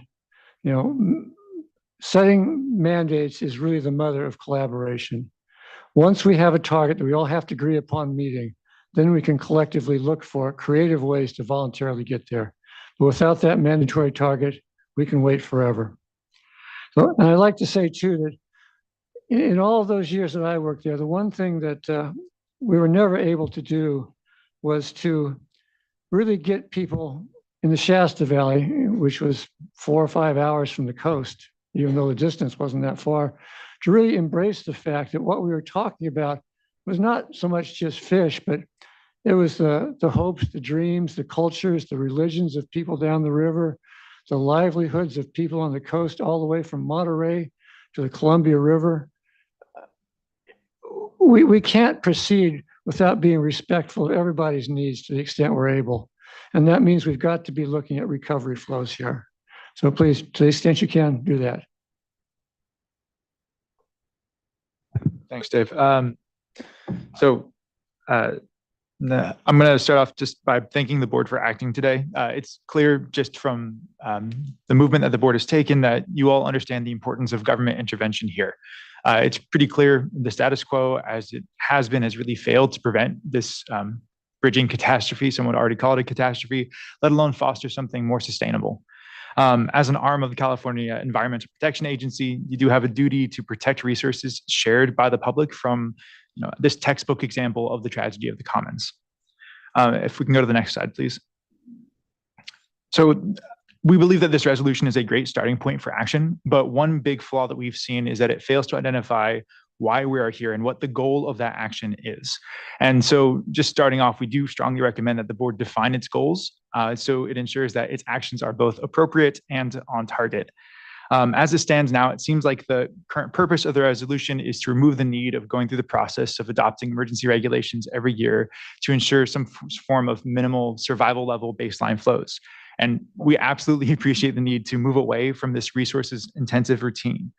However, as made clear by NIMS and CDFW, the emergency flow numbers are not meant to set the stage for long-term management or provide adequate protections over extended periods of time. We have significant fears that without a clear long-term goal, the board will adopt these baseline flows as its long-term strategy, taking many years to do so, and then not move forward from there. That'll be enough. But baseline flows cannot be the long-term goal. Next slide, please. The resolution does include water year specific flows, which seem to be, if you kind of assume some things here, the board's long-term management solution, but it lacks any sort of definition of what the goal of these water year specific flows are. It just describes what a water year flow would be. Without any sort of goal here, this is almost meaningless. Water year specific minimum flows could be less than baseline flows under this definition. So we find it absolutely necessary to define the long-term target of these flows. And we've provided definition here, and it's the flow and temperature adequate for long-term management necessary to achieve recovery, resiliency, and stability of salmonids over time in a changing climate. That's the definition of what baseline flows are not.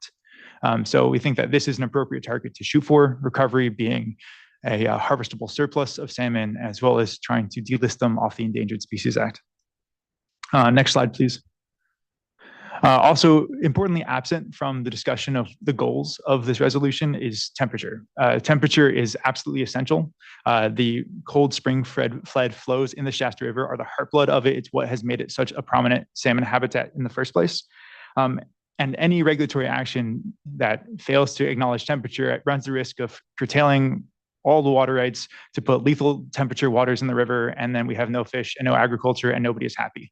And so there is no way to move forward with a successful process here without incorporating temperature into the considerations. I will note that the emergency regulations did have an increase in temperature, but this seems almost incidental. As noted by your North Coast Regional Water Quality Control Board, it was basically because the Big Springs complex is essential, not just to flows, but temperature in the watershed. And it so happened that junior appropriators were curtailed and allowed that water to flow downstream. We'll take the incidental wins, but being more purposeful here, we think is really important as the board adopts this more long-term strategy. Next slide, please.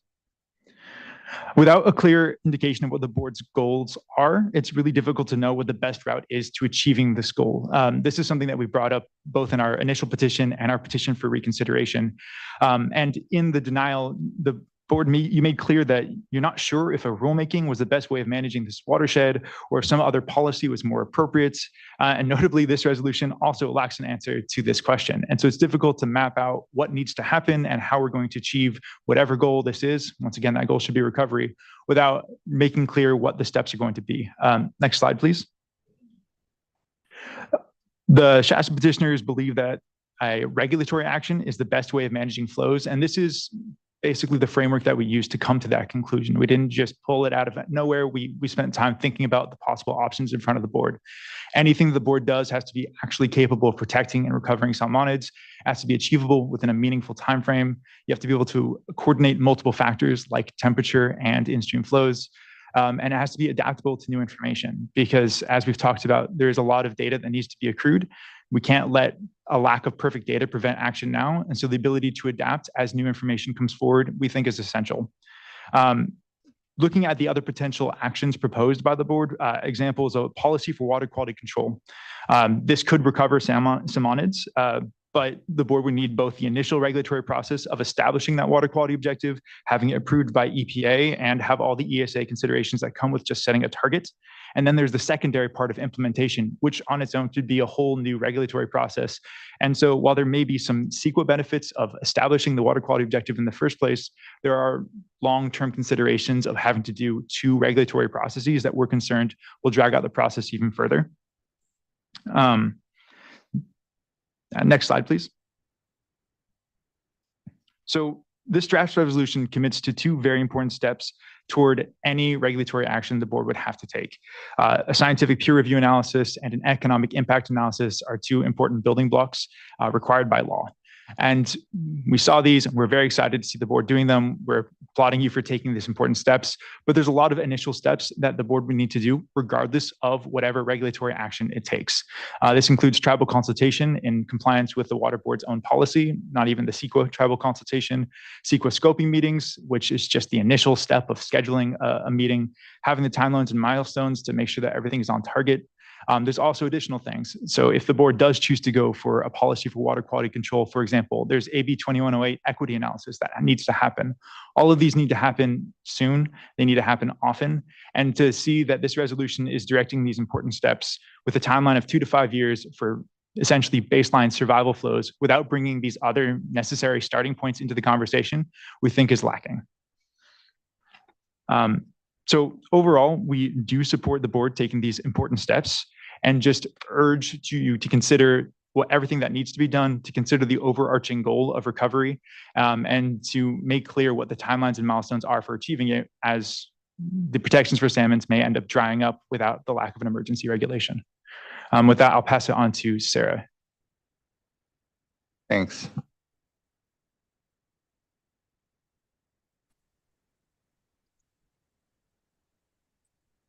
Hello. I appreciate the ability to be able to speak to you all today, and appreciate your listening to everybody to help move this situation further along. Next slide, please.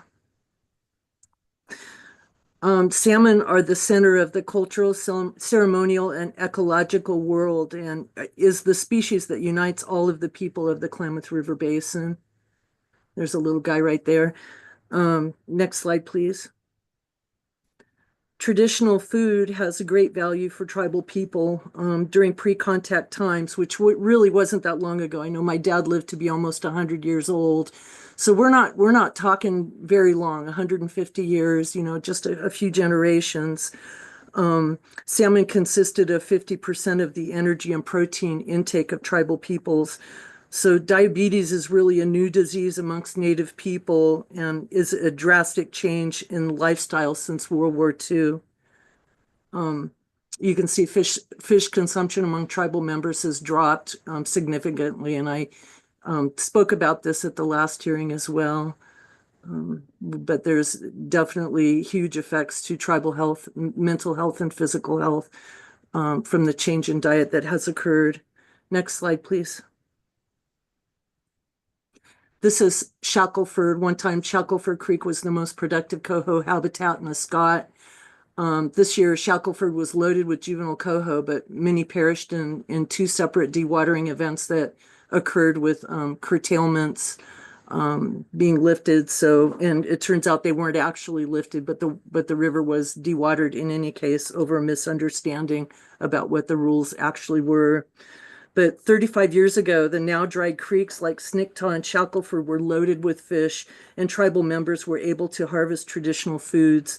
Currently, Quartz Valley tribal members must forego salmon or barter with downriver tribes. The loss of the fishery cannot be overstated, nor could it be evaluated or quantified in an economic analysis. I'm not sure how that analysis will be done, but it's not about money. Next slide, please. This is the same spot where the last photo was taken. Tribal people are disenfranchised through decision-making processes that fail to acknowledge their fishing rights and rights to religious freedom. There's been 4 causes over the last 150 years. 1, direct genocide. 2, activities that disrupt subsistence relationships. 3, boarding schools. And 4, the phase that we're in currently, destruction of the resource base, which is the primary reason for altered diet today. Next slide, please. The Klamath River people have prophecies about losing salmon. which they believe will be followed by themselves in their own extinction, which is a very profound prophecy, and it's something that is believed and feared. Next slide, please. A disconnection is occurring in the old stories about the world that are told. Our physical relationship with the earth has changed so much, and the physical nature has changed so much that there's a disconnection about the stories that are passed on through generations. Environmental justice laws require that agencies identify and address adverse effects to human health or the environment of their actions on minorities and low-income populations. The ESA flow goals do not equate to tribal beneficial uses, so we are really pleading for recovery flows and not baseline flows. Next slide, please. The Scott and Shasta Valley Water Management has created a hostile environment for tribal members or those who advocate for the river, as evidenced by numerous Facebook conversations, alienation of kids who have no safe space to discuss these issues, and bullying. Being an Indigenous kid growing up in Siskiyou County carries some social risks. And I'm really pleased to hear other presenters talking about willingness to work together and to collaborate. And I don't want to undercut that in any way. The tribe doesn't want to see anybody go out of business for sure, but we need to address these issues in some sort of a way. Next slide, please. So although flows are at a base level or slightly above today, critical tributaries remain disconnected. We're asking you to please adopt the recommendations of the Shasta petitioners with the goal of recovery flows and rather than baseline flows. It's just not enough. I'd like to thank the board for their time, thank everybody for listening, and a thank you to the board for your public service. And that's all I've got, if there's any questions. Thank you as well, Ms. Schaefer. I really appreciate your sharing here, your presentation and contributions here to the discussion, and for Mr. Webb and the petitioners here generally. Appreciate the feedback. I know we did adjust in the change sheet some of the whereases to address the concern around a lack of sort of signaling of starting of CEQA, and here not looking to start the CEQA process in this moment. But when it relates to tribal consultation, and yes, it's a requirement in AB 52 when it comes to the CEQA process, we can still enter consultation anyway. So we are open to consultation with tribes at this time, and appreciate the comment about wanting clear timelines on this work. I know that within the resolution, we have direction to come back in a year. So coming back next year to the board, update on, I know at that point, I understand from staff that we'll be prepared to better share models. And I think hopefully have a better sense of, firmer timelines on where we are with the work. And appreciate that all also then hinges on what path we end up taking long-term, whether it's a regulation, whether it's a water quality control plan. So just thanks, I appreciate those points. And here, look to fellow board colleagues if they have any further question or comment for the petitioners. Okay, hearing none for now. Appreciate it. Thank you. Look forward to further discussion here. Next, I believe we are having a panel with various representatives from the previous panels for a discussion panel. And I'm not sure, Mr. Ghazi, if you know who exactly will be part of then the discussion panel.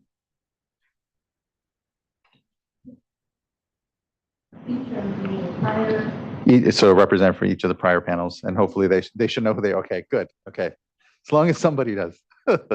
Thank you, Mr. Ghazi. I'll give a moment for folks from the previous panels, one representative from each to come up, and we'll have some back and forth further here on the points that have been made.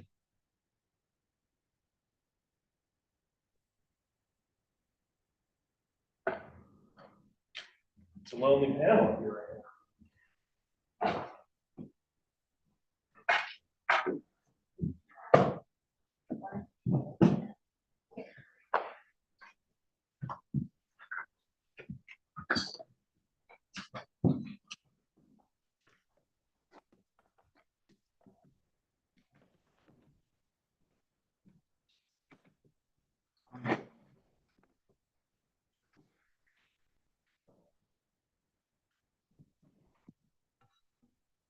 Thank you all. Appreciate you all coming back up here. This component here is meant to provide for a little back and forth between the various panels and for further question from board members. Looking to see if some of the members have some questions off the bat. I'll go to Vice Chair. Sure, I'll jump in. So kind of where my last set of questions regarding data collection and monitoring. I'd welcome hearing your thoughts about, first of all, how that is going currently. What gaps do you see? And do you think that it would be helpful to have more of a collective monitoring strategy, and whether or not a resolution clause would help guide in that going forward? So just very open-ended, like to get your thoughts. I'll go ahead and start if that's okay. So I just want to provide a little bit of clarification of what we talked to just a little bit about earlier when we were talking about monitoring and not having the specific funds or staffing. I just want to make it clear that, in the Shasta and the Scott, we continually do our adult weir monitoring, to the camera stations on the Shasta and Scott. We do the juvenile monitoring in the spring. We do the carcass surveys below the camera weir on the Scott as well. We do fund the studies such as the SVID groundwater monitoring. We're funding a conjunctive use study. And so we are actively engaged, and these are some of the most studied, where the department's put a lot of resources in both the Shasta and Scott. We're starting a new project with remote site incubators, which will increase the amount of juvenile monitoring in the Shasta. So when I say, and when we spoke earlier about, not having consistent funds, the department decided to study the canyon this summer. That was something we weren't directed to do, but we provided resources there, to go out and do weekly. We also, unfortunately, we weren't able to start the LCS monitoring until September, but that was also weekly monitoring all day out there. So, we are committed to monitoring, and we have put a lot of resources into monitoring. That being said, I do agree that, there's a lot of monitoring going on out there right now, and getting that monitoring data into one place so we all have access to it. I think from what I've heard, and I'll just share this and hopefully it'll be okay, but I've heard some people do some monitoring, but they don't really want to share it because, they're monitoring on private people's properties, and they're collecting data that helps them advance restoration and stuff like that. And it helps build projects and everything. So figuring out a way for the community to be assured that, if we're gathering all this data in a public place, that we're going to use it wisely, I think is important, so that people feel comfortable giving access for data sharing to their properties is, I think, very important. And I'll just say lastly that, I think moving forward, if there is an interim base, I think they're probably going to get the name wrong, but the interim base flows going forward, I think it would be beneficial to obviously have a monitoring plan in place. And the department would like to participate in that process and help develop that. And if there are shortfalls, figure out where either we can help. And I've talked to the county a couple times about, the Shasta has several resources that, where the community and the RCDs could potentially help with the monitoring as well. So building up that sort of monitoring coalition as we move forward, I think would be very beneficial. Yeah, I appreciate that. And just a quick follow on, is there an existing sort of place where a lot of this monitoring system, monitoring data goes rather, that can be leveraged, or is, kind of the tools or data systems that we have out there not really fit for this purpose, and would really be kind of thinking of something, newer or starting from scratch, basically to try to, aggregate it all into one place? Just kind of wondering if there's anything at this point that I guess can be expanded, or that we can move as a starting point from, or otherwise, if we're really maybe talking about kind of starting from something from scratch almost. I would have to look to the other panel members who have probably spent a lot more years looking at the data to see if there's something out there, like, on the Central Valley, we have CalFish where we put everything. And so I don't know if there's a database like that or a framework being developed. I wonder if maybe we can use the framework that we are developing for Sigma. So this web database that's going to be available, and see how we can include other type of data. So at least everything will be in one place, because one of the comments sometimes from stakeholders is like the data are kind of spread in different places. It's difficult to really find exactly what you need to look at. And that's something we can consider. We will need some support more from Michael and Fish and Wildlife, but we can make it happen. Helpful. Any other thoughts from folks on the panel on the issue? Yeah, the fisheries data is somewhat scattered, and this is something we've been talking about. There's been a fish monitoring team put together for dam removal, but it points to a broader need to put the fisheries data together. We've been talking about having weekly updates with fisheries, like pulling together a group that talks about that on a weekly basis. There's a dam removal and main stem effort, there's Shasta and Scott efforts, and then there's lots of other efforts all over the basin. Klamath Basin Monitoring Program does house a lot of this data right now, but we see need for further coordination. But I also want to just say that some of the things I've heard, there's been a real emphasis on the fisheries data, which makes sense because this is a fisheries issue we're talking about. But really the larger context here is agriculture and fisheries, learning how to coexist and trying to figure things out.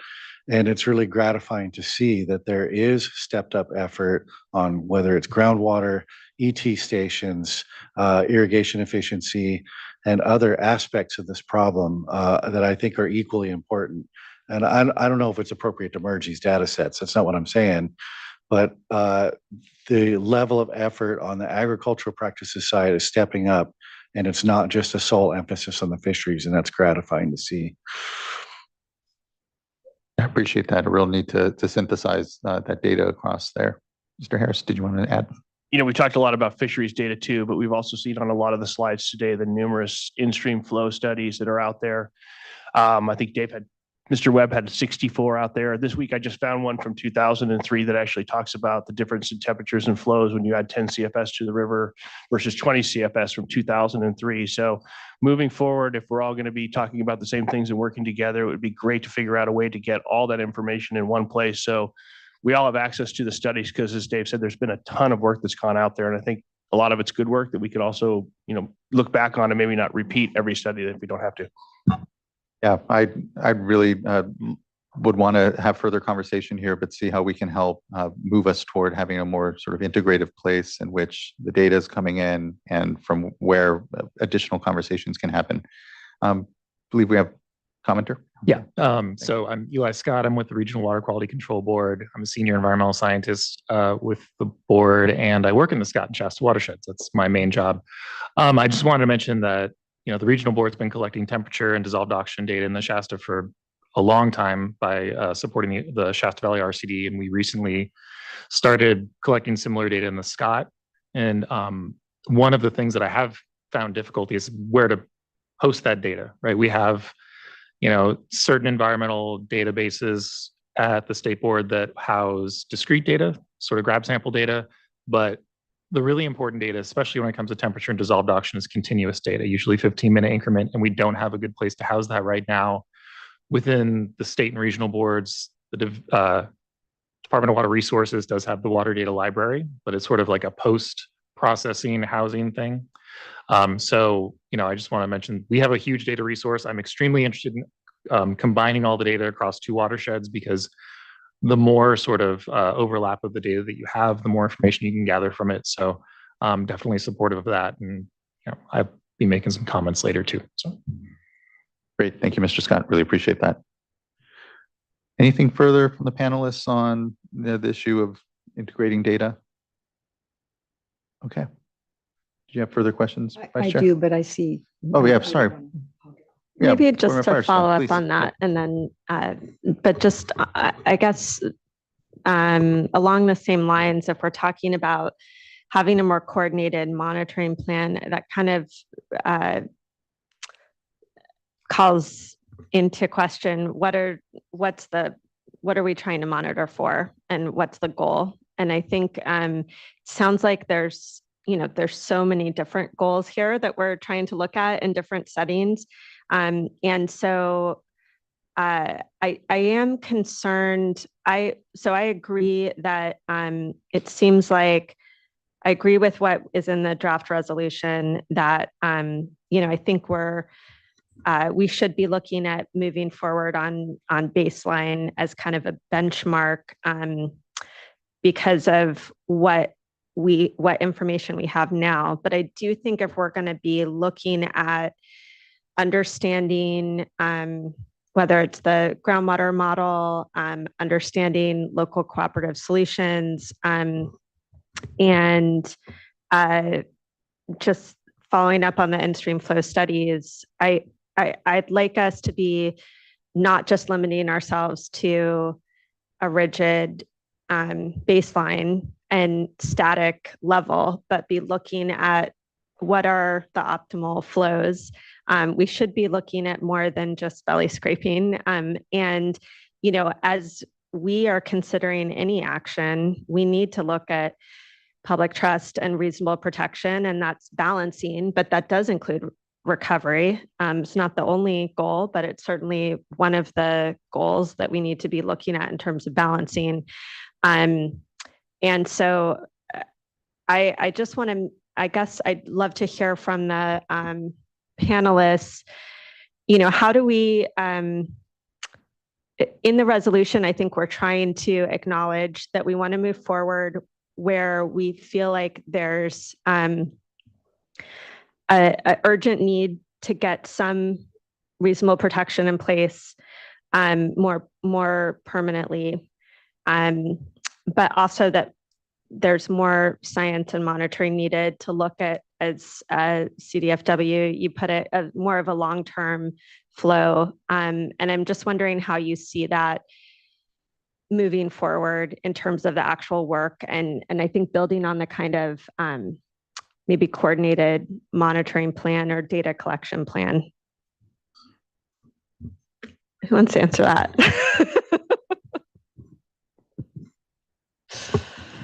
I think I totally agree that the goal is that what we should first agree upon. So what are we really monitoring for?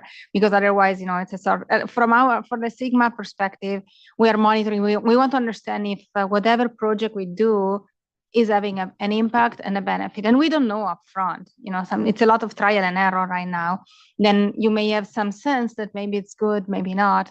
So, but it would be good to just bring all the interest in the room and say, okay, we are really looking forward to monitor for this, and then come together with a plan. Because right now, most of the monitoring is really SGMA and CDFW. Those are the entities that right now are collecting most of the data. So if we can include all the others and have a better sense of where we can store everything, and how we can agree on what to look for, because it's seems easy, but it's not, because really, also because data are expensive. So we need to think about that. They take time and they are expensive. So if we can be a little bit more coordinated on flow station, on fish count or whatever, then it would be just a benefit for everybody. Thank you. Mr. Kane. Thank you. I think just to speak really quickly on the question of goal, I mean, I think for us, the goal is recovery of these species. And I think as the Shasta petitioners put it, that's a harvestable surplus of these species. And I think that's the goal that we're shooting for with this advocacy and with the petitions that we filed. And, you know, flow is maybe the key input into recovery of these species. It's a key limiting factor. And so that's where this is going. And that's where I see that's what I see the aim of this for. And that's ultimately the measure of success, is the number of fish coming back to these rivers. So just to put it at a very high level. Thank you, Mr. Kane. Vice Chair.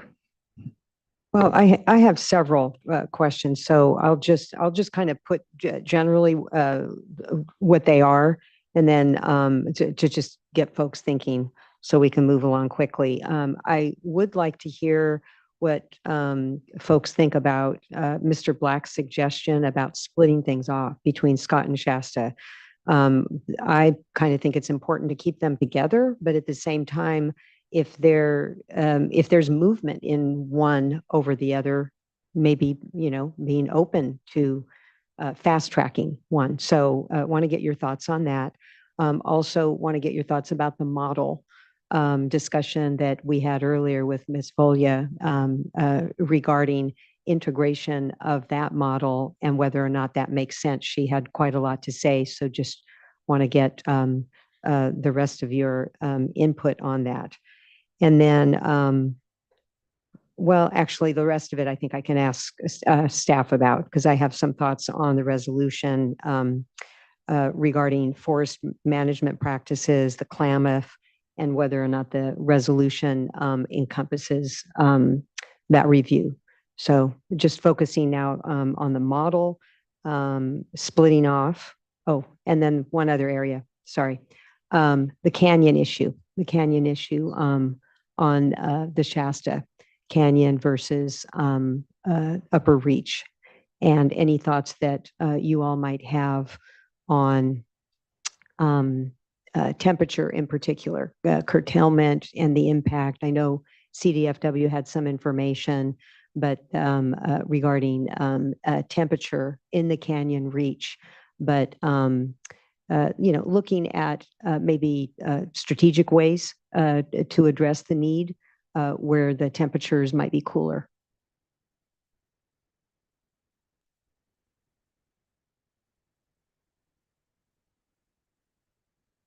Everyone looks shy. Yeah, anyone like to take a first cut, and perhaps the first question, just whether or not the Scott and Shasta proceedings should necessarily be split, if there's any feeling from folks.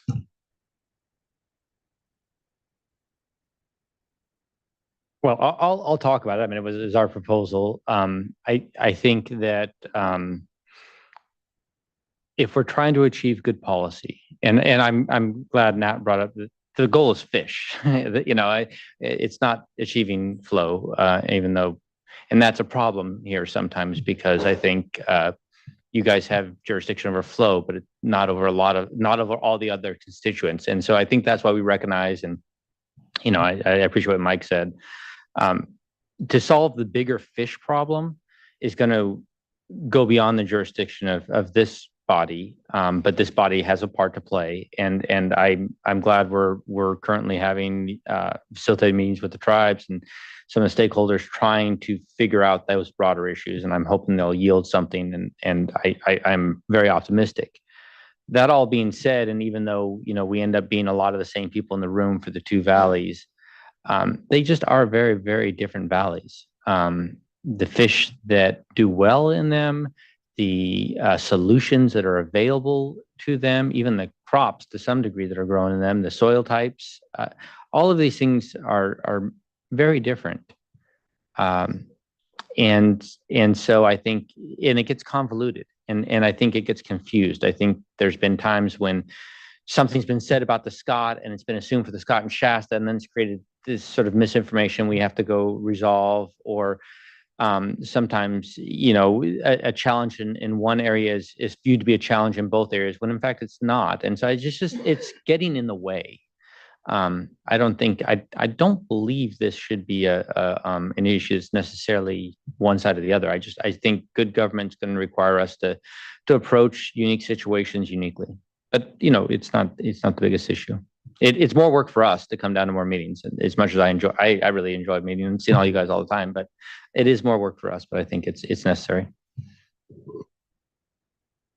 I'll jump in and mostly agree on that, the sense that we don't need these two watersheds to be in lockstep, especially if there is potential for one to move forward and have meaningful actions taking place. At the same time, a common theme that we've heard throughout is a lack of resources. And to be able to talk about it and have most of the same parties in the room at all times, instead of having multiple meetings, but being able to do the same things together where the same things can be done together is an important, I think, conservation of resources. So when it comes to splitting the two watersheds up, I don't think it should happen for the reason that they can be split up. But if there is a significant reason to move forward with one where one other needs more time, then I think that is a reasonable way to move ahead. Answering the third part of your question with flows throughout the Shasta, absolutely necessary to ensure that we don't just measure flows at the Wairika gauge. The entire Shasta River supports important habitat for salmon, and the Big Springs complex it cannot be understated how important that is to make sure that there are adequate flows and temperatures in that region. That's the cold water that the fish love.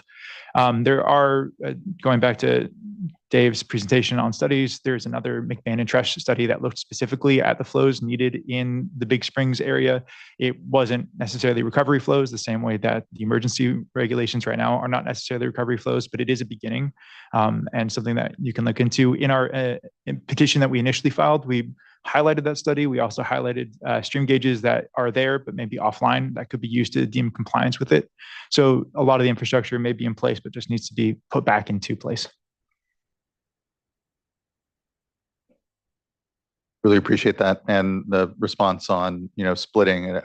I agree that, it may be at some future moment here as we're kind of moving toward adoption of something that it may make sense that one of the watersheds moves forward before the other. And to your point, there are definitely economies of scale that we get at this point from keeping folks together and not having to duplicate, having two here if we had already split it. Meetings as opposed to the one. So I think there's definitely a balance and for me an openness to just figuring out what works best as we continue to work through the issues and here come to products and decision points before the board.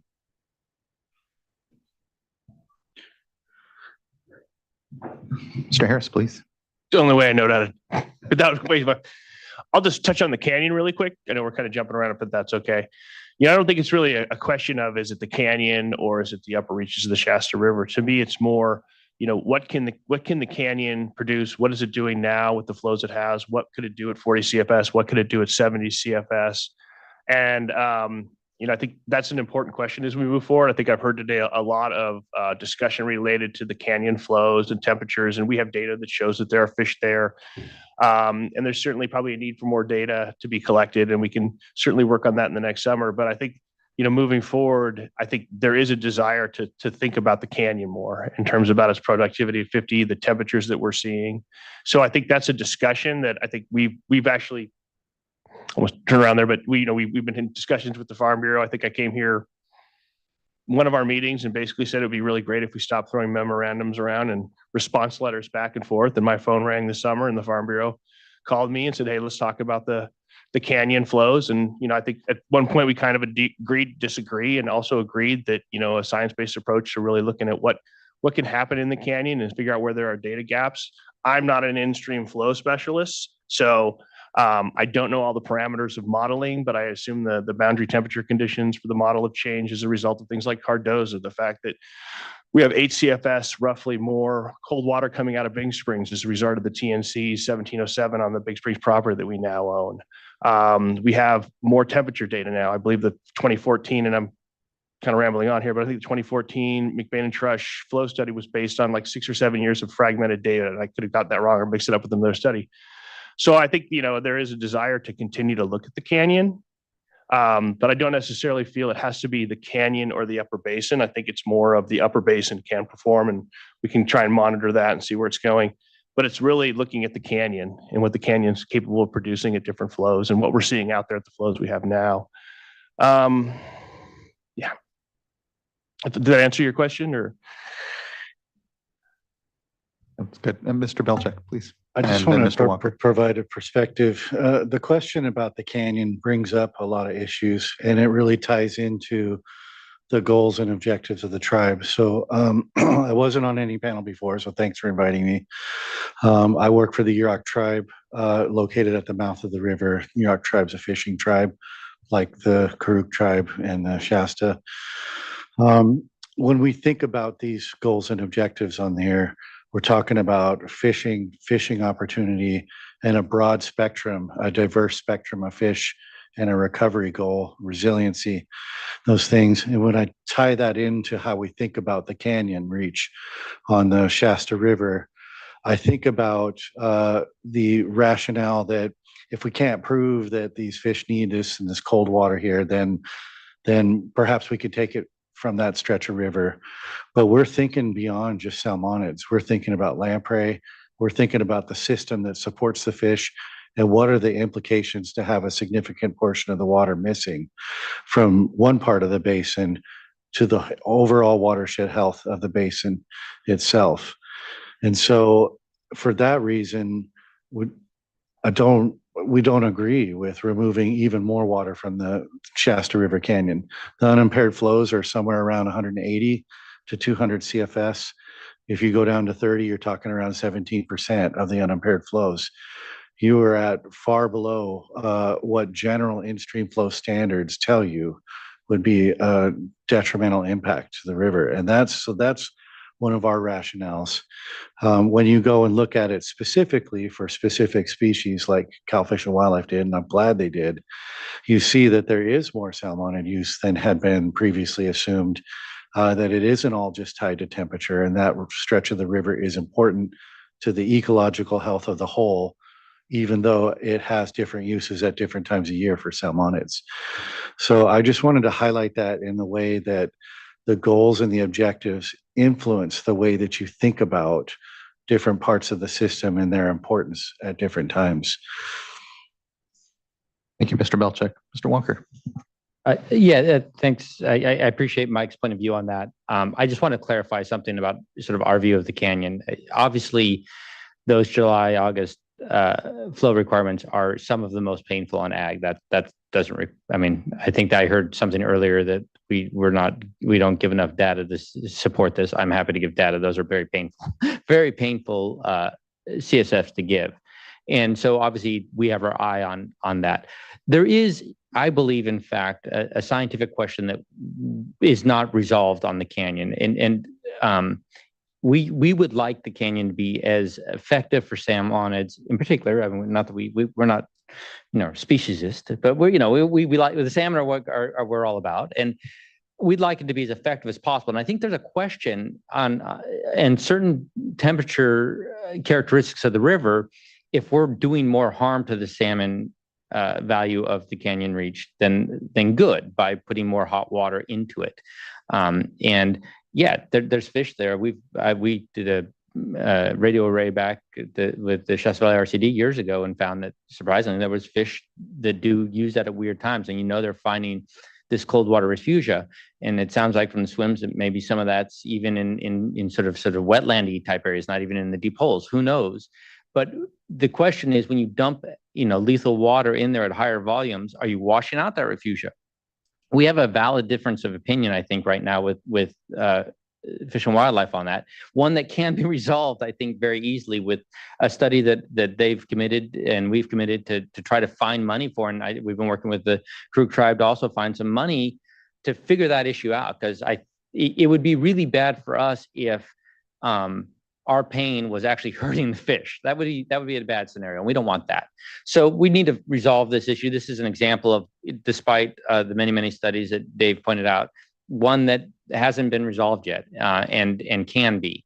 And so we're committed to try to find a way to resolve that. I think we can. I will. The stage height difference between 40 CSF and 50 CSF is very, very small. And so, we're not talking about going to a dry riverbed. We're talking about a couple tenths of a foot on that. So, but that's, I think if we could just find money, we'd resolve this issue, unlike other issues. Appreciate that. Thank you, Mr. Walker. Other board members? Just looking for confirmation. Do others agree with that characterization, that there is need to have this question studied further? So there is a fundamental disagreement on this between the department and the Farm Bureau, as you've seen from I'm going to call them the pod-like memos, if that's okay. That's fine. One of the things that we talked about here earlier, in previous presentations, was the idea that on a long-term flow setting process, everybody would have an equal seat at the table. And so if this is something that, the Farm Bureau feels that, it's not just Mr. Walker, Mr. Eisenberg, and select others. It's a representation of a large group of agricultural operators in the Shasta Valley. It's something that the department's willing to participate in and be part of the process, and we've voiced that to them. Thank you. Thank you, Vice Chair. Board Member Morgan. Thank you. I have a follow-up to the question regarding goals. And so just, we're for good reason today, we're talking about, flows, and then also incorporate, temperatures do get incorporated somewhat within in that discussion. But then just as we're looking forward to this year and, potentially future years, and we're looking for, to a year from now when staff come back and give us an updated report. And so just want to gain just a better understanding. And it's been great to hear, just the collaboration that is currently occurring and the desire to continue to collaborate. And so when you're thinking about just the bigger picture of goals, just want to hear more. And I think Mr. Walker somewhat touched on, and I think I've heard others touch on this. Just want to have an understanding, is that also including like water, conservation, restoration, fish habitat, riparian, is it including, are those discussions including other components, or is it just on flow and temperature? I'll give you my perspective. It's everything in the world. I mean, the universe is our world, I think, and our ultimate goal is fish, but I'd almost say the ultimate goal beyond that is deconfliction of the Klamath River. And I think it's possible, and we should be friends up and down the river. I think we already are, but I mean, I think we could be friends that don't have this major disagreement in between us. And I hear this term restoration flows a lot. I want to be very clear. When we say restoration flows, it sounds like you're saying flows that will restore the fishery. Maybe some people mean that. What it really means is flows that are necessary for a restored fishery. And just getting the restoration flows alone, I don't think any serious person is saying is going to restore the fish. Flows are a part. We're certainly not going to say flows aren't a part. But I know the creeks that have very low CSF that have enormous fish populations, and I know big wide rivers that like the Shasta that can have very low coho returns, and so there's a lot of issues that are going into that. And I think anyone that has an idea, and one of the nice things coming out of these facilitated meetings is we can spitball some stuff and say, hey, do we think putting some structures and lifting the river level in the Scott will help late summer flows? And we say, well, let's do it. We think in lieu of recharge is something. It's an ag practice. Let's do it. Let's study it. The group are working with Scott River Watershed Council to work with Brandon on that exact process, and we're going to get the data back from that. So I mean, solving the floodplain interconnection, all of those are on our plate, and this is a part of it. This process, but it's not the only part of it by any stretch. I think this is a good chance to have a historical perspective on this as well, which is part of what Dave Webb talked about during his presentation, that we've put a lot of effort and money toward not flows and temperature, and it hasn't gotten us really much. And so, yes, when it comes down to a goal of recovering salmon to something that is actually looking like historic numbers, we'll need more than just temperature. We'll need more than just flows. We'll need more than one piece of the puzzle on its own, which is why in our recommendation, we looked for something that was adaptable. We wanted the board to move forward with targeting the limiting factors right now, which are flow and temperature, and continuing to monitor, seeing how effective they are, and then adjusting as needed to ensure that we reach the ultimate goal of recovery. So it isn't just temperature and flows, but right now, that is the limiting factor. And I really appreciate that. Oh yeah, Mr. Kane and then Mr. Belchick. Sure. If I can just jump in quickly. I think what this board has jurisdiction over is flows and water quality and water rights. And so that's what we're here to try to activate the board's authority on those issues where it has authority. We can build all the habitat in the world, but if it's not wet, then fish can't live there. And, in the Scott, we've shown the slide before of Councilmember Hockaday standing on a bridge with just a tiny little puddle underneath him. And that's the reality that we're facing in the Scott if we don't have flow protection. And the board has the authority and the affirmative duty to act on water rights and flows. So that's why we're here. And that's why we're focused on flows, because that's what this board can do.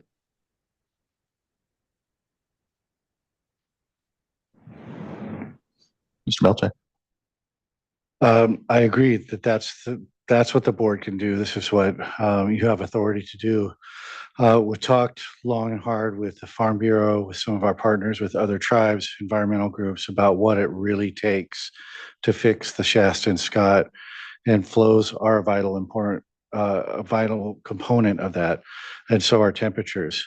But habitat is also a vital component of that.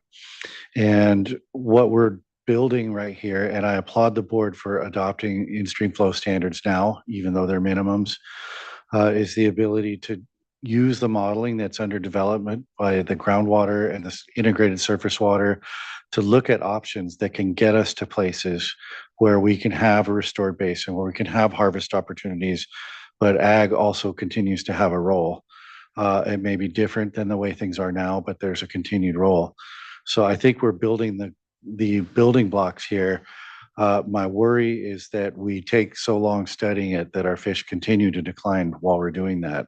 So there is a sense of urgency, but I am also hopeful that we are assembling the components, the ability to put together some more holistic solutions that are backed by solid flows and temperatures, but also incorporate changed agricultural practices and habitat restoration. Here. I completely agree, Mr. Belcheck. I know that, oftentimes some of these discussions can devolve into an either or. And I think that it's an and. And here I agree that there is an incredible sense of urgency because these are critical years we have right now.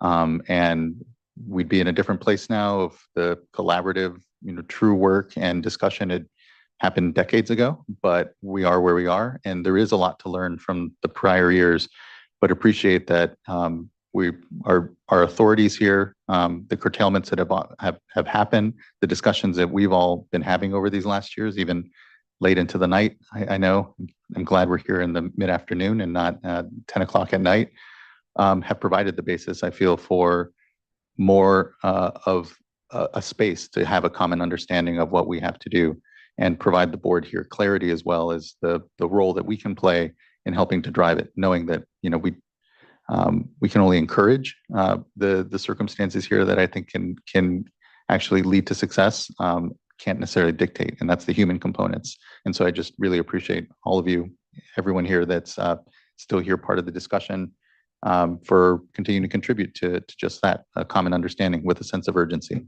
and try to play down what are otherwise sometimes that either or that starts to develop, or adversarial relationships that just drag out further the actions that need to be taken. So really appreciate that. Vice Chair. Last question. So, and I appreciate the way you framed that. So if we're looking at a situation, which we are, and that's not either or, but flow and that's the point behind collaborative solutions, because then maybe we can get something more out of it.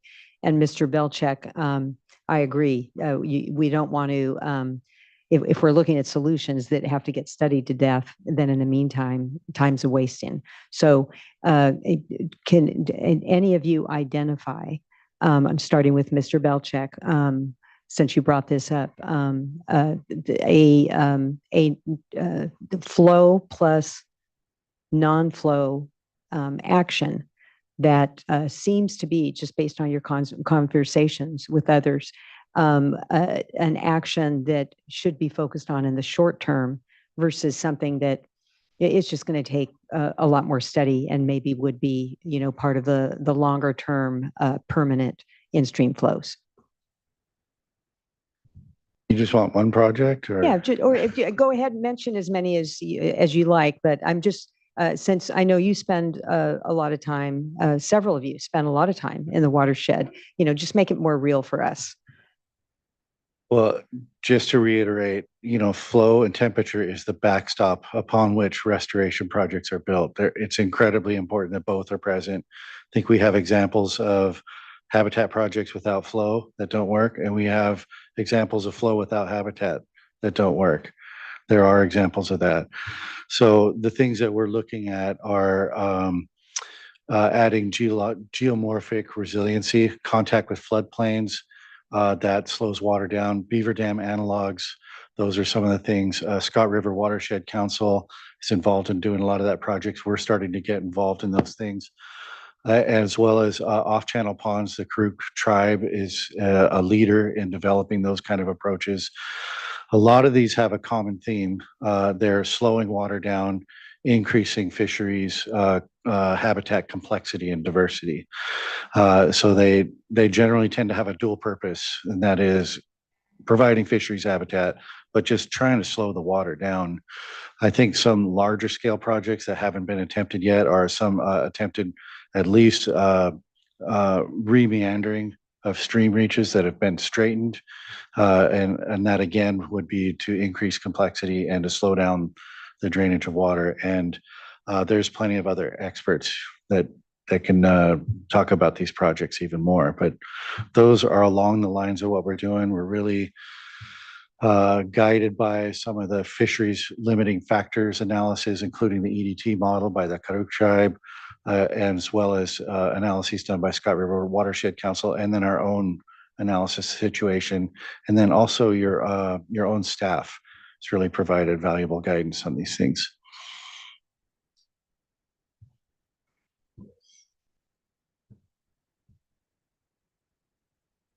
Another good example of some of the projects that are going on out there right now. For example, on our Big Springs, it's our undesignated land that was the part of the TNC that the department now owns.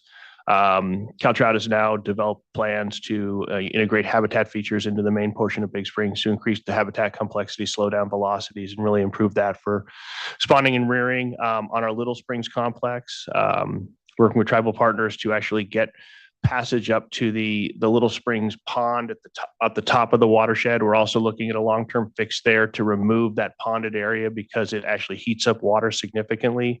So these are ways we're trying to increase the cold water inputs into the system.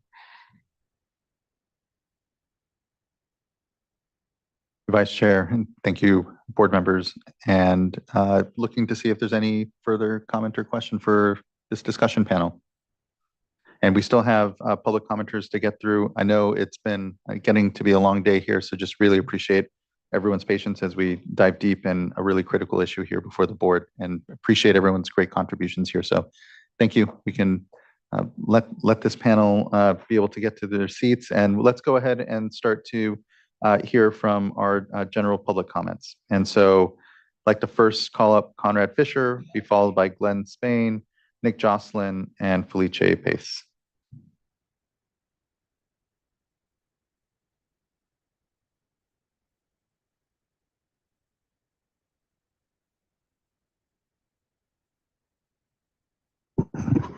So Chair Esquivel, I don't see Mr. Fisher on. Oh, there he is. Yeah, he's on. It looks like he may be unmuted.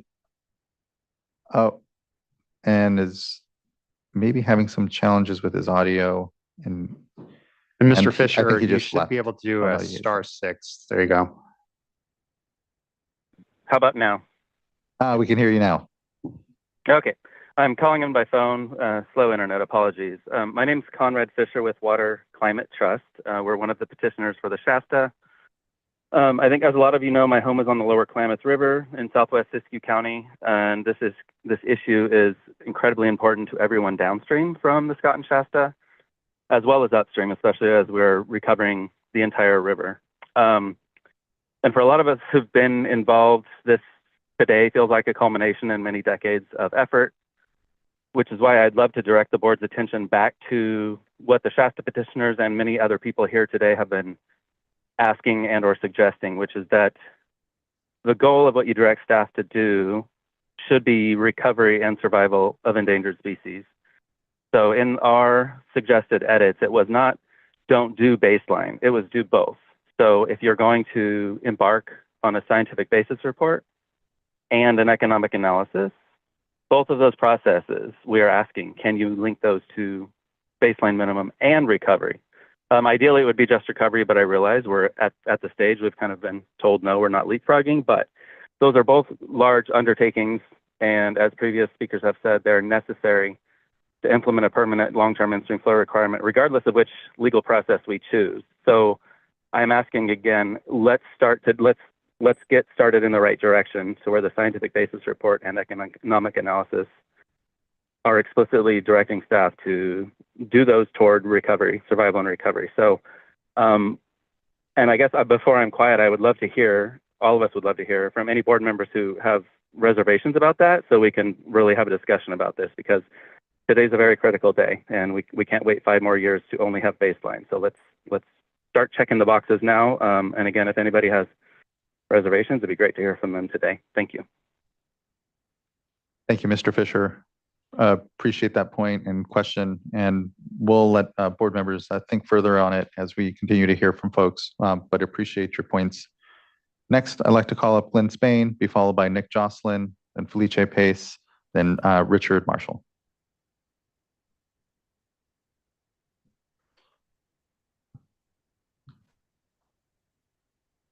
Oh, we'll invite you to unmute again, Mr. Spain. Apologize. I think there we are. I think we're alternately muting and unmuting myself here. Yes. So you can hear me, okay? We can. Good afternoon. Good afternoon. Thank you, Chair, members of the board. This is very important, what we are looking at, and it is the culmination of many, many years of work, hard work on many, many areas. I, as you know, am one of the petitioners on behalf of Pacific Coast Federation of Fishermen's Associations and Institute for Fisheries Resources. We're commercial fishing people.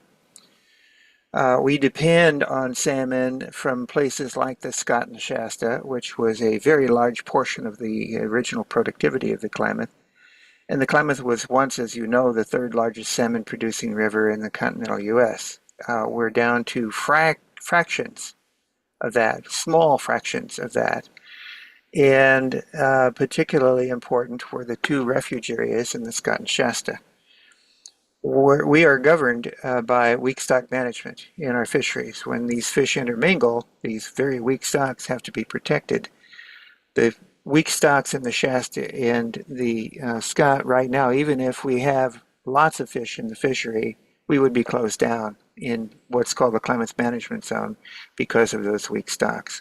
So for every fish that we can recover in the Scott and Shasta, it can lead to 10 fish in the back deck of people in our industry or more, because then we have a season. So there are a lot of issues that we need to deal with.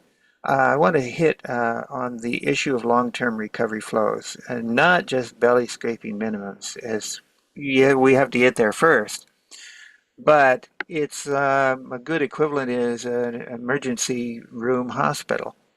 If you've got somebody in the emergency room, you stop the bleeding, but you get them well. The idea is to get them recovered so they can go out and lead a normal life. We have to do the same thing in what we're dealing with in a river. It's a damaged river. It's in the emergency room right now. We need to stop the bleeding first, but also ultimately get the river back to normal functioning conditions. That means we've got to deal with multi-water year specific recovery levels, not just drought. That's clearly the worst part, but we need to have recovery level flows.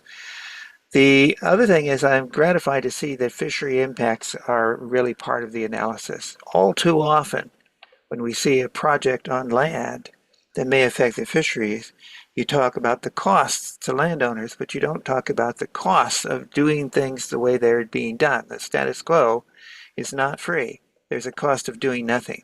There's a cost of degraded river system. There's a social cost. There's an economic cost to our industry. So the costs that we are facing and bearing now in the status quo need to be part of the analysis, as well as the economic benefits from restored fisheries. Those can be enormous. And the multiplier effect, because of weak stock management, means that we do or do not have fisheries in much of the North Coast, including Southern Oregon, based on the abundance in the Scott and Shasta. The third thing I want to talk about is that the local cooperative solutions, it's not an and, it's not an or. Yes, I think you have to have a goal. You can't use LCSs instead of a goal. You're doing random acts of restoration with no particular purpose if you do that. So we have to have a science-based goal, And I find myself very much in agreement with Gary Black on this one. We have to be based on science. It has to be workable in the real world. And once you have the goal, the LCSs are how you get to the goal. And there is a lot of ways of reducing the frictional cost. That is the cost of going from where you are to where you want to be. There are funding resources, there are technical advisory resources that we would help provide, and our industry will certainly help with landowners to make those changes. There are a lot of things that we can do together, and I look forward to that. Just for the record, I come from cattle ranch country. My grandpa was a cattle rancher, and I've run a small family farm in Northern California before moving up north where I am now. So I have some idea of what ranchers and farmers face. And I also know that they're clever folks, they're resilient, they are innovative, and then given a little bit of work and a little bit of resources, a lot of good solutions can come out of that. In terms of the change sheet number 1, I just got a chance to look at that this morning. We think it's good.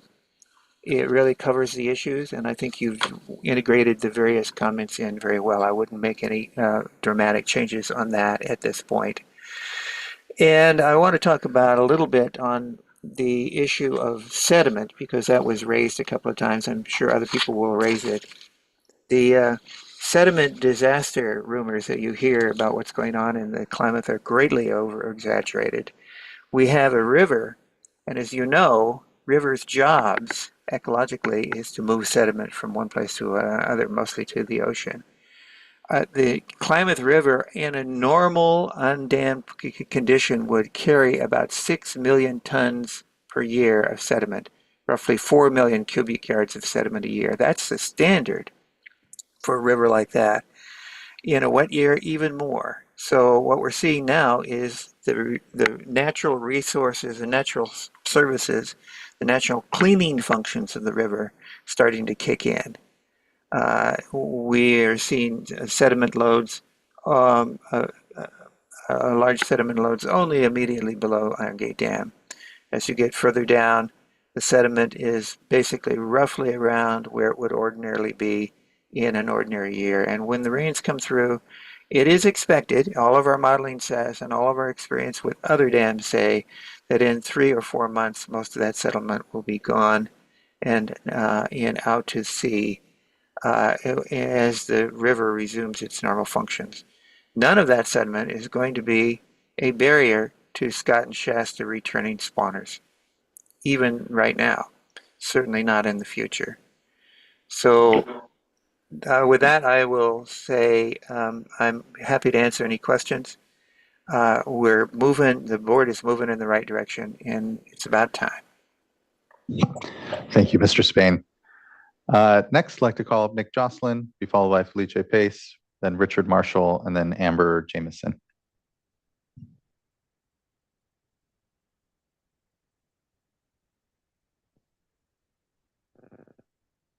Hi, my name is Nick Joslin. I'm a 5th-generation resident of Siskiyou County.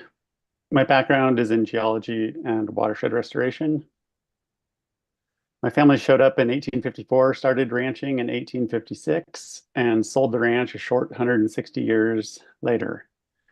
In the relatively short geologic period of that time, my family lived in the Shasta Valley. Some very difficult and persistent water issues have impacted the area, and that is why we continue to have these meetings. My family used to catch salmon in the Little Shasta.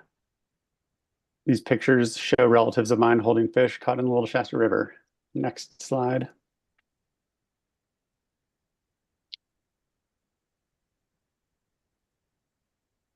In 2016, in a 2016 Department of Fish and Wildlife report on the Little Shasta River,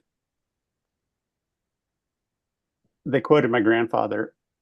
Bob Smith, retired land manager for the Shasta Valley Wildlife Area, interviewed longtime resident Klein Soule in the year 2000 regarding his observations of salmon in the Little Shasta River. Mr. Soule stated it was common to see Chinook in the fall when he was a child in the late 1920s to the early 1930s.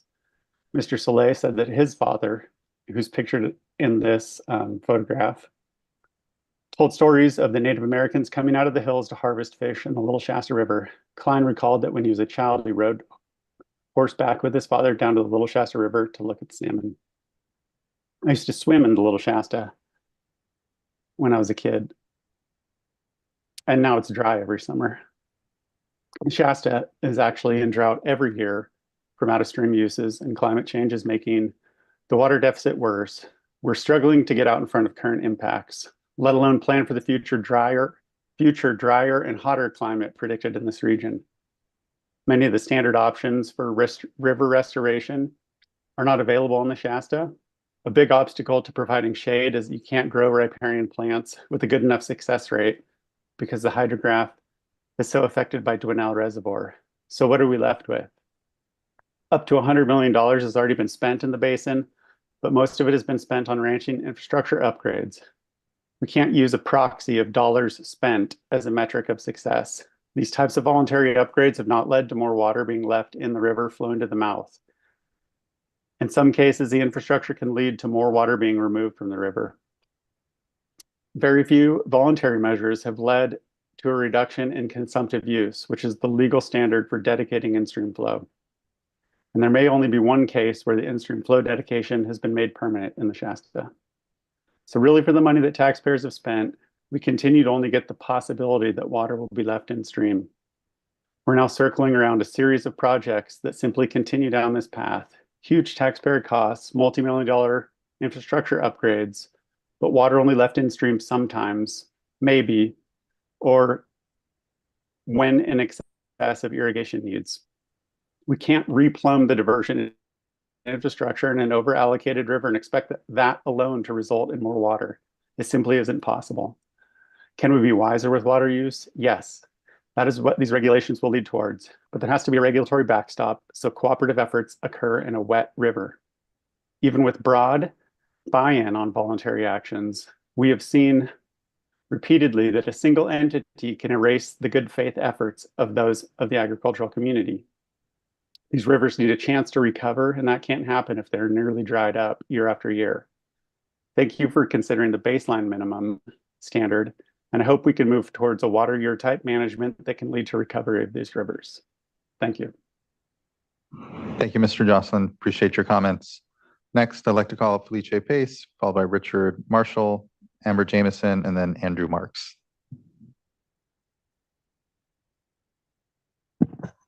Chair Esquivel, I do not see Felice Pace on the Zoom.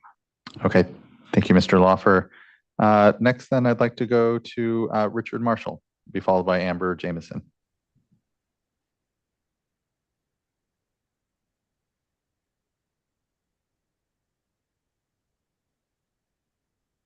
Hello. Good afternoon. Good afternoon, Chairman Esquivel and members of the board. My name is Richard Marshall. I'm president of the Siskiyou County Water Users Association with members located in both Shasta and Scott Valley watersheds. We have reviewed the draft proposed resolution for setting flows in the Scott and Shasta watersheds and find the staff report to be lacking in looking at a bigger picture, which involves a multidisciplinary approach to the subject at hand, meaning that the draft only looks at splitting the existing pie into smaller portions. What should be happening is the study looks at all possibilities of increasing the water supply to the affected areas, creating a win-win strategy. In the late 60s, Bulletin 87 looked at many opportunities, that was prepared by the Water Resources Board, looked at many opportunities to create more available water. We today should be able to do even better. Issues that need to be addressed include, in any kind of study, reestablishing the upper elevation cisterns and cairns to allow water to be slowed down for more absorption, reinstitution of reduction of timber on mountain areas aimed at reducing the number of trees, allowing snow to reach the ground, reducing water being evaporated from overgrowth of trees, and reduction of fire hazard situations. Burned over areas are inefficient in retaining water in the soil. 3, reestablish and repair the tributary intersections and watercourse along the Klamath damaged by the '64 flood and never repaired. This should include Salmon River also. 4, establishment of a reservoir at the Scott River headwater area in Callahan was proposed a long time ago. This would allow capture of overflow during spring and flood times and allow supplemental water releases during the dry season and into summer flows. 5, repair the Dwinell Dam so it can accommodate more storage, allowing smarter releases of water in the late season, increasing the flows. You're next. 6, assist Siskiyou County development of water reserves rights granted to it by the Water Board in 1957 as part of the Klamath Compact Appendix B, a federal statute which guaranteed water to Siskiyou County from the Klamath River. This is WR 16957, WR 6958. These rights were granted to Siskiyou County as an original county of origin. California Chapter 52, Statutes 1956, First Extraordinary Session, and per Chapter 2101, Statute 1959. These rights totaling 120,000 acre-feet are held by the Director of Finance per the request of Siskiyou County Board of Supervisors letter dated February 3, 1956, and recognized by Claire Hill, Chairman of the State Water Resources Board. Development of these rights, together with the other projects, would serve to assure enough water to accomplish the objectives we've all been discussing this afternoon regarding flow in a fair and appropriate manner. We believe this is a more holistic approach to the objectives sought by CDFG and sister agencies, including the Water Board, which would be more effective in achieving the desired outcomes. We encourage the board and staff to go back to the drawing board and revisit an issue that has not been discussed yet, which is how do we go about creating more water in the basin? As mentioned earlier, the U.S. Forest Service is the biggest user of water, growing a large crop of overgrown trees in the mountains, and that could be reduced and create jobs as well as put more water in the system. Thank you. Thank you, Mr. Marshall. I appreciate the comments and sticking with us here and contributions. Thank you. Thank you. Next, I'd like to call up Amber Jameson, followed by, I think at that point, Angelina Cook. Good afternoon, members of the board, Chairman Escobar. I just wanted to make a quick comment regarding that last commenter. Older forests are more resilient and do not require as much water as regularly cut forests with young trees. So I don't think it's a great idea to go out and chop down the entire forest in order to create more water for the basin. That's absolutely ridiculous. Sorry, as a side note, here are my comments. My name is Amber Jameson, and I am the Water Advocacy Director for Environmental Protection Information Center.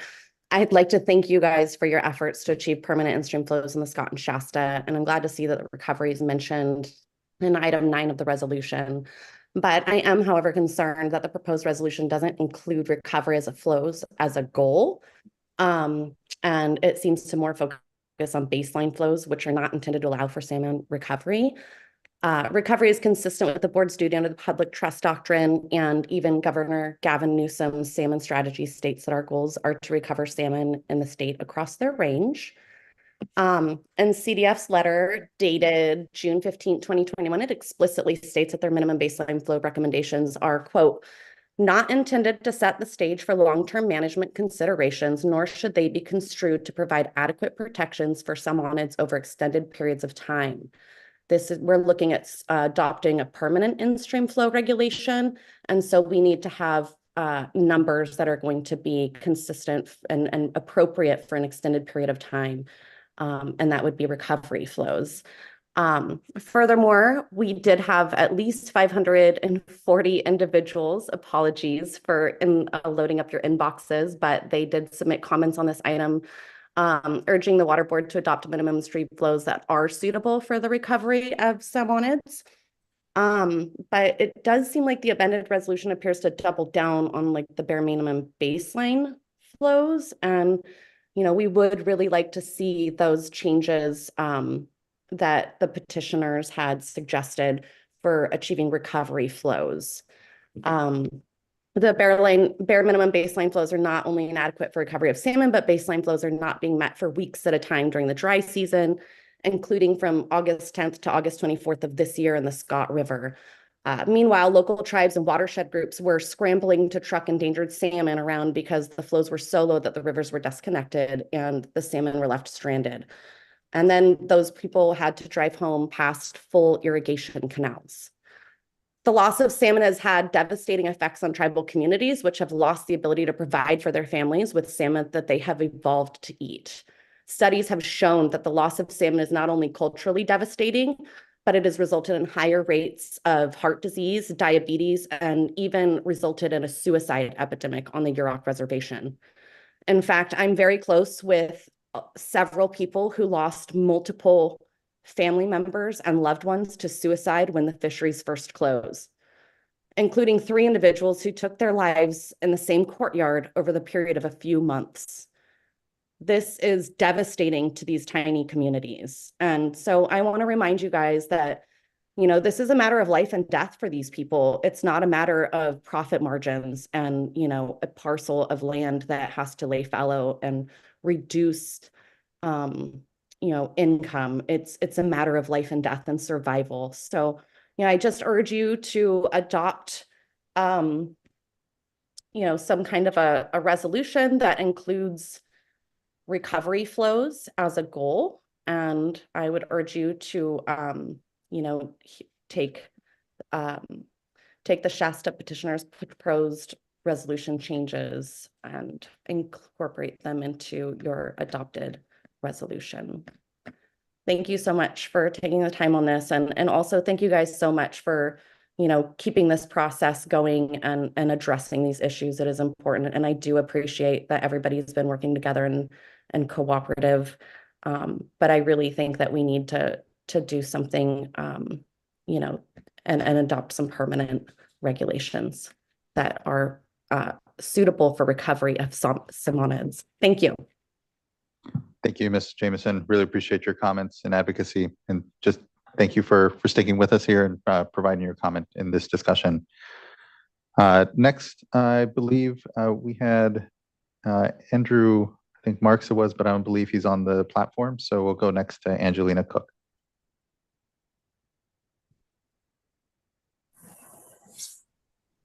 Good afternoon. My name is Angelina Cook, and I have been working on source water stewardship in Siskiyou County for about 20 years. Today, I'm commenting on behalf of Save California Salmon and California Sport Fishing Protection Alliance, and we thank you for recognizing that adequate flows in the Shasta and Scott tributaries are critical to replenishing Klamath salmon. We hope that our comments and the proceedings today will aid your process of enforcing permanent flows in key tributaries sufficient to ensure that public investments in dam removal yield intended results. Although emergency-driven curtailments and the LCSs appear clunky, expensive, and annoying to all parties, at least your efforts over the past 3 years have proven that rehydrating rivers through surface diversion curtailments is possible. Over the long term, I highly recommend that you instill more connectivity, clarity, and trust into the process. For example, the resolution states that you are sharing modeling and well data with the Scott and Shasta GSAs. I've been trying to participate in Siskiyou County's SGMA implementation process since its inception, and I can tell you that at least the Shasta GSA is not necessarily inclusive or forthright in their sharing or acceptance of data from the public. And I appreciated Board Member Firestone's question to the GSA panel earlier about their management actions. Functional democracy is rooted in public access to water data. We request that you and the Department of Water Resources streamline interconnected ground and surface water data management systems and formalize your processes for involving diverse interests to ensure that public and private stakeholders can identify data gaps as well as make better use of the data that does exist. And that includes ecological data as well as water right allocation and use accountability. During the immediate term, we support your readoption of the emergency regulation, though we urge you to increase baseline flows to recovery flows. We also urge you to enact cost-effective methods of augmenting flows during critical life stages, such as prohibiting inefficient livestock watering during the dry months of summer and fall. In closing, this is a huge opportunity, not only for the state, but for the region. After 20 grueling years of misinformation and misspent public funding on issues related to Klamath River restoration, the dams are officially down. The third most productive salmon fishery in the contiguous United States has 360 more miles of habitat. So we have a real opportunity to replenish historic salmon flows if humans respond appropriately by rebalancing the natural and cultural values of anadromous fish with the monetary values. By improving public stakeholder involvement, strengthening prohibitions that don't ask much of existing water users, regulators and rural communities can prove how healthy rivers and thriving agriculture are actually compatible, and that fish and farms can coexist. Thank you very much for your time dedicated to this issue, and we look forward to participating in the days to come. Thank you, Ms. Cook. Really appreciate that and for the participation and contributions here. Next, I believe now Andrew Marks is on the platform, so we'll go back to Andrew Marks, and who will then be followed by Alex Beering.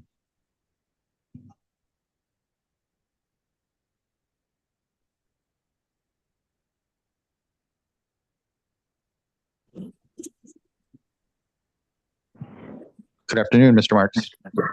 Good afternoon. Sorry, it's been a long day for me and I've had to jump in and out a few times. I appreciate the opportunity to speak. My name is Andrew Marks. I'm the Shasta River steward for the Native Fish Society, and I welcome the opportunity to speak to the board. My main focus is the Shasta River. I got involved with the Shasta River essentially as a fisherman, and it's near where I work, and I fished it for the past 20 years, but my history as a fisherman goes back to ocean fishing.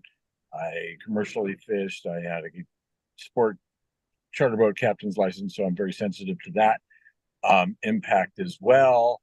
It really came home for me, and I think it was about 2016 when I go to a spot that I fish commonly on the Klamath. It involves going through the Shasta, and I've seen it for 2 decades, and it was lower than I had ever seen it. And it was a point for me that was one where I had to get involved, and I started making phone calls and talking to people, and I came to appreciate that a drought in the Shasta is something that doesn't depend on the water year. It depends on the fact that it's over allocated, and that's evolved into the curtailments, which have been quite a roller coaster, a very much appreciated one, but it was very disappointing when the curtailments expired and the flows dropped. And I know that there's been efforts at collaborative and cooperative solutions, but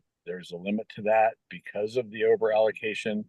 And so I welcome the action of the board. I read the kind of the draft and the baseline minimum flows, and that's really the main focus for me at this point, is that we don't have to go through the roller coaster that is the emergency curtailment process, and that we have a base minimum flow. I know that the more kind of comprehensive process of flows dependent on water year is a very important one, and that we need adequate water studies to do that. But my main focus today is just to encourage and support a baseline minimum flow that is so critical for such an important watershed. The Shasta River, as we've heard time and again, supports an amazing population of salmonids. The Chinook population is one component, but coho and steelhead as well. And so everything I've heard today has been very encouraging. And again, thank you for the opportunity to speak. Thank you for speaking and contributing to the discussion here, Mr. Marks. Appreciate your time and just thank you. Next, I'd like to call up Alex Beering, be followed by Ashley Overhouse, and then Akash Deep Singh.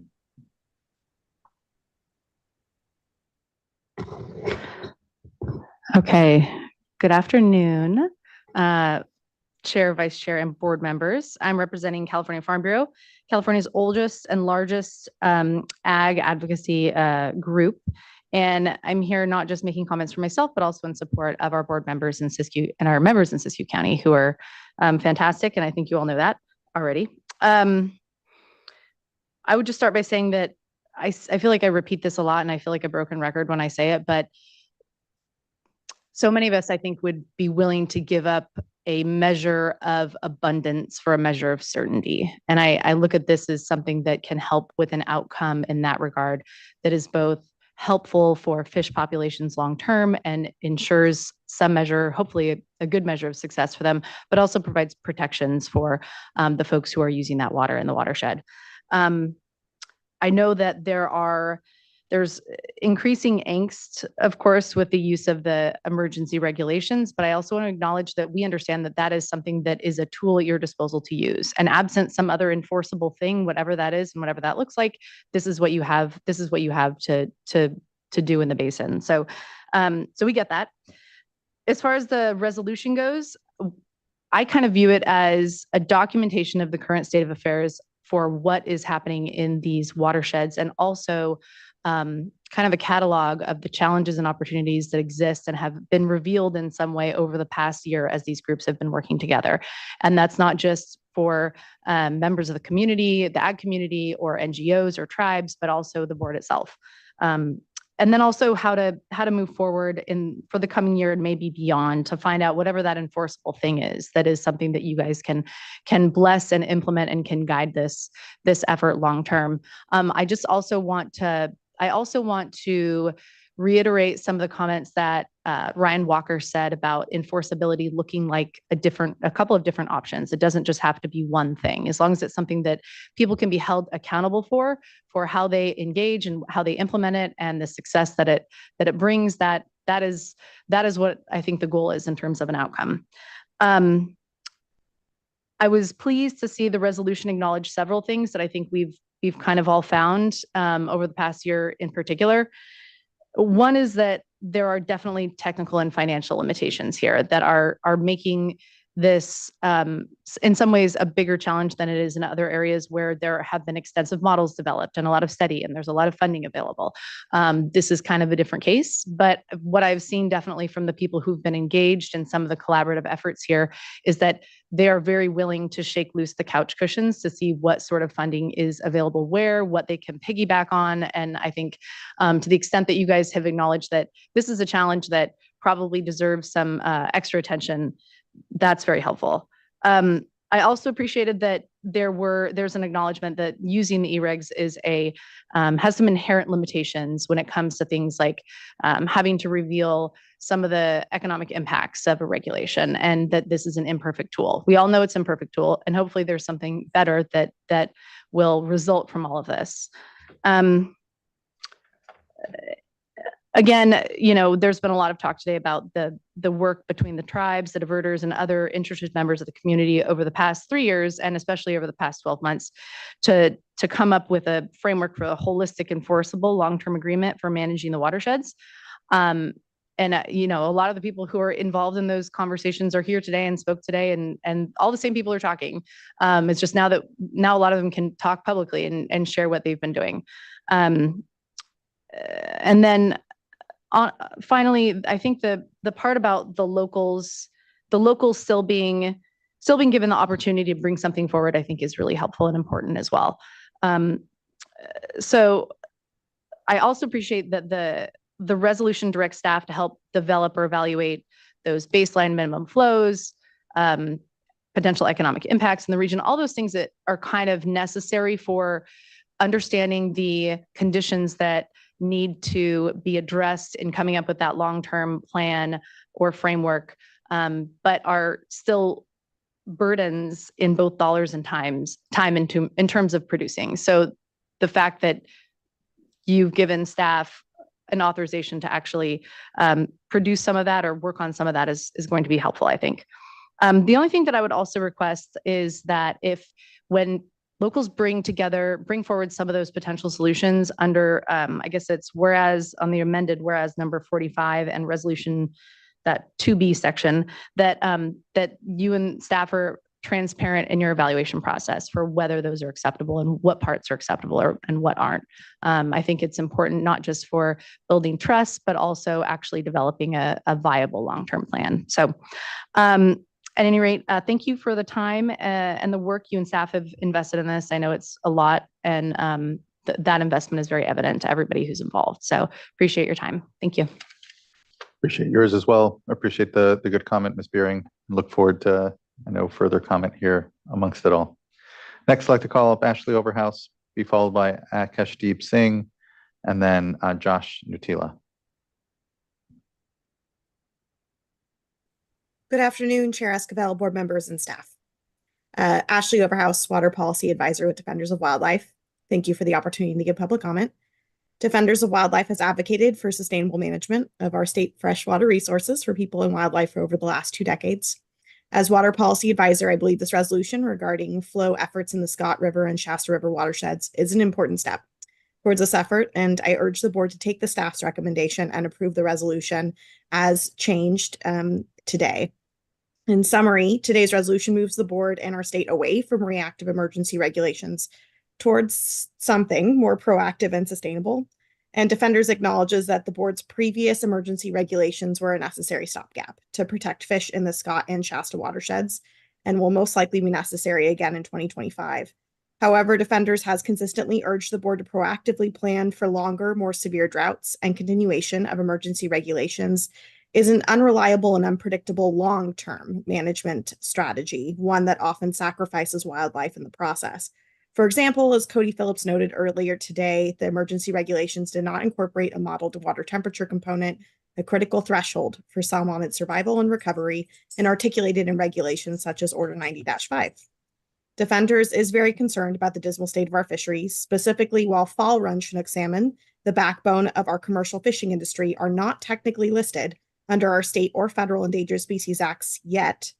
Their alarming and rapid recent population decline should be a red flag to the board that urgent proactive action is needed to help the species and others that rely on these healthy tributaries. In fact, while fall run Chinook remains unlisted, the board is one of the only agencies that can take this proactive measure for this species. And it's not just charged with protecting these populations. The board is required to restore salmonid protections and populations under state and federal law. This includes fall run Chinook salmon. Flow is truly the master variable here, as you've heard me say many times. And as CDFW previously noted in their presentation earlier today, there is a dire need for consistent year-to-year in-stream flow requirements.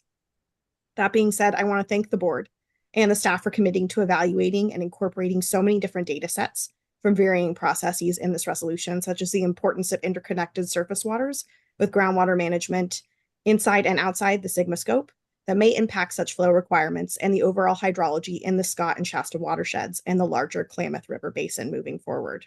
I also want to thank the department for the presentation and some exciting updates, including the observed return of lamprey. I'm also excited about that. In conclusion, I urge the board to take the necessary actions and adopt a resolution that makes clear that the goal is salmon recovery, as many of my colleagues have said today, as an important cultural and commercial resource and as a canary in the coal mine for the health of our state's waterways. Defenders looks forward to supporting the board's efforts to protect our public trust resources in many different ways. Thank you for your time. Thank you for yours as well. The support and the comments, Ms. Overhouse. Appreciate the contributions here. Next, I'd like to call up Akashdeep Singh, be followed by Josh Nutila, and then Ned Nichols.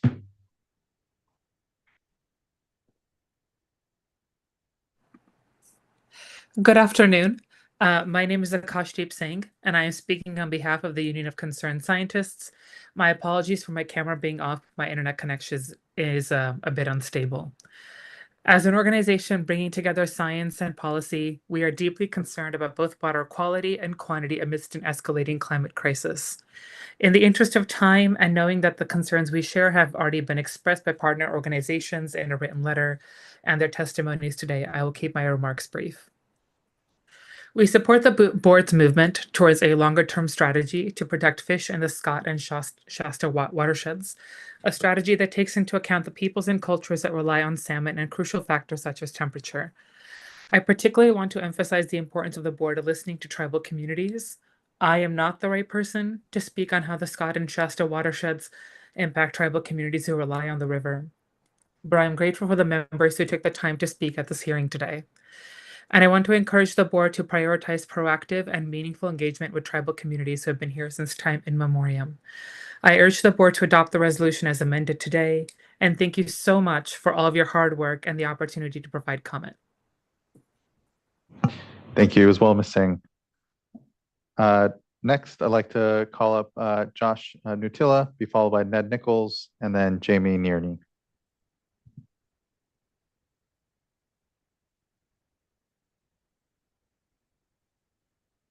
Oh, and thank you. My name is Josh Nutilla, and there's two sides to every story. Apologies. I don't know if the microphone is on. It may need to be Maybe I popped need on. to be closer. Oh, you just need to be closer. Sorry about that, Mr. No Nutilla. worries. Thank you. Anyway, there's two sides to every story, and the one in the closet. And respecting all sides, I guess I'm the one in the middle, as I've seen lots of people negatively affected, by water being turned off. One friend recently, I really liked what Ms. Doreen said about there being flow and no flow designations, because a little nervous, but I'll get there. They, in the drought years, it was kind of obvious, got to turn off the water, the needs of the many. But that one day notice this year, and boo, off goes the water, and all the hard work's just drying up. So, speaking for the middle, I'll just read what I got here.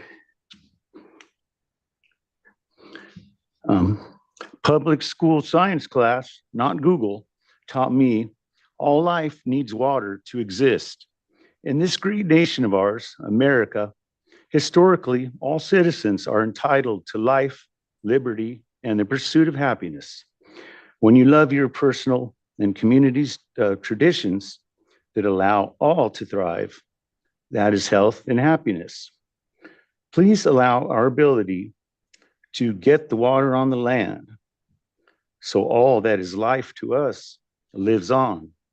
Already, too much enforced oversight happening seemingly very fast is adversely affecting communities and families. The currently in place, the practice of turning off our water, AKA sustainable management, is killing an American way of life. No one can deny everybody wanting everything is and will remain a problem for our planet, our nation, humanity's future generations. Water temperatures up, melting glaciers, it's all very real, and adjustments must be made. Regarding water, especially during seasons of drought, please consider, we need to consider it. And so in your resolutions, please remember that it includes 24 generations of hardworking citizens that have had a great way of life, and that's what they know. And I'm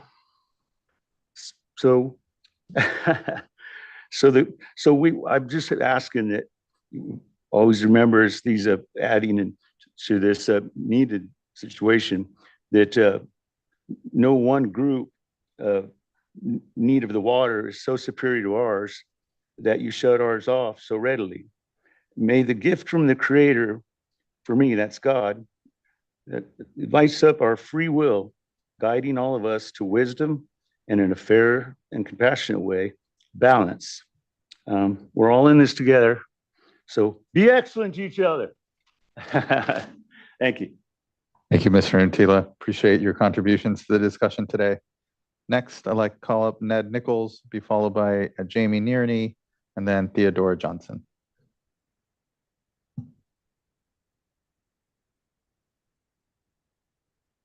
So, thanks for hearing my frustrations today. And I do have a lot of frustrations. I am also a fifth generation rancher from Little Shasta Valley, like my cousin Nick Joslin up there, but we have far different views.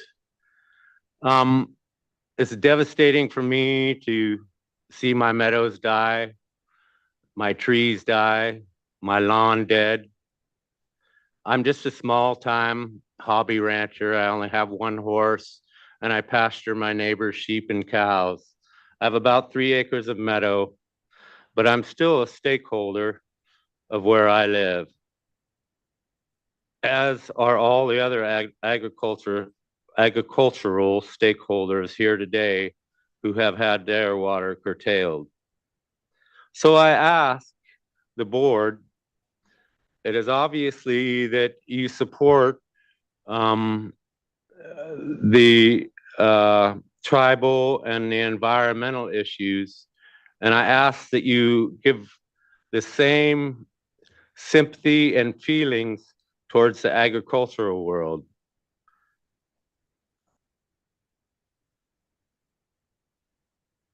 There has to be some kind of compromise with the water, something that will satisfy both sides of the issue. We are all stakeholders of the water. So how do you justify taking one stakeholder's rights away to appease another? The water at my diversion at this time of the year, and actually 2 months ago, does not connect with the Scott River. My diversion is out of Shackelford Creek. It doesn't make it to the river to help the fish. Can't we all find a way that the land can stay green and help the fish too? There has to be a way. Maybe 1 week with water and 1 week without water. Siskiyou County won the vote not to remove the dams, and yet they removed them anyway. Are our water rights next? That's what I would like to know. Do you have any comments, maybe? I appreciate your contribution to the comments here, Mr. Nichols. Do know that the work of the board is to balance these competing needs. And, as you heard today, there is a sense of urgency when it comes to the fisheries needs, and it's not meant to be punitive or to take away your rights or to harm your interests. And we are doing our best to try to create the space, to your point, where we can have these issues balanced out and it not be seen as a taking, if you will, on just one side of the ledger here. So devastating. Yeah, we are trying our best to make that balance. So appreciate your comments, sir. I appreciate yours too. Yeah, thank you. Thank you. Next, I'd like to call up Janie Nearney, be followed by Theodora Johnson.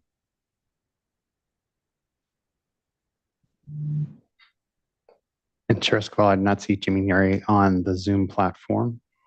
Thank you. Yeah, let's then go to Theodora Johnson, be followed by Gareth Plank. Ms. Johnson, good to see you. Hi, good to see you too. Thank you, Chairman Esquivel and the members of the board for having me remotely this time. Had a little bit too much going on at home to be able to make it down, but I'm still spokesperson for Scott Valley Agriculture Water Alliance, but I'm also serving now on the Scott Valley Advisory Committee to our GSA. And I wanted to put a plug in for our advisory committee because I really think that it's a good forum that already is existing to have some of these important discussions. For example, on whatever comes out as far as a study on baseline flows. You've already heard today from, I think, 4 of us that are on that advisory committee, and it's a pretty diverse group. And it's the only forum that I'm aware of that's a local group of diverse interests that actually sits down face to face and talks these things over. So think of the import of that. I have a statement. Tom Jobson is our chairman of our advisory committee, and he wasn't able to make it, but he asked me to read this for him. The Scott Valley Groundwater Advisory Committee to the GSA and its predecessor, the Scott Valley Groundwater Advisory Committee to the County of Siskiyou, have for nearly 15 years been working closely with all stakeholders on the issue of groundwater impacts on surface water flows in the Scott River. The primary actions described in the approved SGMA plan for the Scott River Basin are all related to improving flows in the Scott for groundwater-dependent ecosystems. This work means that the committee is very familiar with the relationships between anadromous fish populations and flows in the Scott River at critical times in the life cycle of these fish. Establishing permanent minimum flows is in an undammed, unregulated river system will potentially have substantial impacts on the ability of the Siskiyou County GSA to successfully carry out its plan, the GSP. The Scott Valley Groundwater Advisory Committee needs to participate in the deliberations related to the study and establishment of these minimum flows. The advisory committee is a pre-existing forum of diverse local stakeholders, the only one of its kind. The Water Board should take advantage of this existing forum to vet the report and build grassroots confidence in any final regulatory outcome. So that is Tom Jobson, our chairman's statement. I agree with everything he said, and I would add that we've been working on this advisory committee to gain a better understanding of the Scott Valley Integrated Hydrologic Model, which I think is something that we should all be taking advantage of.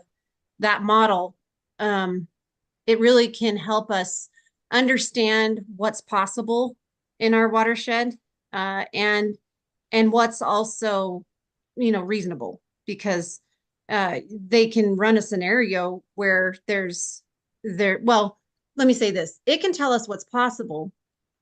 Agriculture members who serve on that committee can tell us what's reasonable as far as what we can give as far as water goes.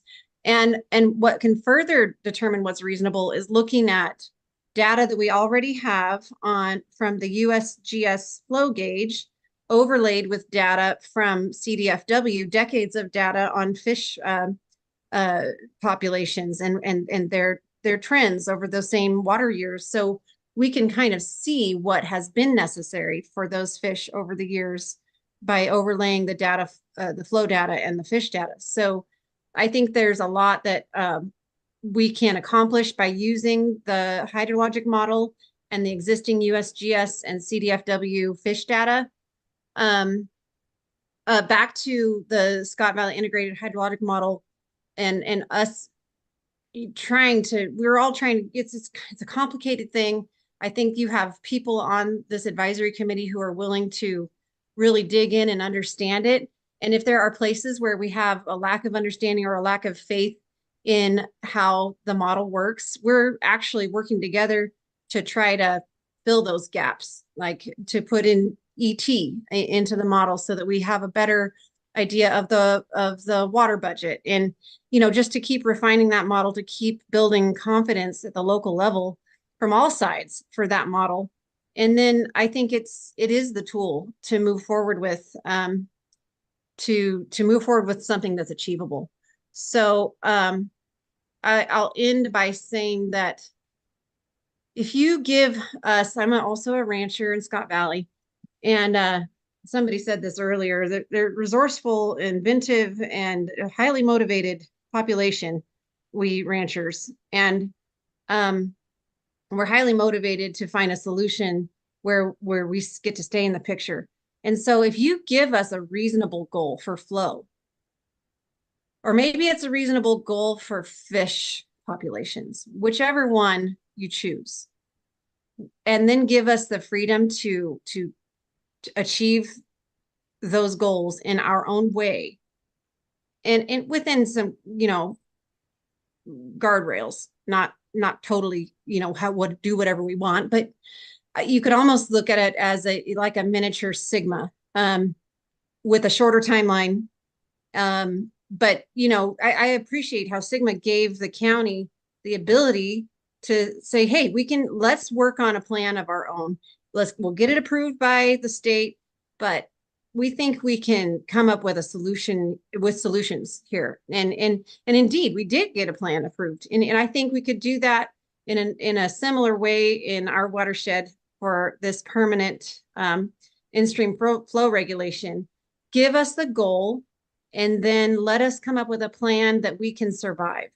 And so I guess with that, I'll say I do agree with some of the Farm Bureau comments about dividing the Scott and Shasta up, and Gary's comment. That would be helpful, I think. It's just they're so different, and it's hard to think of two things at once.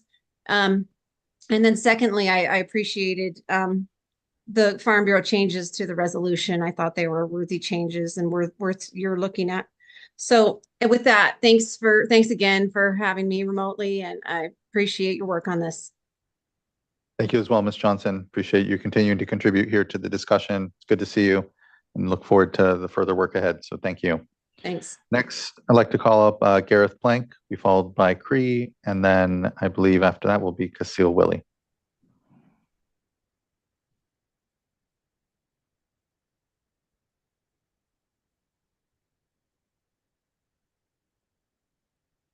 And Chair Escobar, we've given Gareth Plank multiple opportunities to unmute at this point. Wait, but we do see a video coming on. Yeah, and Mr. Plank, you should be invited to unmute as well. You're still on mute. Unfortunately, we can't hear you, Mr. Plank, but there should be a pop-up that comes up that invites you to unmute on your device.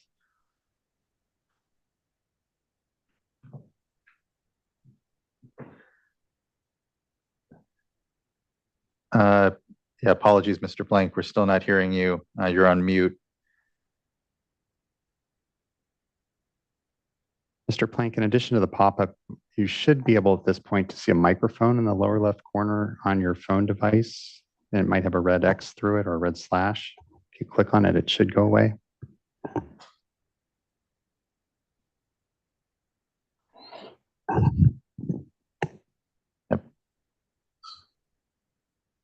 Yeah, apologies, Mr. Plank. It should be appearing, again, the opportunity to unmute. There we go. Can you hear me now? There we are. Yeah, now we can hear you. I'm going to turn off my video because I'm parked on the side of the highway with limited video access. Okay. Yes, please be safe.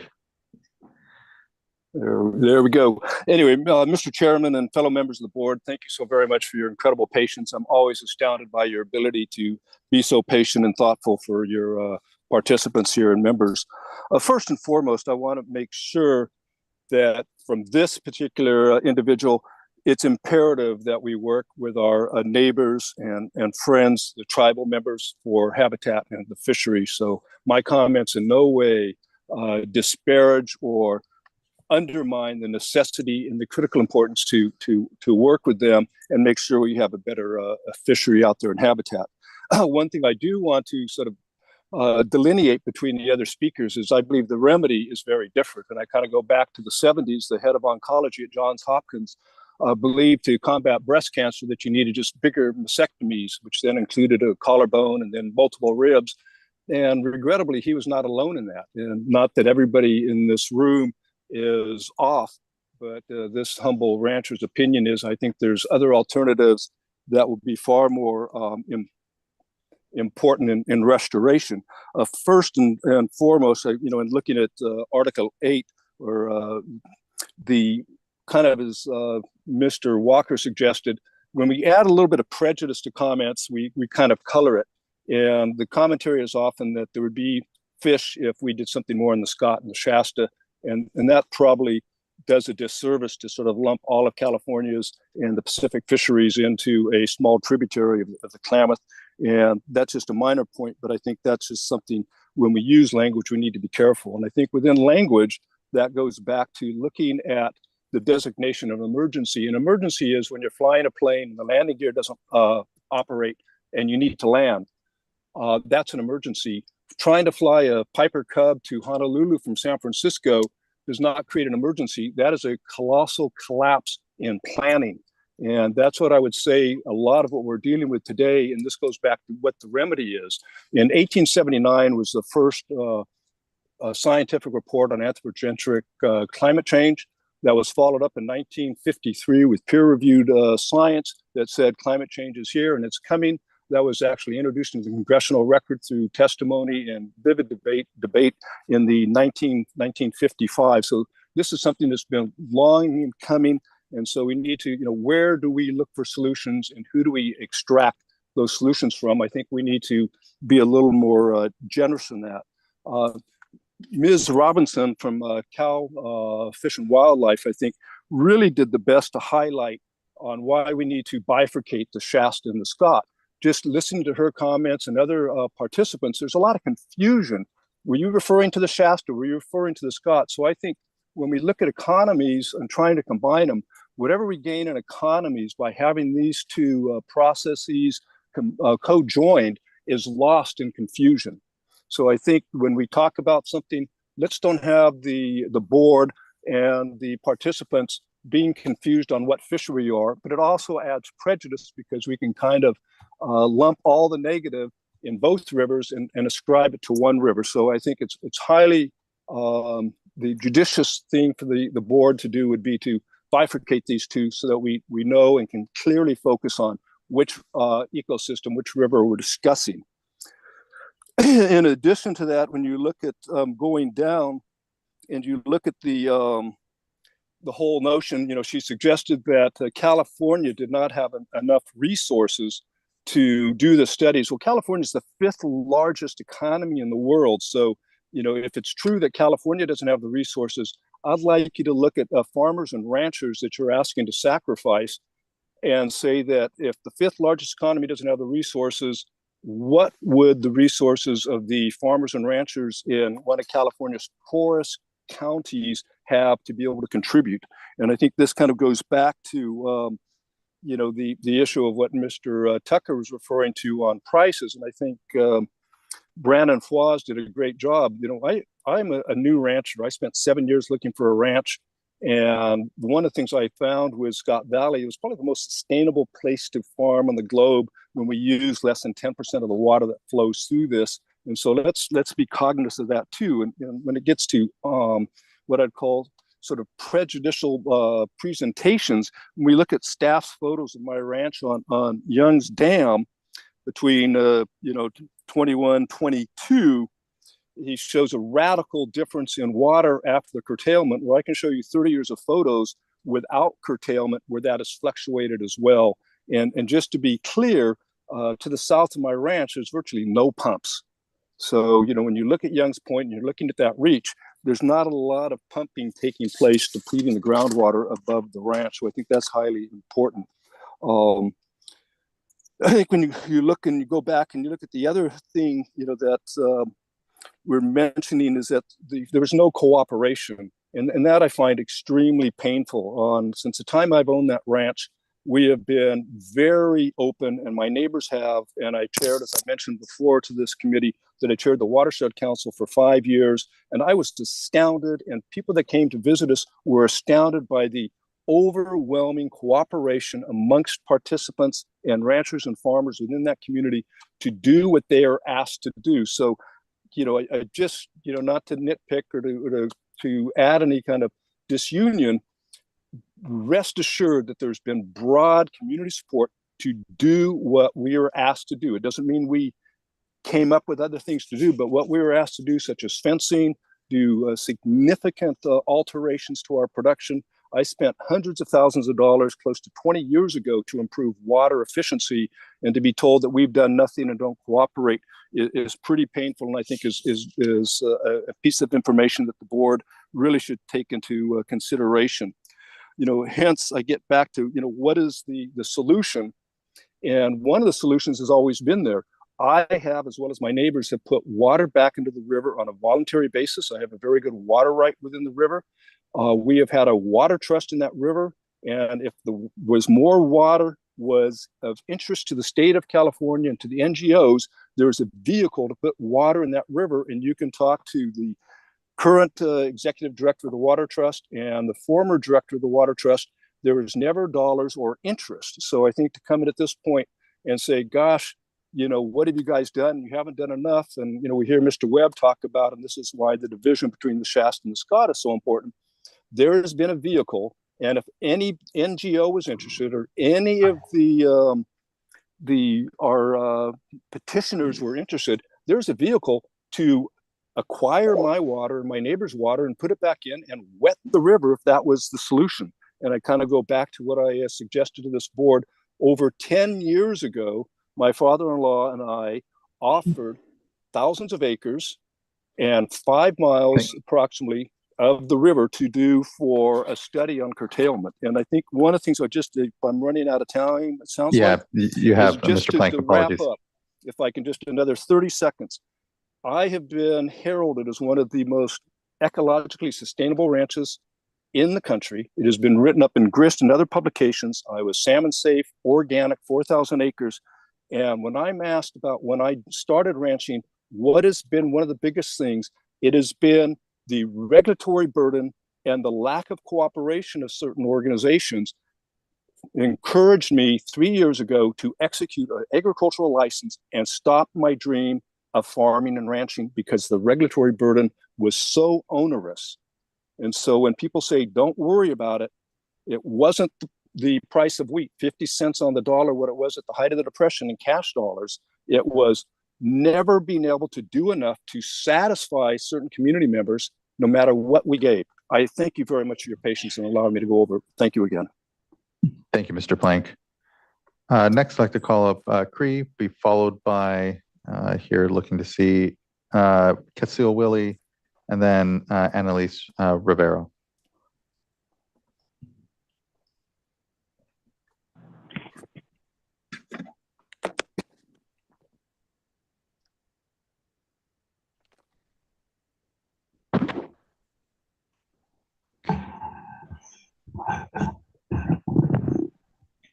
Greetings. Can you all hear me? We can. Thank you. Thank you for joining us. Yeah, I'm just imagining what it would be like if the board actually accepted the petition. It seems that there's plenty of scientific data available. There's been ample monitoring.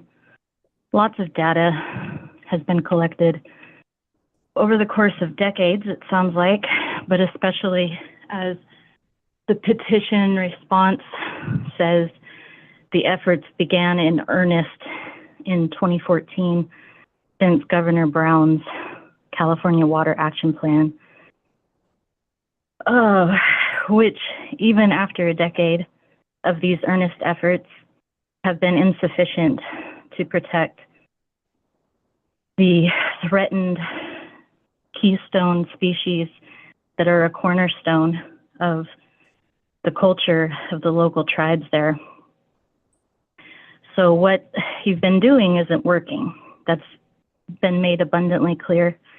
And the emotional appeals of the small agricultural farmers don't trump that necessity to protect these species and the culture and the people of the tribes there, who have been there since time immemorial and have had historically no problem with keeping ample salmon and these other fish, steelhead, etc., in the waterways. The science that they provided in the original petition is, let me pull this up here.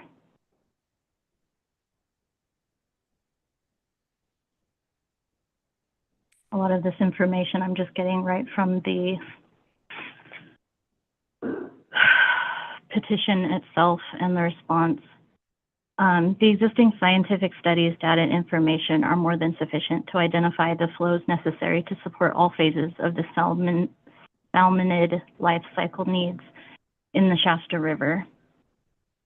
As well, that petition contained the best available scientific information needed to identify and enforce in-stream flow regulations in the Shasta watershed. So any more time allowance for prioritizing data and monitoring is unacceptable. We demand action now. It's already way past overdue. The reasons listed in the petition response: number one, ongoing work, not working. Number two, flexibility.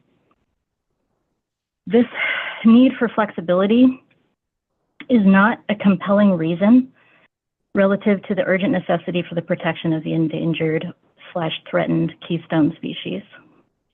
Number three, timeline issue. Is it, again, not relevant to actually committing to initiating the process of establishing a long-term in-stream flows/temperature requirements. We all realize that it's going to take time. Nobody is saying that it needs to be done in a certain time frame, from what I understand. I know there's a code here that it was talking about, but it seems to me that these three reasons that were listed in the petition response are not in any way, shape, or form compelling compared to the urgent and dire situation that we're facing here. With regards to the other options listed in the petition response, number one, a policy for water quality control. This doesn't address baseline flows as far as I'm aware, and I don't know if it addresses temperatures. I'm concerned the solution is more focused on appeasing people complaining about sediment from the dam removal in spite of the improved water quality from less toxic algae and the ample data that reveals no adverse effects to the ag community. Although I do want to add in that I did see the presentation earlier about some adverse effects to the ag community. I'm not sure how much of that is related to the water curtailments. I don't think that presentation specified that, as I recall. And a water rights proceeding would be the second option that was listed. The water rights proceeding, as well as the collaborative efforts between diverters and regulatory agencies, both seem to me to be more concerned with money than life. And as we're seeing with the tribes that, with the high suicide rates regarding what is going on with this issue of the cornerstone of their culture being, I don't know the fancy word, I don't remember it, but for the sake of time, I will not worry about finding all the fancy words. So the fact that it's, oh, here it is right here, extirpation, the slow extirpation of salmon.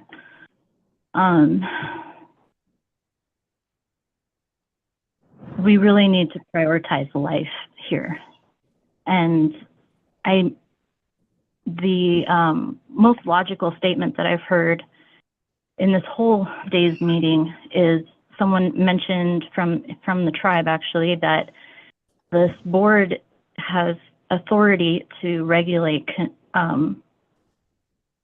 these water flows. And so that's what we're here to discuss. And I heard someone else mention that a higher authority is going to have to make the goal of recovering salmon. However, there is no higher authority. I apologize. I don't mean to interrupt you, but you've gone over your time a bit. And if you don't mind wrapping your points, I know we have further folks to hear from, but thank you. Okay, so this board is the only authority that can authorize the emergency flows and the long-term flows. So I really want to see the tribes be prioritized and their ample research, science, and solutions be given proper respect, which I'm not seeing here.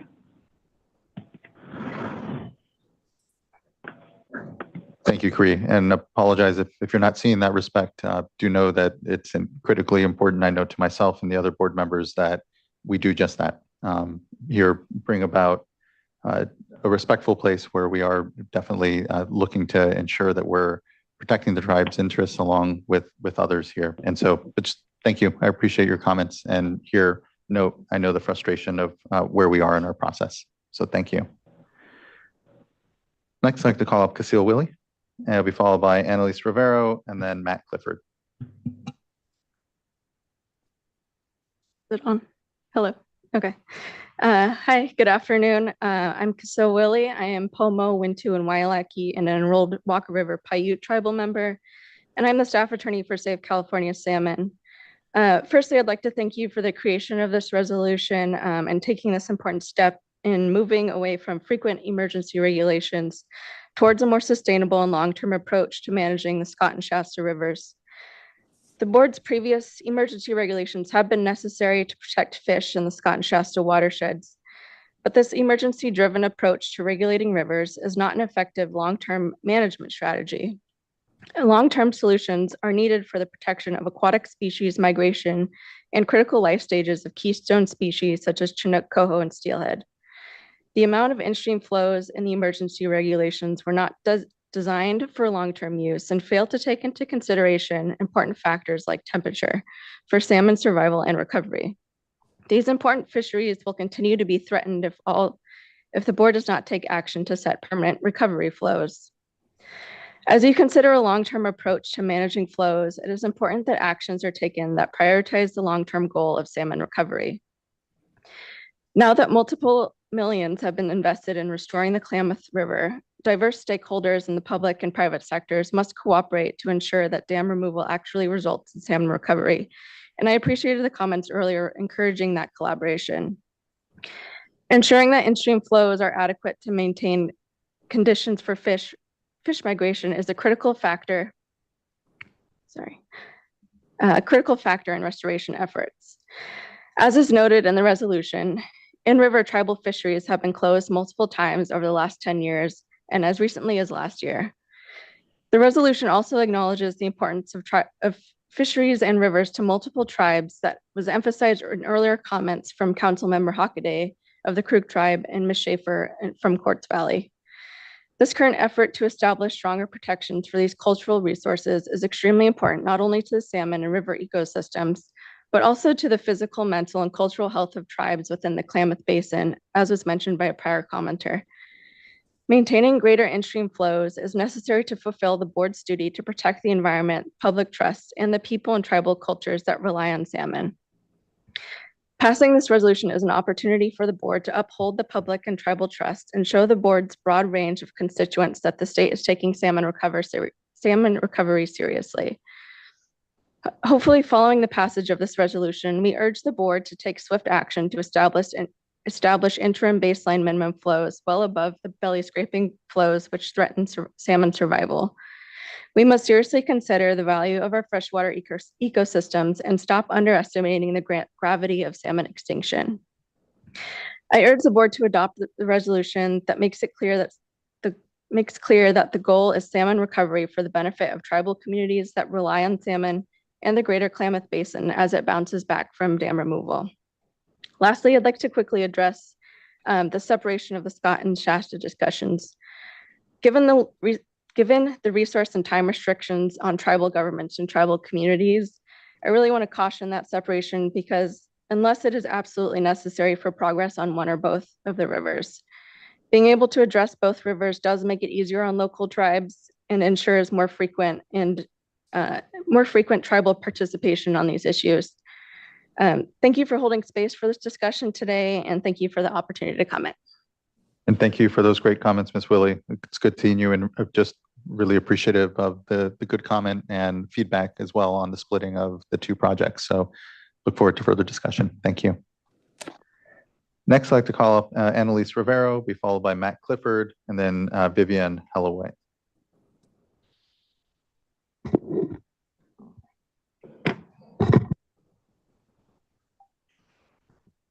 Afternoon, Chair, Vice Chair, and members. My name is Cam Bestek, and I'm a policy associate at California Trout. I realize it says Annalise, but I work with her. I promise she sent me today. But I'm actually here to give comments on behalf of my organization. We're one of California's largest freshwater restoration organizations, and more specifically here to give comments on behalf of my Shasta Klamath team who work on the ground in this region. To recover salmonids in the Scott and Shasta valleys, large-scale habitat restoration is needed to create. Habitat restoration is needed in addition to increased stream flows during critical life cycle stages for anadromous species. As evidenced by our work throughout the state, CalTrout firmly believes that most durable solutions are forged between diverse interests. To effectively achieve the necessary restoration and in-stream flows in these valleys, the state, conservation organizations, tribal nations, and landowners need to work together to build these solutions with consideration for both habitat restoration and in-stream flow enhancement. I do want to take a moment and thank the tribal members, the council members, and the advocates who came in here today and spent time and shared their perspectives with us. We would also like to recognize the progress made towards ecosystem improvement and sustainable agriculture in collaboration with the landowners in the Scott and Shasta rivers. These include projects completed in partnership with the Hart Ranch, Cardoza Ranch, Scott River Ranch, Bouvier Ranch, Shard family, and others. These partnerships have resulted in more water in stream, reopened habitats, and restored river channels in all working landscapes. We do believe that water users who have made impactful changes to their irrigation practices and infrastructure should be rewarded for these efforts.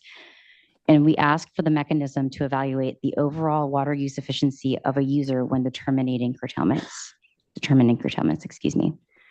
We also encourage the State Water Board to recognize these efforts in designing future regulations and to develop regulatory approaches that incentivize additional cooperative projects. It is imperative that we work together to put good projects on the ground faster and at a larger scale. Finally, the Scott and Shasta rivers are neighboring tributaries within the Klamath Basin. However, this does not mean that they should be managed in the same way. Several key differences include those of base hydrology, of land ownership, and of distinct fisheries issues. We suggest that each drainage should be treated separately when developing custom regulations to address streamflow impacts. We thank you and we thank your staff very much for your time and for your work and for the opportunity for public comment. Thank you. Next, we have Matt Clifford with Trout Unlimited. Good afternoon. Thank you. Madam Vice Chair, members. I'm Matt Clifford. I'm the California Director for Trout Unlimited. It's late in the day. It's been a long day, and so I promise I'll be brief. But I did want to get over here today and get on record in support of the proposed resolution by the board. And what I'll say is I've been working in coastal California watersheds on stream flow issues and development of stream flow standards, including that for the last 10 years, a bit more than that actually. And one of my major observations in the course of that work is there really is a tendency, as a couple of folks have observed today, to let the perfect be the enemy of the good when it comes to stream flow standards. And in a way that's really understandable because hydrology, biology, geology, these are really complicated. The science is very tricky. The patterns of demand are very complicated. And whatever standard one proposes gets out there, it's always subject to criticism. It could be better.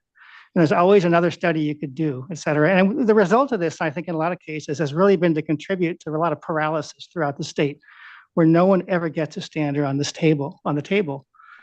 And folks on the ground out there know that across a lot of these coastal watersheds. We do a lot of voluntary work in these watersheds, and we've done some really good work in some areas. But when you're out there, people will do a lot of good work out of the goodness of their heart and because they want to, particularly when you make it easy for them and you've got money and you can line it up. But it's really a different calculus for them if they think that they're getting ahead of a curve and stream flow standards are coming and they're going to get a better deal now than they will years from now when things, and right now they don't believe it. And we've been through two serious drought cycles over the last 10 years. And despite some bright spots in a lot of places, not much has changed. Now, one place that hasn't happened, two places that has not happened are the Scott and Shasta, right?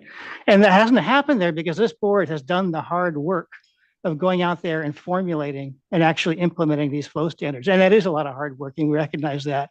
And I want to seriously applaud the board for that. We know how difficult that can be, but as we've heard from staff today, it's helped. We've got a good, a better situation through these really severe drought times than we would have had otherwise. Things aren't good, but they could be a lot worse. And so looking forward to the process from here, I guess the thing I'd say first and foremost is like, don't go backward.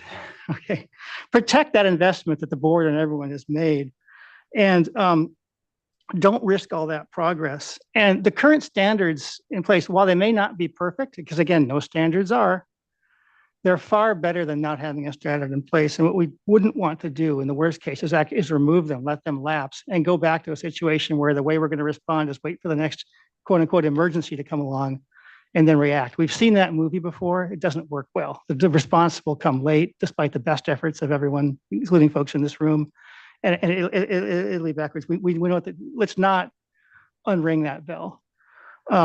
So be sure that, you know, if these current flow standards, if you're going to replace this with something, think long and hard about that and make sure it's with something better.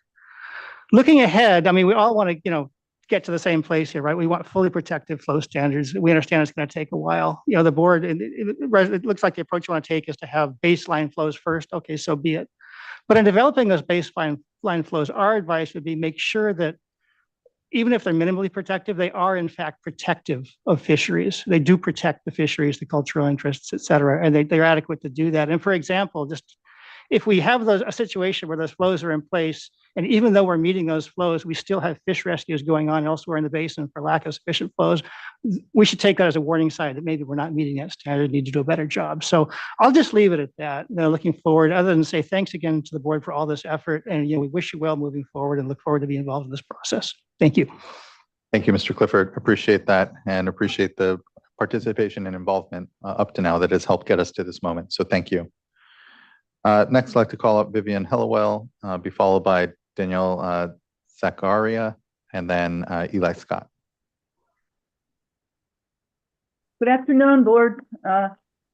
Thank you for all your work getting to this point. The petitioners, I support the positions of Pacific Coast Irish and Fishermen's Association, IFR, and ELF. I'm speaking today, my name is Vivian Hillowell. I'm speaking today as a commercial fishing family who lives on the coast. And the Scott and Shasta River fish have been extremely important to our ability to harvest fish in the ocean. As Gwen Spain said, we're limited by protecting the weakest stocks. The Scott and Shasta have been a resource, a reserve on the Klamath until we could get it opened up. And so, you know, we don't have any voluntary fishing regulations. We've been shut down in the Klamath zone for 30 years, and we fished salmon down south when we could. We've been shut down for 2 years. No disaster relief has reached us for the last 2 years. And a lot of people went out of business. We still have our fixed costs of doing business. And even though we live a little further downstream, we're part of this community that relies on fish in the Scott and Shasta River and how well they're doing. So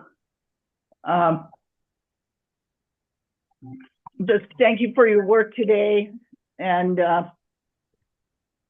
please put in some emergency flows that are good, and then restoration flows so we can have a harvestable surplus. These fish are a long way yet from recovery, and it's going to take a lot of hard work. We're a long way from being able to balance or compromise because these fish are in such poor condition already from the last few decades of everything. I'm going to keep it really short, but it's late in the day.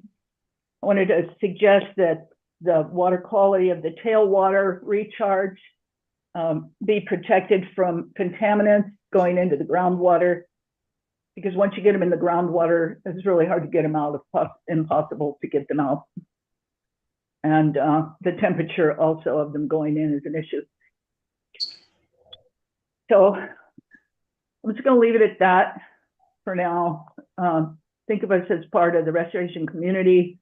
We're happy to see a lot of cooperation and the necessary regulation to restore these fish. Thank you very much.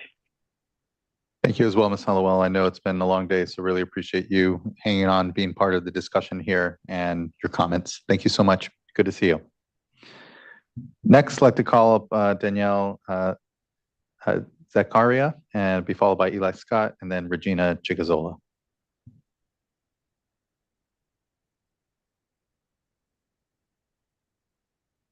And so Danielle Zakaria is not on the platform at this point and was listed as if necessary. Okay, yeah, thank you. Next, then, I'd like to call up Eli Scott, be followed by Regina Chigazola, then Scott Harding, and I believe our last commenter here will be Charna Gilmore. I'm Eli Scott. I'm with the Regional Water Quality Control Board, Senior Environmental Scientist, and I work in the Scott and Shasta on water quality issues. I'm really happy to hear how many times people mention the TMDL. That means I'm doing my job, so that's pretty cool. And now I'm going to give a very riveting comment about the TMDL. So as everyone's mentioned already, the Scott and Shasta rivers are impaired. They're both impaired for temperature. The Shasta's impaired for DO. And additionally, the Scott's impaired for biostimulatory conditions. And there's one common thread across all of those impairments, and that is flow. In the Scott, since the 1970s, groundwater has routinely been brought below the riverbed in the summer through additional groundwater pumping, which reduces surface flow, decreases the amount of cold water that emerges in stream as summertime base flow. And these groundwater accretions provide important refugial areas for oversummering habitat for juvenile coho salmon and steelhead. Additionally, as depth to groundwater increases, it also makes it more challenging for riparian vegetation to survive summers, which impacts shade, resulting in more direct solar radiation heating, just resulting in higher in-stream temperatures. When the fall and winter rains come, it makes it harder for this river to reconnect when groundwater levels are so depleted, which means on some years, like we saw in past years, Chinooks just don't make it into the system. At least not into the valley floor, I should say. In the Shasta, emerging cold water springs provide the primary base flow for the system. It's stable, it's cold, and historically, it's resulted in ideal conditions for coho salmon.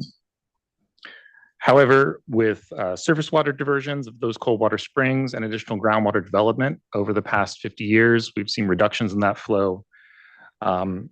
That water has instead been spread across fields to heat up under solar radiation, high summertime temperatures, and resulted in discharges of elevated, well, I should say very hot irrigation tailwater into surface water, which again exacerbates the temperature impairment and also leads nutrients to flow into the tributaries and the main stem of the Shasta River.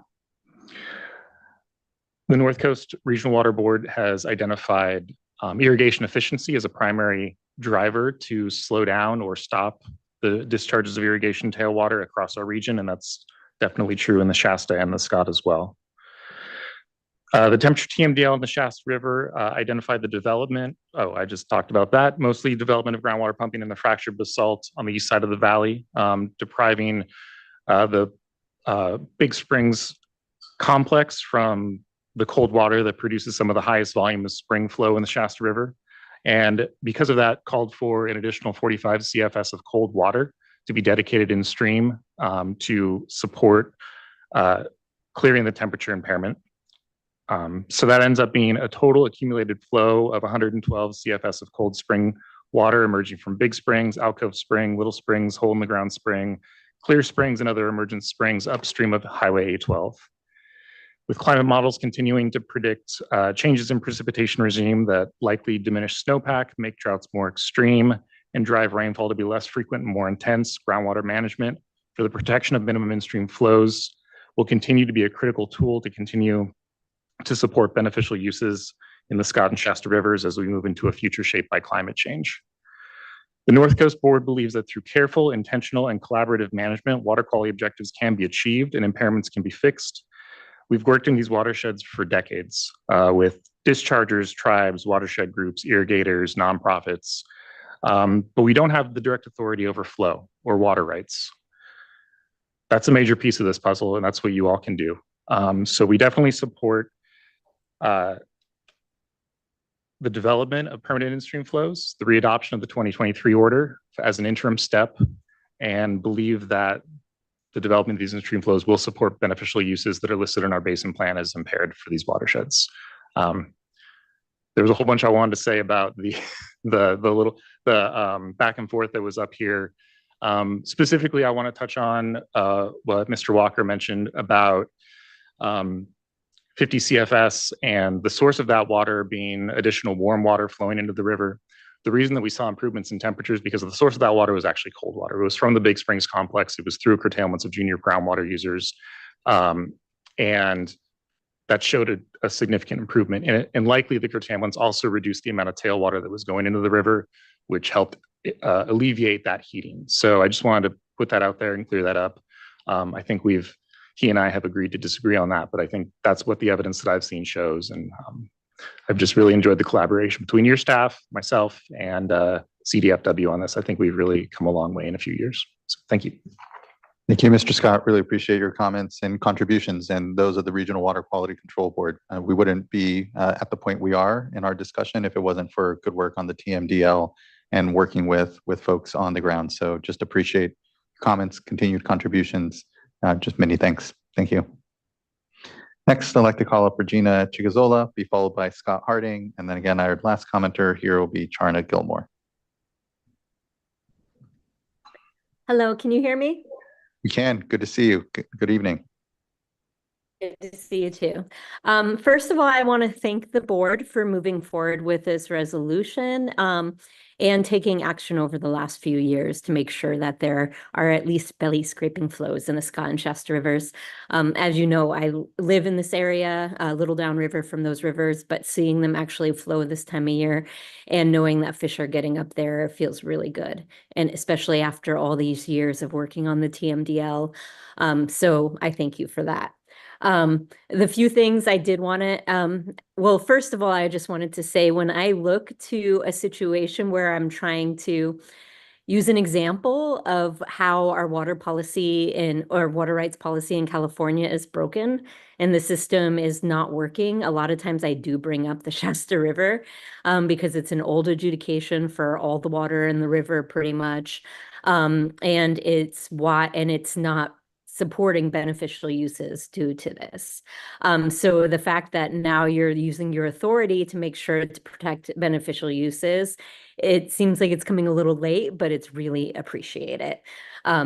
So with that, I wanted to echo, I'll try to go quickly. It is the end of the day and congratulations on getting through this all so fast. But I did want to echo the need for real recovery flows. We want to get the coho off the endangered species list. We've worked so hard to get these dams out. We've worked so hard on the TMDL and try to deal with the pollution issue. And really that missing piece has been the flows and the necessary flows for recovery, and also that these flows be cold and not full of tailwater. So I really appreciate Eli speaking to the TMDL.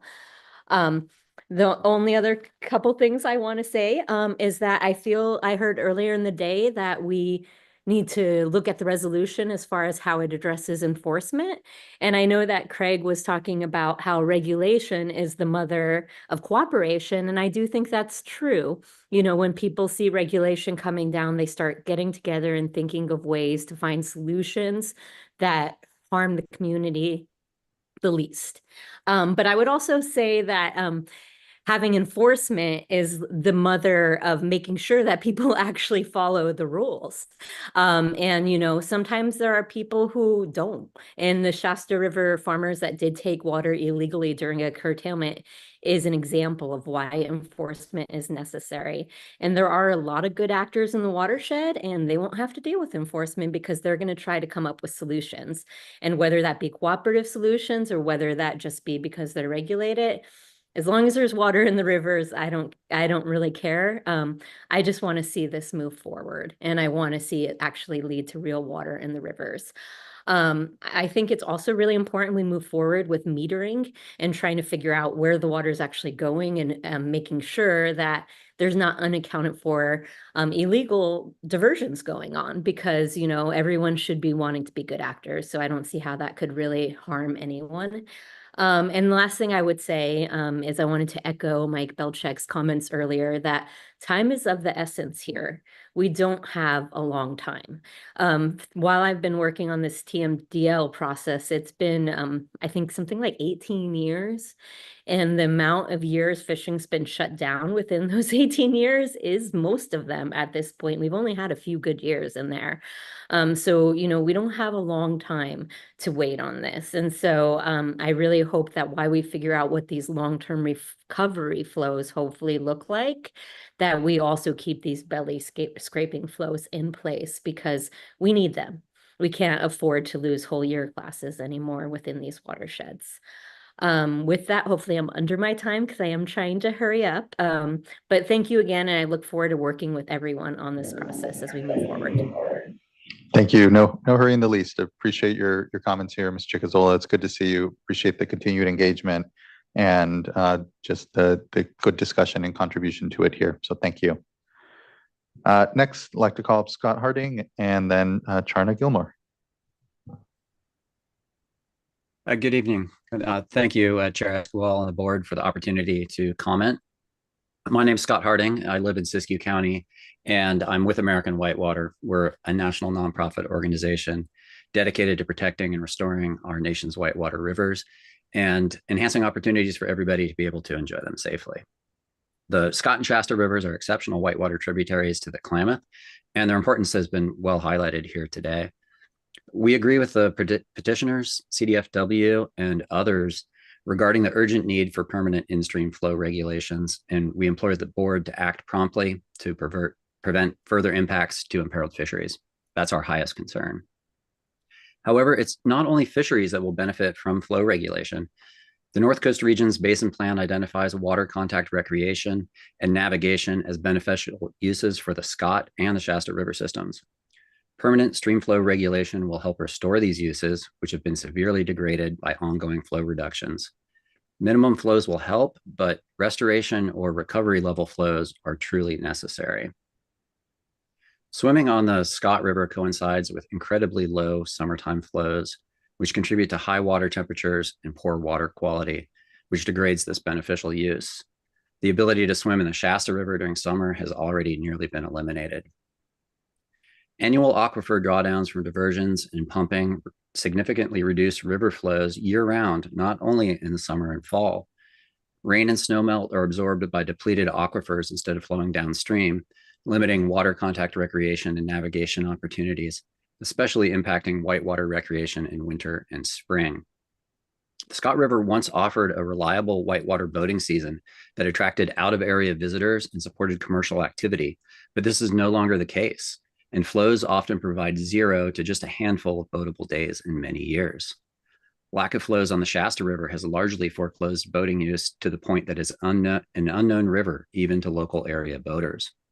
I'm happy to hear Chairman Hockaday's account of a drift boat navigating the Scott River through the valley for the first time in 20 years. That should be possible every year under a properly regulated flow regime, but it will require more than baseline minimum flow regulation. Additionally, the Water Board must also consider its obligations under the California Wild and Scenic Rivers Act. This pertains to the Scott River, which has been a designated state wild and scenic river since 1972, when Governor Ronald Reagan signed the act into law. The act declares that certain rivers which possess extraordinary scenic, recreational, fishery, or wildlife values shall be preserved in their free-flowing state, along with their immediate environments, for the benefit and enjoyment of the people of the state. Importantly, in the act, the legislature declared that such use of these rivers is the highest and most beneficial use. The act requires departments and agencies of the state to protect the free-flowing nature of these rivers and the extraordinary values for which each was included in the state wild and scenic river system. Put more simply, the act requires that the Water Board protect the Scott River's extraordinary recreational, fisheries, scenic, and wildlife values as its highest and most beneficial use under the law. Although the current resolution focuses almost exclusively on regulating in-stream flows to benefit fisheries, the board is similarly obligated to ensure that its flow regulation protects all of its extraordinary values. Necessarily, this includes examining how groundwater and surface water withdrawals affect flow in winter and spring, when river flows have historically supported whitewater recreation activities. We request that the board honor its obligations under the California Wild and Scenic Rivers Act. Greatly appreciate the staff and board's ongoing engagement in this critical issue. It's wonderful to see things finally moving along after a long back and forth over years. Thank you again for the opportunity to comment. Thank you as well for those comments, Mr. Harding. I appreciate contributions here to the discussion and look forward to, I know, what is further work. Next, and I believe our last commenter, I'd like to call up Charna Gilmore. Good afternoon. I'm trying to, sorry. So I'm too on the road. I'm going to keep this short. And I just wanted to add a couple things that as you're considering next steps. There's a lot of work happening in the Scott Valley, and I'm only speaking to the Scott Valley because I'm the director for the Scott River Watershed Council, and I've been working in this watershed for over a decade. Something was said earlier about hopefully that some of this process could move to the SGMA process, and I just would like to make a formal statement that I'm opposed to that. I also sit on the SGMA committee, and it's really reliant and really tasked to do a fully other set of regulations, and I don't think tying this to that would be a good idea. I also would like to just point out that we have a very mature about 2 years process that we're working on with multiple local tribes, the Quartz Valley Indian Reservation, the Siskiyou Land Farm Bureau, other ag users, cow trout, TNC, Siskiyou Land Trust, Northern California Resource Center, to really look at some of these complex issues around fish and farms and the water conflict that you guys are all talking about here today. And so one of those things that we're working on is called the Scott River Recovery Action Plan. And we've done 7 facilitated meetings over 15 hours of very intense conversation around what does this look like for our communities. And so as your staff is really trying to think about, how to tackle these really complex and they're not only physically, they're socially, economically, is really try to leverage the good work that our organization and others are doing in the basin, and getting out on site, coming and seeing, not only just hearing me tell you we're doing good things, but making sure that you're backing it up with doing the homework to validate that the work that's being done is actually benefiting the situation. So my doors are always open. Would love to invite everybody on this call and anybody's wanted to come out and look at some of our work that we think is addressing some of these conflicts around water. We're working in the uplands, and all this stuff kind of ties together, but many times over the last decade, people come into the valley without really trying to understand some of the basic work that's happening. And we're doing a lot of work with Laura Foglia, trying to couple models to really understand what things are happening on the surface, how that interacts and it impacts our groundwater. So again, thank you. I will keep it short. And with that, I will say good night. Thank you so much, Ms. Gilmore. Appreciate those contributions there, and completely agree that we don't want to reinvent the wheel when it comes to a lot of the local conversations and cooperative work that's going on, but definitely leverage it so that we have momentum to move faster sooner. And so just thanks for your leadership, I know, and the great work that the council has been doing, and for the tour when I was out. So thank you. Good to see you. All right, I believe, unless there's anyone in the room or otherwise, and if so, please just jump up that was intending to comment, but otherwise have reached the end of our commenters. And I know the end of a long discussion here before us. And I appreciate the time, especially those that came out and traveled out to be participating in today's discussion. Just really just incredibly appreciative of everyone's time, the tone of the discussion, and the feeling that this is definitely continued momentum, that this board adoption potentially here as we come to final consideration of the resolution is a step that continues to move us forward in what has been a lot of work, long time coming. Looking to fellow board colleagues, though, if there's additional discussion from what we've heard or on the resolution, and look over to Vice Chair. Yeah, I agree with what you've just said, and it's been a long day, but it's really heartening to see how things have changed from the first time we took action. Just really appreciate all of the collaboration and just people being respectful of different views. It's just, it's terrific. I'm I'm particularly excited about our next step, not necessarily on the emergency reg. I mean, that's something that needs to be done to continue the momentum, but on moving forward on having a more robust review on base flows. This is something that I've been challenged by through the emergency reg process. Because with it being an emergency, we don't have the ability to look at all these different factors. And so I think, just really looking forward to receiving good information, the best information that we have at this time, given the fact that we want to move quickly on economic impacts, economic benefits, getting a better sense of how this impacts the community as a whole, and also on the science. And so on the science piece and the various factors, I do have just one request and would like to bring up staff to chat about this. I did pull them aside earlier so they know to expect this discussion.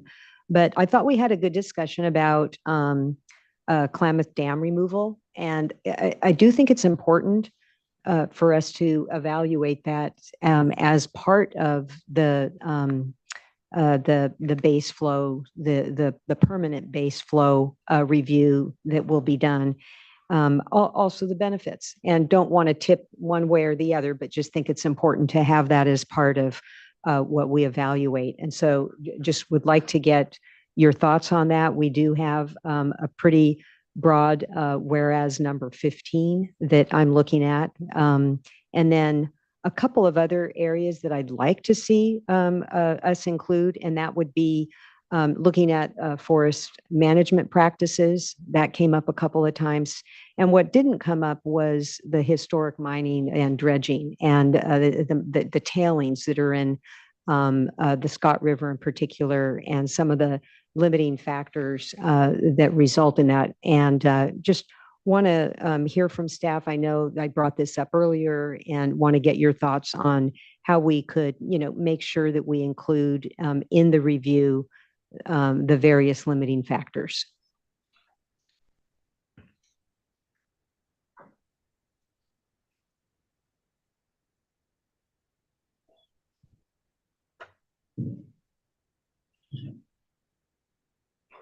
We're all being too polite this late in the afternoon. You pointed to whereas 15, which discusses the fact that fishery declines have multi-pronged causation. And so I think it is important to note it's not one factor, as we've discussed here. It's a multitude of different factors that are contributing to fisheries decline in these watersheds. One that was discussed pretty prevalently today was Klamath Dam removal that took place this year and is going to have, has had, water quality impacts in the near term. But looking towards the longer term, we anticipate that being an overall benefit to the fisheries of the Klamath River and the Scott and the Shasta as well. So I think that cause is well suited under the water quality aspect of this provision of the whereas clause and incorporated right in there. I think when we're talking about what Supervisor was talking about earlier with respect, and others spoke about today with respect to impacts associated with the forestry, that is very prevalent, especially in the Scott. That is another cause, the evapotranspiration associated with that and the lack of management, as the supervisor noted. And then you mentioned directly the tailings, which are, for anyone who's been to the Scott River watershed, are massive in nature and somewhat unimaginable unless you've been there in person to see them. I think those are not as represented here in terms of causations or factors that impact the fisheries decline and are unique to the Scott in this instance. I think those are both aspects that are attributable to the land uses there, the lack of forestry management, the fact that there was that historic mining in the region. And so one potential addition there would be to include land uses explicitly as another cause or factor that has been contributing to all of the factors that are associated with the fishery decline. All right. I'd propose that then, that we include that land uses. Land uses. Looking to see how folks on the dais feel. Okay. Seeing nods. All Yep. right. And then a couple of questions. I thought that Supervisor Howe brought up some, really good points about public health and safety. And I do think that it was included, exclusions were included in the emergency reg. And I just want to hear that on the record so that, we can make sure that we were responsive to his very legitimate concerns about public safety. Yes, so the regulation, the emergency regulation, has provisions related to water that can be used during curtailment for specific purposes. One of those is minimum human health and safety. Obviously, firefighting and being prepared for fires is something that relates to minimum human health and safety. The regulation has a provision for 55 gallons per person per day outright, and then the ability to petition for more. So someone can come in and say, I need more water.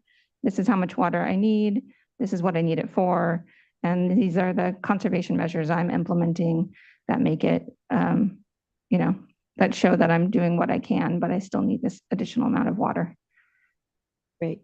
I'll maybe add in there that there's a real world example of that this last year when there was the very large fire in the Scott River watershed. And it was right at the time when we were flows were dropping rapidly in the stream system. And we were in a position to legally have called curtailments at that time. We chose not to. And we specifically made the decision not to implement curtailments for a number, I think over a week, watching kind of what happened with the fire, recognizing that it wasn't the appropriate time to do mass curtailments throughout a watershed when it was actively on fire. Great. Okay. And then the last point was just wanting to open up the discussion about monitoring. I want to get your thoughts on that. Is it something that merits an additional clause in the resolution or direction to you all? Just want to hear your thoughts and my colleagues as well. So I think monitoring goes directly in line with the data collection efforts that are explicitly stated in the resolution at this time. I do think that we've made efforts to improve monitoring, improve data collection, and try and do it in a transparent way. I think we have a long way to go in these watersheds in terms of making all of the data that's collected accessible and getting all of the data we would like to have, right? Like there's data that's being collected that we don't have access to. I think it was Mike Harris with CDFW that mentioned the desire to improve the trust and engage with folks to help them understand we want this data to help improve our shared understanding and to make decisions in a way that everyone can understand. And so I think we will continue to have those conversations.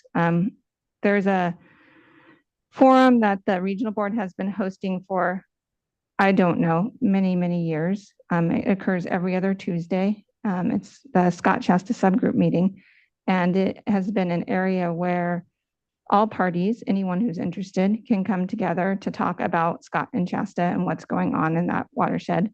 We've had conversations in the past about where should we be putting gauges? How do we make data accessible?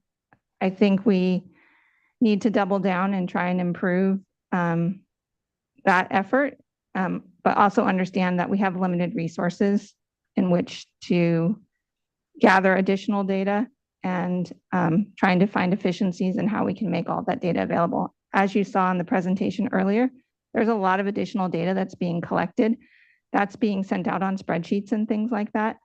Like the connectivity reports. Every week, CDFW is going out to multiple locations throughout the Scott River watershed to look at what tributaries are connected and what tributaries are not connected. It's really valuable information for us to understand how the watershed is responding to climatic events as well as other actions that are taking place in the watershed. But having that somewhere that everybody can access easily when they want to pull that up instead of searching through their email, we do need, I think, over time to make that more accessible and help folks have the ability to evaluate these things collectively and have discussions about them. So to that respect, there was one potential proposal for modified language to a provision that I will have to pull up. But if there's other discussion folks want to have on that topic, I will pull it up unless Eric has it available. I was just going to quickly note that there are models for that type of data warehouse, for lack of a better term, and through a completely random other set of circumstances earlier today, I was looking at the Mono Basin Clearinghouse, which is exactly this kind of website where all of the data goes in, all of the regulatory documents go in, anyone can access it, but that also has a cost that goes with it. Somebody needs to maintain it, somebody needs to shepherd it. I think we don't have that in the Scott-Shasta watersheds at this point. Some of the Farm Bureau comments in their proposed revisions, the way I read their proposal would have put the GSA in the driver's seat. And in as much that we very much want to collaborate and continue working with the GSA, and where we can be hand in glove, recognize that the GSA does have a different regulatory objective than we do, and we do have different kind of data needs. And so I didn't feel it was quite appropriate to have the GSA drive the data collection efforts for this whole effort, but still very much want to work with them. And I think that's where Aaron has some potential wording that could help. Yeah, it's a tweak to the new 1D provision of the therefore be it resolved section. And so it would update that first two lines of D to say, continue modeling and data collection efforts in a coordinated fashion. That's the addition part. That includes locally provided information where possible that would help inform. I appreciate that. And I think that might be the most efficient way of kind of getting at without getting into specifics, because to your point, Mr. Ekdahl, I think we don't know what entity would necessarily be able to do it, but I think we should make clear that we do want a more synthesized and coordinated approach. And actually, as I was reading this and thinking through this further as well, I know the original change was in order to give nod to locally provided information. I feel a continuum of that and would like to actually be more explicit here, and want to see how you all feel about it, and folks at the dais, is around traditional ecological knowledge. TEK is an important component of the information that's out there. And to the extent that we can maybe add that in there, just so that we're explicit that that's the sort of local information we'd also be looking for, along with landowners and local agencies that are going to be working with us, could be helpful to just put a finer point on the continued coordination with tribes that we're looking for as we pursue this. I could propose an edit there. Yes, although please. Mariana may prefer to do it. And before you do, just if there's anything else from folks when it comes to at least that provision, if they wanted to add or have discussion, and then we can read it once through at that point. Seeing Board Member Firestone. I guess I have a question or discussion topic related to D2, but not to the main D.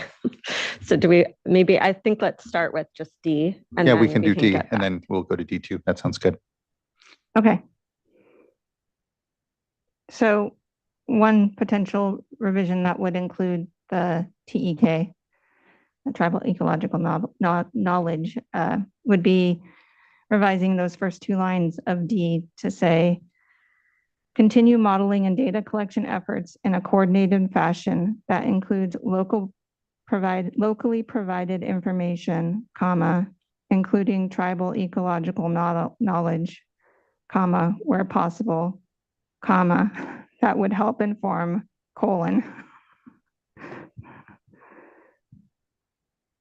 I think that sounds to make sense to me, but looking to Mr. Lawfer. Yeah, I think that works. The one when the final record is reflected, well, I think it's technically traditional ecological knowledge as opposed to tribal ecological knowledge.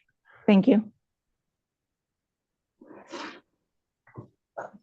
Okay, thank you. I think we're in agreement on that adjustment. And Board Member Firestone on D2. Well, I don't know if it's on D2 or I think it's a combination of D2 and then going back to the whereas clause, what was 3 and now 4. But it's basically in regards to the term that we're using for water year specific minimum in-stream flows. And then we define it in what in the change sheet is paragraph 4. And then we refer to it in D2, in the resolve clause D2.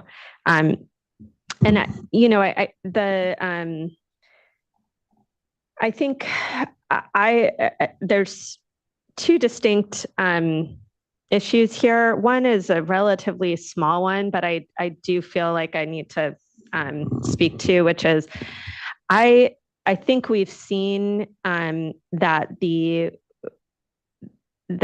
dichotomy, the way that we've been talking about this issue is that there's minimum baseline flows, and then we really have been talking about it as the alternative to that is more of a recovery and reasonable protection target in the long term that is more of a recognition of variable flows considering the hydrology. And I find, we've seen in different contexts proposals around % of in-stream flow as an example, which isn't the same as, having water year specifics with the, wet, dry, average flows, which is, especially in the age of climate change and just given various challenges, I don't know that we want to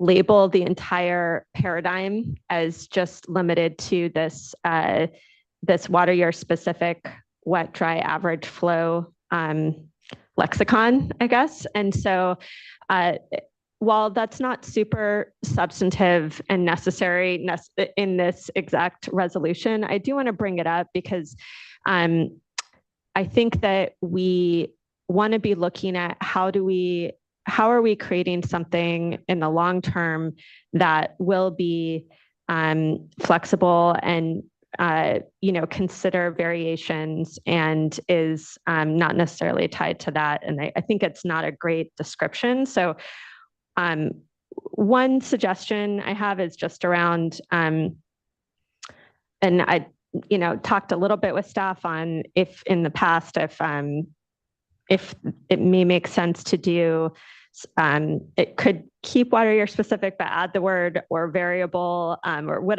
I don't know exactly. Staff may have ideas on what the right lexicon is for that, but I think in both those circumstances, it would be helpful to have a little bit different lexicon for that paradigm. Yeah, I'll say I similarly shared concern around just kind of limiting ourselves, I think to your point, board member, as to what that might look like in the long term. And a percentage of impaired flow is just another way at getting at a water budget, which, not to get into some of the policy discussions we're all in the middle of, but does allow it to simply adjust to the hydrology as opposed to being fixed to water year types that can very well, as we know, are shifting beneath us. So I'd be supportive of just broadening that so that we're not as sort of boxed in, if you will, on what that approach may be. And two, I know some of the concerns from the petitioners and the tribes and others that, we're just focusing on baseline at minimum flows and that there is this larger restoration discussion that's needed. The reality obviously is that the information and the work that we're doing on baseline minimum is a continuum of that. And so again, I think I'm supportive of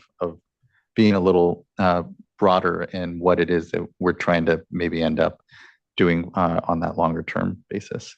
So thank you. I'm supportive. Board members, Vice Chair. Yeah, I'm fine with where we're headed, but just do want to ask a question. So I do expect that we would hear from some of the stakeholders, Farm Bureau in particular, saying that the baseline flow shouldn't be what we've already adopted. It should be a different baseline flow, or maybe it should be a baseline flow based on water year type. And so I'm just wanting to clarify that we're not tying our hands in the context of baseline flow, that, you know, you all will be engaged in the scientific basis and then putting something on the table, but more than likely you'd be analyzing a variety of different approaches. And to the extent that you don't, stakeholders can come in and make recommendations. I'm seeing nodding of heads. Yes. Yeah. Yeah. And just to be clear of the distinction between baseline and water year type flows, baseline is really getting at more of an emergency regulation type of flow. So it is really, it's not necessarily those flows, because we're going to do the scientific basis and evaluate maybe 30 to 70 on the Shasta and see what is an appropriate flow based upon that analysis that would be performed. The water year specific was really meant as a way to describe different flows based on hydrology. So the fact that you could, if you have more water, and the species are used to more water when there's more water on some frequency, right? There's wetter years and drier years, that there would be different flows that would be available for and left in stream for fishery resources. And so it's really making that distinction. I think in this in these watersheds, water year type is something that is defined in the Shasta, and we've had conversations in the Scott about water year types, and folks are pretty comfortable with that nomenclature. That's why it's an EG, not an IE, because we're not trying to define it as anything specific, but really recognizing that variability from dry to wet. So it's not meant to say these are the water year types, but this is, we would be thinking about the fact that you would have more water in stream if you were developing flows for different water years than you in a wetter year than you would have in a drier year. Yeah, I think that goes to, you know, probably this much bigger issue that folks brought up a lot today, which is, you know, what's the goal? And I really see the reality is that we're looking at the baseline minimum in terms of the direction we have as moving forward as being a minimum that isn't a full recovery flow. It's more of an emergency level flow.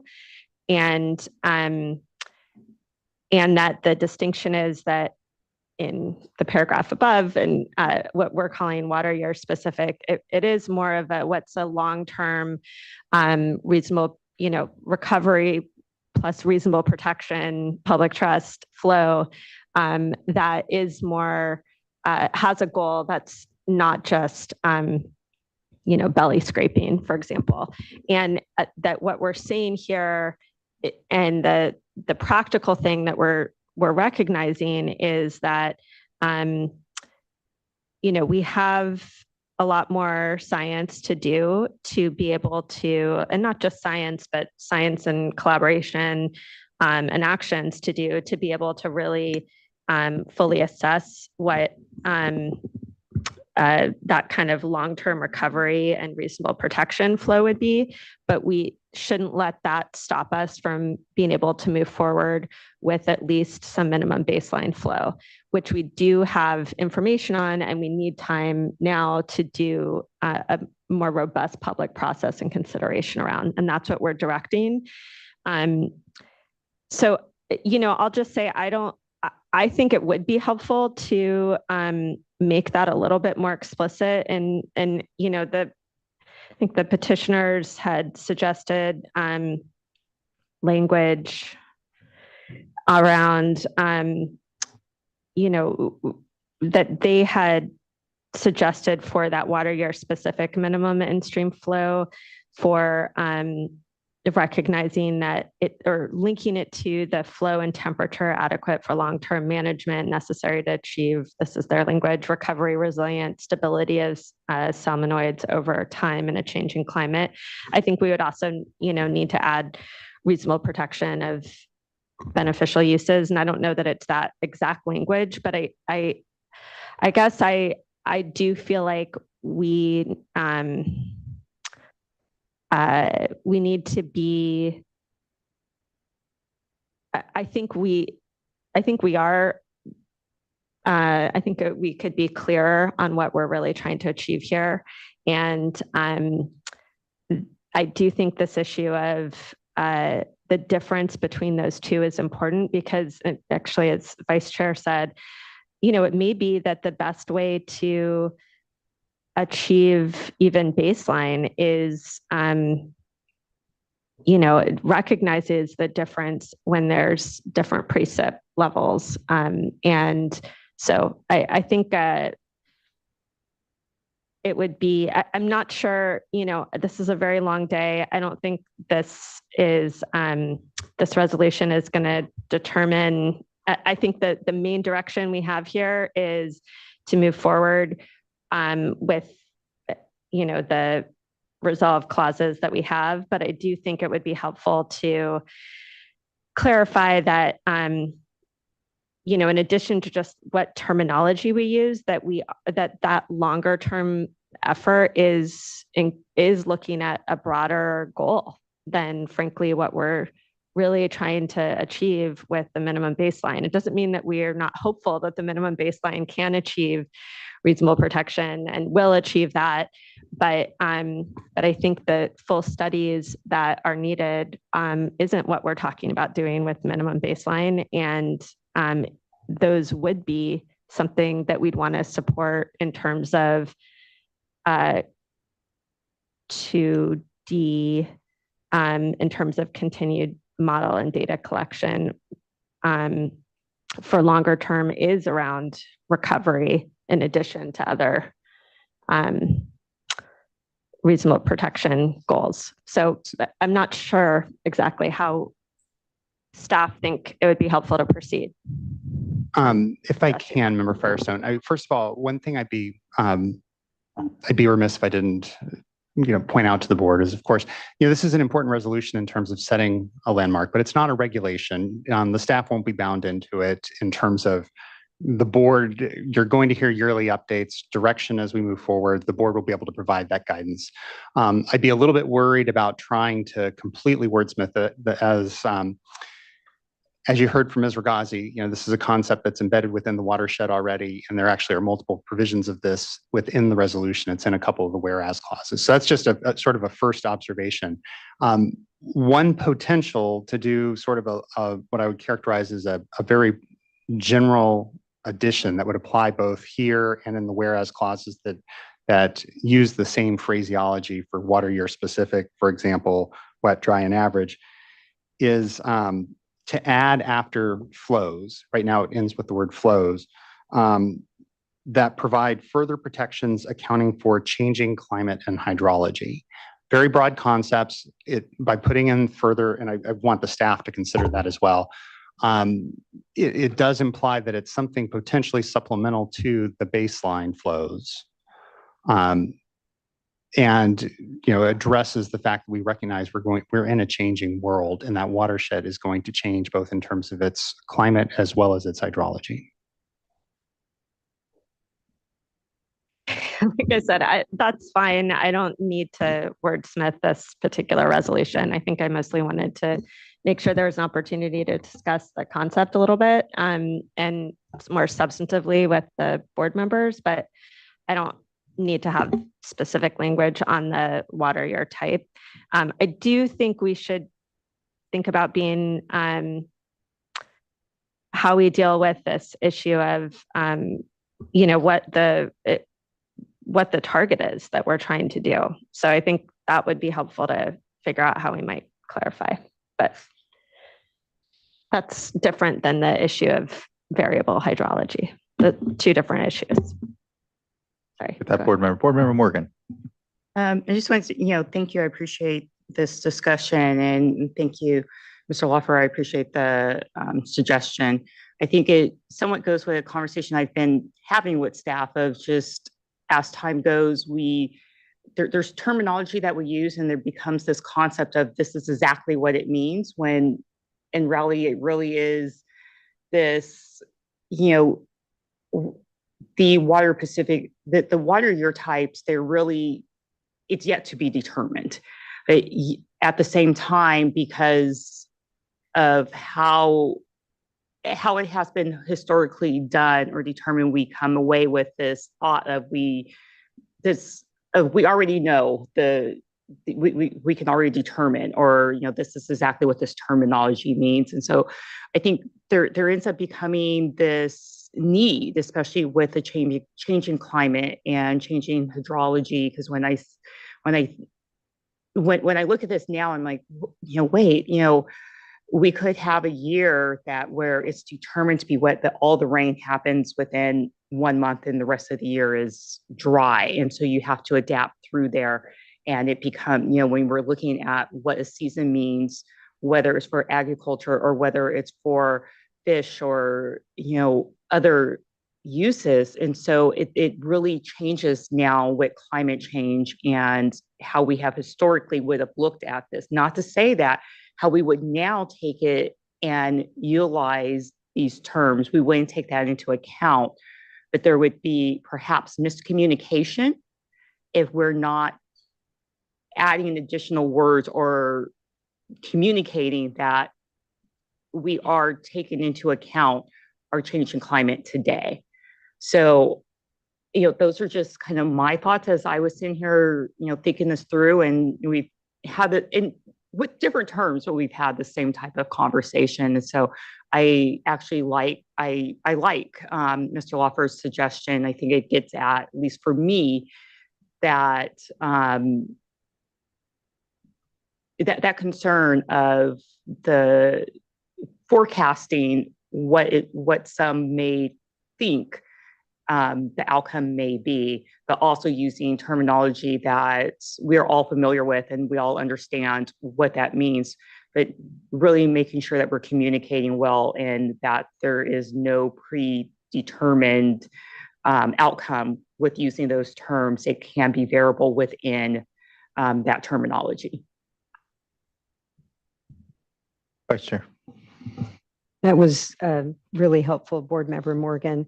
And it's causing me to comment now on Mr. Loffer's suggestion, because I agree it could be wet, but then the situation could change. And I'm just thinking of the Bay Delta watershed and some of the really complex formulas that exist on, you know, back-to-back dry years, and making adjustments when there is a back-to-back dry year. And so looking not just focusing on providing protection, because it may be wet. It looks like a wet year, but then you want to protect the species, but there might be another situation where you know, there's a need for other beneficial uses. And so just wanting to have a discussion about, instead of saying that provide protection, instead to say that addresses changing climate and hydrology. Giving staff latitude to look at different circumstances. Is that in paragraph 4? Or sorry. It would be, I think Mr. Loffer was looking at D2. So it appears in two places. It's in the whereas clause 4, and then the same concept is repeated in the resolved 1D Romanet 2. And whatever language folks land at, the idea would be to put that clause in both places just for parity.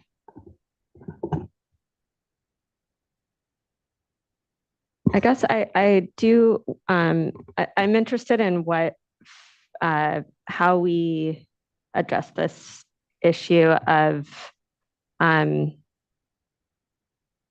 what our goal is and the purpose between these two. And, you know, I don't think it's I just think the more that we can be clear on things, the better it helps us achieve a goal. But I'm interested in other board members' thoughts on that in terms of looking at, incorporating some clarity around recovery and reasonable protection. Can I, when you were speaking earlier, Board Member Firestone, it made me think about something that I wanted to sort of put out there in terms of the baseline. It's really, it's really focused on making it a priority to get these flows in place in the near term. So we have protections of flows in all years, regardless of whether they're wet, dry, or otherwise. And so that is really when we talk about getting these baseline flows in place and not focusing on every year type or every hydrologic condition, whatever terminology we want to use. It's really the distinction between recognizing that we want to get those in place in short order. And so we are prioritizing that work. A year from now, we will be coming back to you to report on that effort. And we will have looked at a lot of different reports and a lot of different information. And we will still be trying to prioritize that baseline flow to get it in place.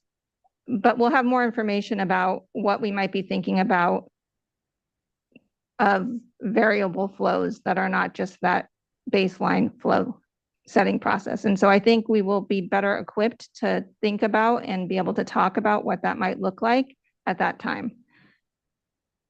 Yeah, that would be great. I mean, I don't think this is something we're going to or need to resolve right now in this, but I do think it would be helpful to make sure that we can tee this up a little better, and maybe it's in the report. Yeah, I think, and at that point, it may very well be some adjustment to the resolution and, some further clarification, and importantly, trying to better spell out what that long-term might look like on the recovery side. So I'm comfortable saying, in the year when you come back, we'll be able to have a better informed discussion here at the dais around what that looks like and where we are on that project. Vice Chair. Are you ready for motion? Are we? Is there anything further that we should discuss, and importantly, when it comes to the change that Mr. Loffer proposed for both D2 on the therefore be it resolved, but then also the matching whereas language. I think I think that's helpful. Yeah. I think we actually have two options because Vice Chair D'Adamo put forward one, and I haven't heard if any of the board members. Let me read what the clause would be.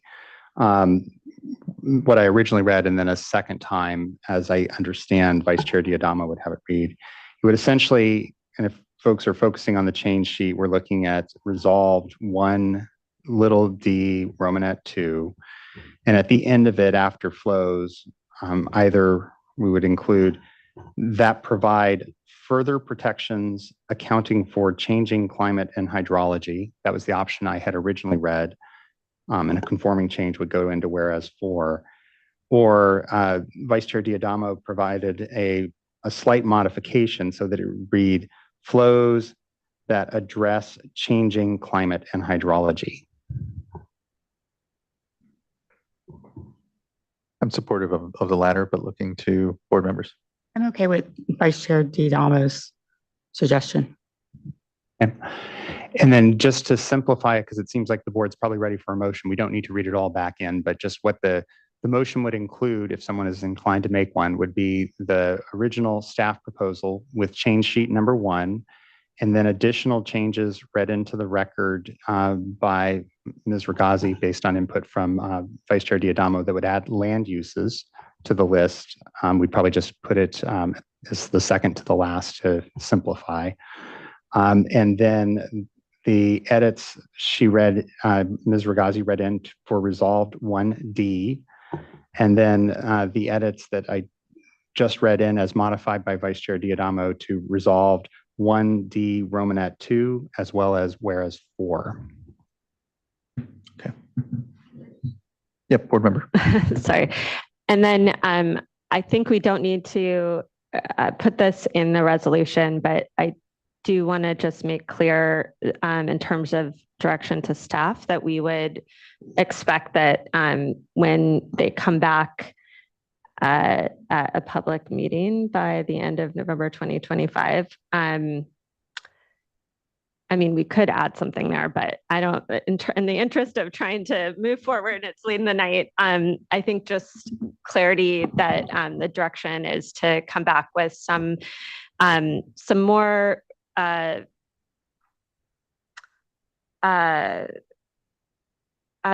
clear recommendations around next steps and sort of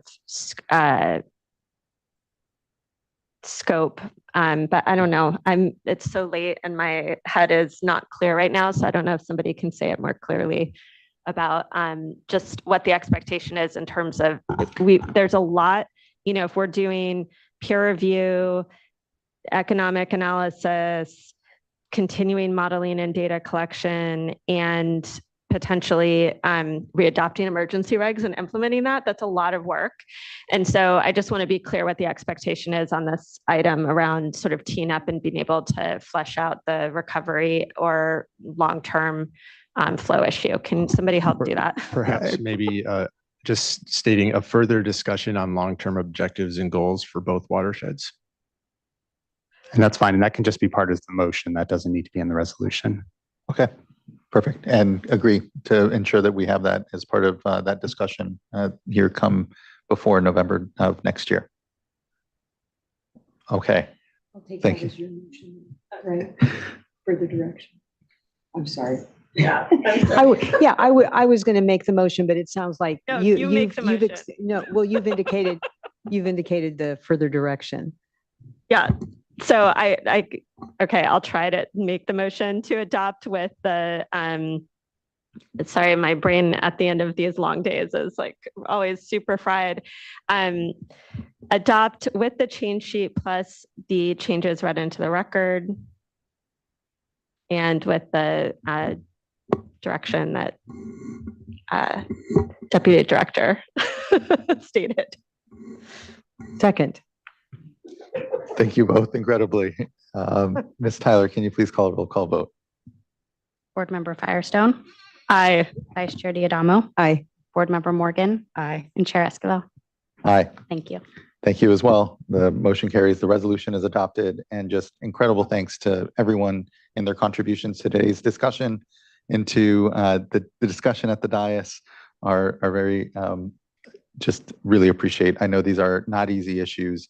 And the fact that we have the type of discussion that we're having, the tone, the movement on our understanding of the watershed is all because of a lot of incredible contributions. So just thank you, everyone. Really appreciate it.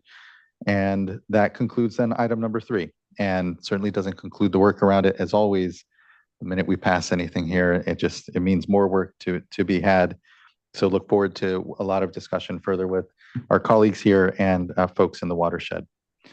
All right, it brings us now to our last item, our informational item here, board member reports. I will go first so that we can be quick because I think we're still desiring to have a closed session, and so want to try to move us along. First item on my board member report, on October 3rd, I was fortunate, was at Soquel Creek Water District and their ribbon cutting for their pure water project, their water replenishment project there. Deputy Director Mogus was there too, and a number of folks from Division of Financial Assistance, Division of Drinking Water, and really thank all of you for being there. It's a lot of work that I know went into at the local level, having that project move forward. As I think we all know here, it's accomplishing multiple goals. It's recycling wastewater, but importantly, also injecting into the groundwater, creating a seawater barrier for seawater intrusion and better managing the groundwater resources in the region. And so it was a great project. I'm glad that the board was able to help support it financially through its programs and certainly its permitting work as well. Also, Regional Water Quality Control Board was there, was glad to see them. October 9th, here I was at the Tribal Summit on Sierra Nevada Indigenous Guardianship. I want to thank Shingle Springs for their invitation, and it was a 3-day conference. The first 2 were just for tribes and tribal practitioners, and then on the 3rd day they invited state agency and other federal cross agency partners, and so it was a great opportunity. Really appreciated. Shared a panel with Secretary Crowfoot, and always an important opportunity just to listen as well. Listen to certainly the feedback of tribes, but also try to communicate the work that the board is doing. So again, real great appreciation to Shingle Springs for their invitation to participate. And then just this past Monday on the 14th, I was near Arcadia in Glendale, there with the chair of the President's Council on Environmental Quality, Brenda Mallory, announcing $3.5 million for San Gabriel Mountains. There's a national monument that's there. It's been recently expanded, and we received money through Clean Water Act grants for non-point source, and it was a $3.5 million for ultimately investment that's being made to help with trash. It's going to help with trails, trash receptacles, bathrooms. So I'm amazed to hear that the San Gabriel mountains there, the creek, the river, and the watershed see over 4 million visitors a year. And so it's neat to be able to link access to outdoors, water quality improvements, and to celebrate the fact that it takes federal, state, and local alignment to do some really great work. So glad to have been able to participate, and really good to see Chair Mallory. That's all I have. Other board members would like to go next? Okay, Vice Chair doesn't have anything, so Board Member Morgan. I just have one item. So this is back on September 27th. I missed the last meeting, so it's a little delayed. I was able to attend the annual California Native American Day that was held on the west steps of the Capitol. It was just a really great event, and it was really good to see so many familiar faces there. Great, thank you, Board Member. Great. I was able to present an award to Nick Savino from Region 5 as the hidden hero of cutting the green tape as part of the 30 for 30 celebration that the Natural Resources Agency held. And it's just nice to see our staff that are doing the hard work of helping folks, especially if this was around large scale habitat restoration. Just recognizing the hard work of helping people get through the regulatory process and efficiently. And then also talked with the Water Justice Clinic at UC Davis Law School, which I do every semester. They're a TA provider, and I think just a chance to talk with the folks that are doing, both learning to be lawyers and supporting communities getting safe water, a lot of consolidation agreements. And then this weekend, I'll be going to the Salton Sea Summit in Palm Desert and moderating a panel on community needs. But there's, I think, a big emphasis this year around science research that's focusing on concerns from harmful algal blooms in terms of air quality impacts for folks around the sea. So I think there's new research that is going to be part of the presentations on Friday, and then more panels on Saturday. And I'm sure we'll continue to get updates around, ways that we can continue to support addressing impacts from water quality. Fantastic. Thank you so much, board members. Okay, That brings us to the end of our meeting, but we will attempt here to have a brief closed session on the Delta Conveyance Project. We believe we'll have one. We won't have closed session on sites nor the Title VI discussion. So we'll try to just narrow it down so that since it is late, try to get out of here. So we are not adjourned until that closed session is over. We'll appropriately close out, but our next board meeting will be on November 6th. Wednesday, November 6th, the day after the election. Make sure that everyone is free to vote. Please go out and vote on Tuesday. And then otherwise, thanks everyone. Really appreciate what was been, I know, a long but very productive day. Mr. Law, for anything further? Okay. Just for the board members, just that the closed session will be in conference room 2510 because we need to get some staff in electronically. Okay, great. Well, then we will meet up there in say 10 minutes. That worked for everybody. And so at about 6:15, we'll meet up in 2510. Thank you again. We'll see you.